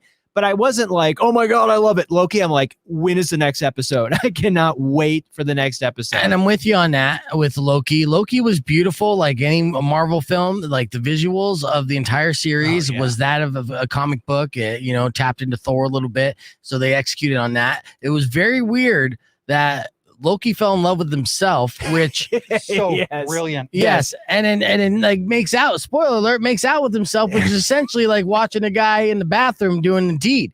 I mean, it's self-sexual. It's self-sexual. It's Yeah. not. Is it not? It is. It is. Let me tell you. Would you bang a clone of yourself? Firstly, look who you talked to, of course. Okay, okay, There'd you're be a right. massage oil. Yes. I know what I like. There'd be Yeah. candles. Yeah. Okay. It smell like cookie dough. But that's like Loki. What this show did, it propelled the Marvel universe forward Yes. by such a big leap. Yes. Even from, this isn't much spoiler because you haven't seen episode 2 by now, or 1 or whatever. Should have Like seen where it. with the Infinity Stones, like, oh, they use the joke about their paperweights here. Yeah. Right. Yeah. Fascinating. Yeah, and it did a great job of explaining the multiverse moving Yup. forward. So it set the narrative for the things to come, and it'll especially make sense more so when Spider-Man comes out Oh, Yeah. man. in December. So yes, you're absolutely right, and it did deliver, and it was needed. So I'm ready to watch it again. To be honest with you, I feel like, you know what, I'm sure I missed something. Yeah. You know what I mean. I'm like, I gotta dig in, and I'm glad. I mean, 6 was great. You know what I mean? Yeah. And I think the thing about these series, which I think Kevin Feige is just brilliant. I mean, I just bow down to that guy every day, what he's been able to do. I think, you know, the idea of using these series as you know, ways to fill in the universe as opposed to like Agents of S.H.I.E.L.D., which was sort of off in a different world, and it's sort of connected, but not really, and you weren't really feeling like you had to unless you were looking for cameos. This feels like this is required viewing, and it delivers. yeah. Yeah, it is your homework moving into the next couple movies Yeah. for sure. And you probably will not understand the movies as a whole if you don't watch the series. So Yeah, I think you're right. I think you're gonna be like, did I miss something? So Yeah. you're gonna need to watch stuff again. So yeah, no, that's so anyway, that finished this week, and then, you know, the next thing we have to look forward to, it's undated yet, but that's the Hawkeye series. Yeah. Is coming out before the end of the year. You know my so- feelings about, Yeah, Hawkeye. You're not a fan. They're going to legitimize. Ronan's coming. Well, They're gonna Ronan might legitimize be- him. Yeah. I mean, I think it's gonna. I think we may even win you over, Beef. It could happen. It could Well, be we'll that good. see. I gotta hold my breath on that one. Don't jump ahead though, because you're doing a leapfrog. Okay. There's an animated version of the Marvel Universe. That's coming true. out. What if? What If was my favorite comic book growing up. It Oh, is really? the multiverse. Okay. comic. Yeah, it's pretty cool. This is also Chadwick Boseman's last performance as the Black Panther. He does the voice of the Black Panther. Yep. That's Which is huge. going to be very bittersweet. So yes, Yes. you're absolutely right. Did it drop? I know I saw That a comes trailer, in but August, I believe. August. Okay, So, so yeah, that's so good. that's right down the line too. So Okay. the Nice. two things we have that are sort of dropping this week that are new that have not happened yet. Let's get this one out of the way first. Making the Cut season 2. Anybody who is a fan of, and I know there's a few of you out there, a fan of Project Runway, which Okay. was on for a long time, Heidi Klum and Tim Gunn, and it was like the fashion competition show where you get this train wreck of designers in one room and you see who comes out on top, right? It's good TV. There's some really interesting stuff, very stylish, whatever. They jumped ship, went to Amazon because they got offered a ton of money, Heidi and Tim. The first season of this show was sort of a train wreck. They didn't know what they were doing. They were having a hard time finding the tone, the pace, everything. The second season is really good. So if you're a fan of this concept of this series, it's definitely worth checking out. There's 8 episodes. I've seen the first 7. They didn't let us see the finale because I guess they didn't want us to know what the spoiler was. Okay. Anyway, that drops. But the big thing this week, really, that I'm most excited about, and you should check out if you're a rock fan, period, is McCartney 321. And this is a 6-episode, 30-minute episode. So it's only 3 hours. You know, Okay. it won't kill you to watch it. And it's basically a conversation between Rick Rubin, the producer, of Nice. course, of everything. Mega right? producer, legendary. I mean, he co-founded Def Jam. Yeah, I mean, he produced Johnny Johnny Cash. Beastie Boys, right? I mean, Beastie Boys, he of was course. almost unofficially a member of the Beastie Boys. He made, you know, he produced the only good Limp Bizkit album. He produced the like best Red Hot Chili Peppers album. Yes. System of a Down. I mean, like if you think of some of these mega artists and they're like, what was their best work? Their best work was with Rick Rubin. Yeah, Rick Rubin is phenomenal. So he is sitting down in conversation with Paul McCartney, and so on paper you're like, that could be cool, right? And so I'm unabashedly a McCartney fan. I'm a Beatles fan. But was so fascinating to me, and I feel like I've read a lot of books, you know. So I feel like, are there any stories we haven't heard yet, right? Yeah. And there are. And the other thing that's so fascinating about this is it's filmed really cool. It's all in black and white, so it's very, you know, kind of atmospheric and moody. But Rubin, they're at the board. And Ruben has the access to the tapes. And so when they're talking about a track like, yesterday, for example, right? Paul's talking about, how it came to him in a dream and then how he immediately went over to the piano and did something and then, whatever. And then Ruben will pull up just the piano or he'll pull up just the vocal and you're like, wow. Because, when you hear those isolated tracks, they're so fascinating because you're like, damn, that guy's good. And I don't mean necessarily McCartney. I mean, anybody who's a professional musician, when you actually hear them isolated, you're like, oh, wow, I have mad respect for that person now because they're, then you layer everything together. So it's these anecdotes. It's the technology of kind of like them and Ruben really saying, well, tell me about this, right? Where a way only a producer could do, right? I mean, just a celebrity interview would be like, oh, what was it like working with John? I mean, that's, that's exactly. I love that angle. So it's that really is good. I mean, producer's perspective to isolate tracks and just hear them and focus in, hyper focus on individual layers. And brilliant. Then dig stories. Like, tell me these stories. And really, again, like, are there stories about the Beatles you haven't heard? There are. Okay. So definitely worth your time if you're into the Beatles or Ruben, because I mean, he's a god. He really is. And what is McCartney streaming on again? So that is on Hulu. So you have to have Hulu.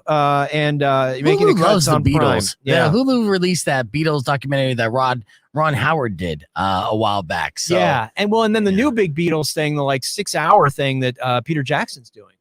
Is coming out, which is supposed to be. And that's going to be in Hulu as well? I don't know where that's going to be. I would not be surprised, man. It seems like Hulu has the Beatles market cornered.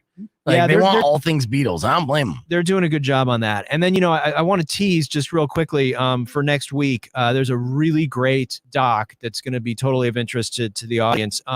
It's called Woodstock 99. Oh, yes. Oh, yes. This was the Woodstock where they had all the new metal, the Limp Bizkit and Korn, and it went to hell. Yeah, in a handbasket. that's exactly what happened. And so it's so interesting because it's the same promoters who did Woodstock 69. Yep. They did Woodstock 94, which went off fine. Beautifully. Woodstock 99, complete S show, right? I mean, just like, and so they dig deep. And I'm going to tell you, I don't know that I've seen a documentary that has as many topless women in it in my entire life. I'm sold. Where's the streaming again? Why did you start with that, Herb? HBO Max. Oh, yes. Get your subscription now. It's it's really interesting because it talks about how all their intentions were like, oh yeah, let's just do a 25th Woodstock, it'll be great, whatever.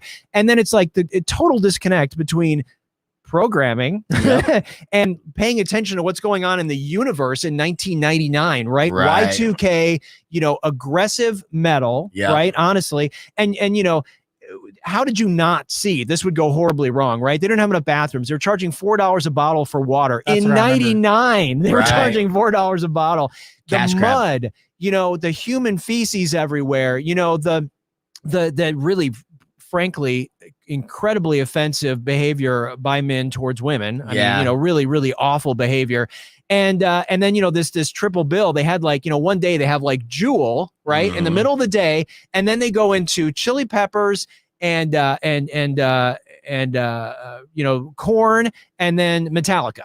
And it's like, you're not telling me you didn't see that as accelerating a little bit, you know what I mean? And it was a hell of a show. Don't get me wrong. But I mean, come on. Are you surprised when the place got torn down? Right. You shouldn't have been. That's a shift salad of destruction, right? Yeah, absolutely. So we'll talk more about it next week, but it's a really interesting documentary. And I was kind of like, oh, do I really want to see a thing about a concert that went south? Because I mean, we've all seen the Fire Festival docs. They're really interesting. But this is like, these guys, they're still to this day kind of in denial. Oh, we didn't do anything wrong. It's like, oh my God, yes, you did. That hits two categories for me: nostalgia and an S show. I love documentaries about S shows. So combining those two, I've been very excited about this. Seeing previews for this in the past few weeks on HBO. And very excited for this documentary. Herb, thank you so much. Stick around. We got one more segment, and we're gonna wrap things up next on Beef Vegan Presents. Yeah, are you gonna be here on Fridays? Like, I think so. That's the best. That's the thing. That's why I was like, Friday's gonna be a good show, bud. Good show. Yeah. Happy to have you on the I'll be able to keep up. I love all this. All right, cool. Straight up. I do. All right. Mm-hmm. Awesome. Yeah. And I love documentaries more than anything. And after this video podcast, really, this part is straight up a podcast about all things like, visual pop culture, movies and television and stuff. So it's perfect, man. No, this is great. So no, there's always good stuff to talk about. And I mean, that's the nice thing about pop culture. We can dip into, so many pools. It's not just like, now we're talking politics. Yeah, right. I mean, I had a joke in there. I was like, don't make a political joke. Yeah. We stay away from that. It was I think it was at FDR's expense. So it's not like it's anything bad. But you were still. going to get sued. Yeah. Oh wait. Well, now that we're not on the radio, I'll be right back. Oh, look at me over here. Oh yeah, fix it definitely. Oh yes. Yeah, the ghost came in. Loki was messing with us. It was as you said, fall. Wow. You said the word fall, and then it literally plummeted. It was great. Wow. You can rewatch it on the thing. Oh, my ass looked good when I came over there. That's good. I haven't seen myself from behind in quite some time. Makes me think of Mel Brooks. Why did everybody tell me my ass was this big?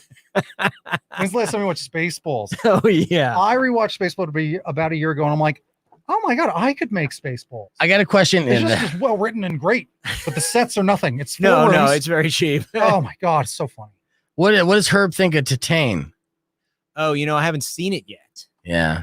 Because, there's some stuff we get access to. And like I saw 30 films from the Tribeca Fest, but I haven't been able to see much from Cannes because they're just not giving us the links. Am I saying that right? Yeah. Yeah, because I talked about it yesterday. I was hesitant because I didn't want to focus on the tit part. I was gonna be like Titane. Well, I don't know why you would be nervous about that. Nah, no. Well, it was show number 8. Didn't want to get fired so soon. Yeah, well, that's true this week at least. Yeah, exactly. But Titane, yeah, but I set it up as is this the next Human Centipede because of the Cannes Films Festival preview of this? People, the word that we got back from this was people were so shocked and disgusted they were covering up their eyes through parts of this film, but when it was all said and done, they gave it a standing ovation. You rolling your eyes at this? I'm rolling my eyes just because it's so funny. Like every year at Cannes, and I've never been, so I can't say I'm not dropping name or anything, but it's like I've been to a number of festivals. I've never been there. But it's always like, oh, the French, they're outraged. They love it. They're outraged. They love it. It's just like, okay, come on, man. Sometimes they're just outraged and they hate something that is frankly brilliant. And other times they love something that is frankly garbage. So putting extra emphasis on that festival and on that audience is somewhat disingenuous. You know what I mean? Okay. And it's just kind of like, there's films that they have absolutely adored and I just don't even understand. So, and I'm fairly cinema literate. So I think it's some of it's cultural, some of it's the moment in time when it's happening. I have a friend of mine who is a director producer who was at Cannes, and so I know that she had a film there, and she's had a couple films there. But it's like it's every year is different.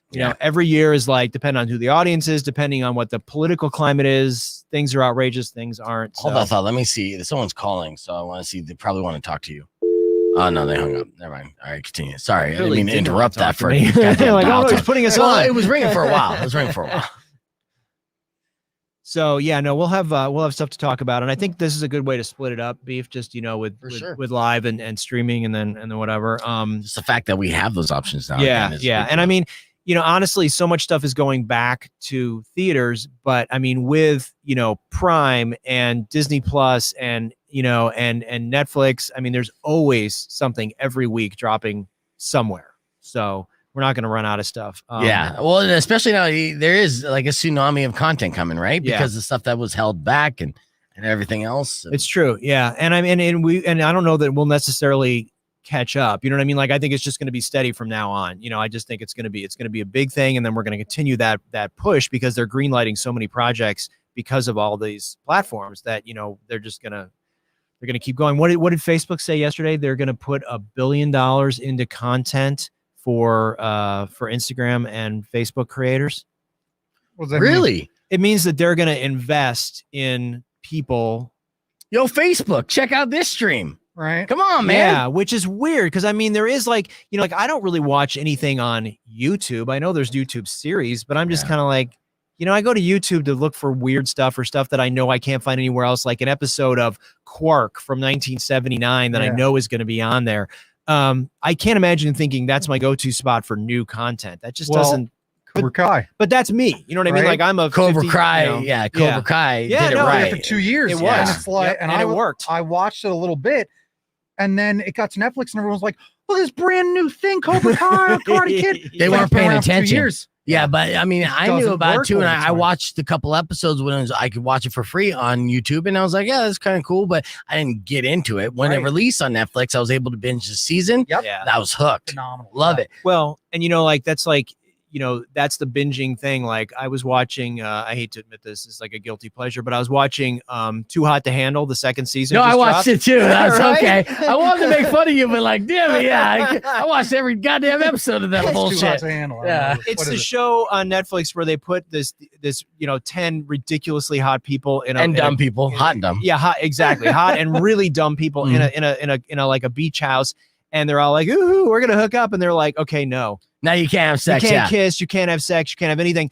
You've got $100,000 pot, and you got to get through to the end of the show without doing anything. And every time you do something, it takes money out. So you're hurting everybody. That's all right? it is. And Yeah, that's people all it fail is. at this? Yeah. Oh, they fail spectacularly. These at people it. are so hot though, and they're so used to just so getting hot. laid all the time. Oh, yeah. They can't help themselves. And We got they're all 7 basically seconds. there under the pretext of woohoo, I'm here to get have sex. That's so It is, and honestly, some of the people this year.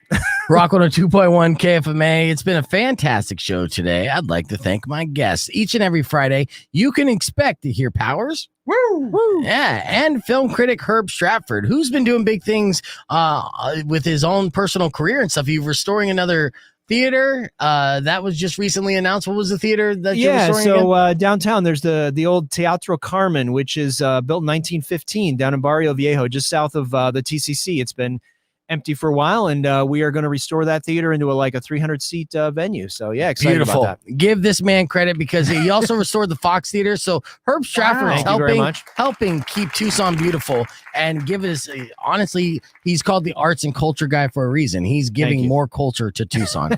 So I'd like to thank both of them for coming in, and you will see them again and hear them again next Friday. But before we leave, let me leave you with this. This is my beef tip of a Friday. It's a story that happened this week of a 36-year-old who stole a bunch of items from Dick's Sporting Goods. And he would have got away with it too if he did not like one of the items that he stole and decided to try to return it at that very same Dick's Sporting Goods. So my beef tip of the week, first, don't steal. Okay? That's the first one. That's good. You should stick to that one. That's good advice. But if you do, keep it. Don't return it. That's my tip of the week. Thank you guys so much for listening to the show. Don't forget, it is on demand and streaming services on Facebook, on YouTube, youtube.com/beefvegan, and on Twitch at Beefvegan Presents. So I hope you guys check out the replay and enjoy that. Enjoy the rest of your day and your weekend. And as always, drive safe, ride safe, and rock local. Boom. The man's a legend. Yeah, you can always Welcome and end to all your grief. But if you've been kind of glad, I will knock out all your teeth.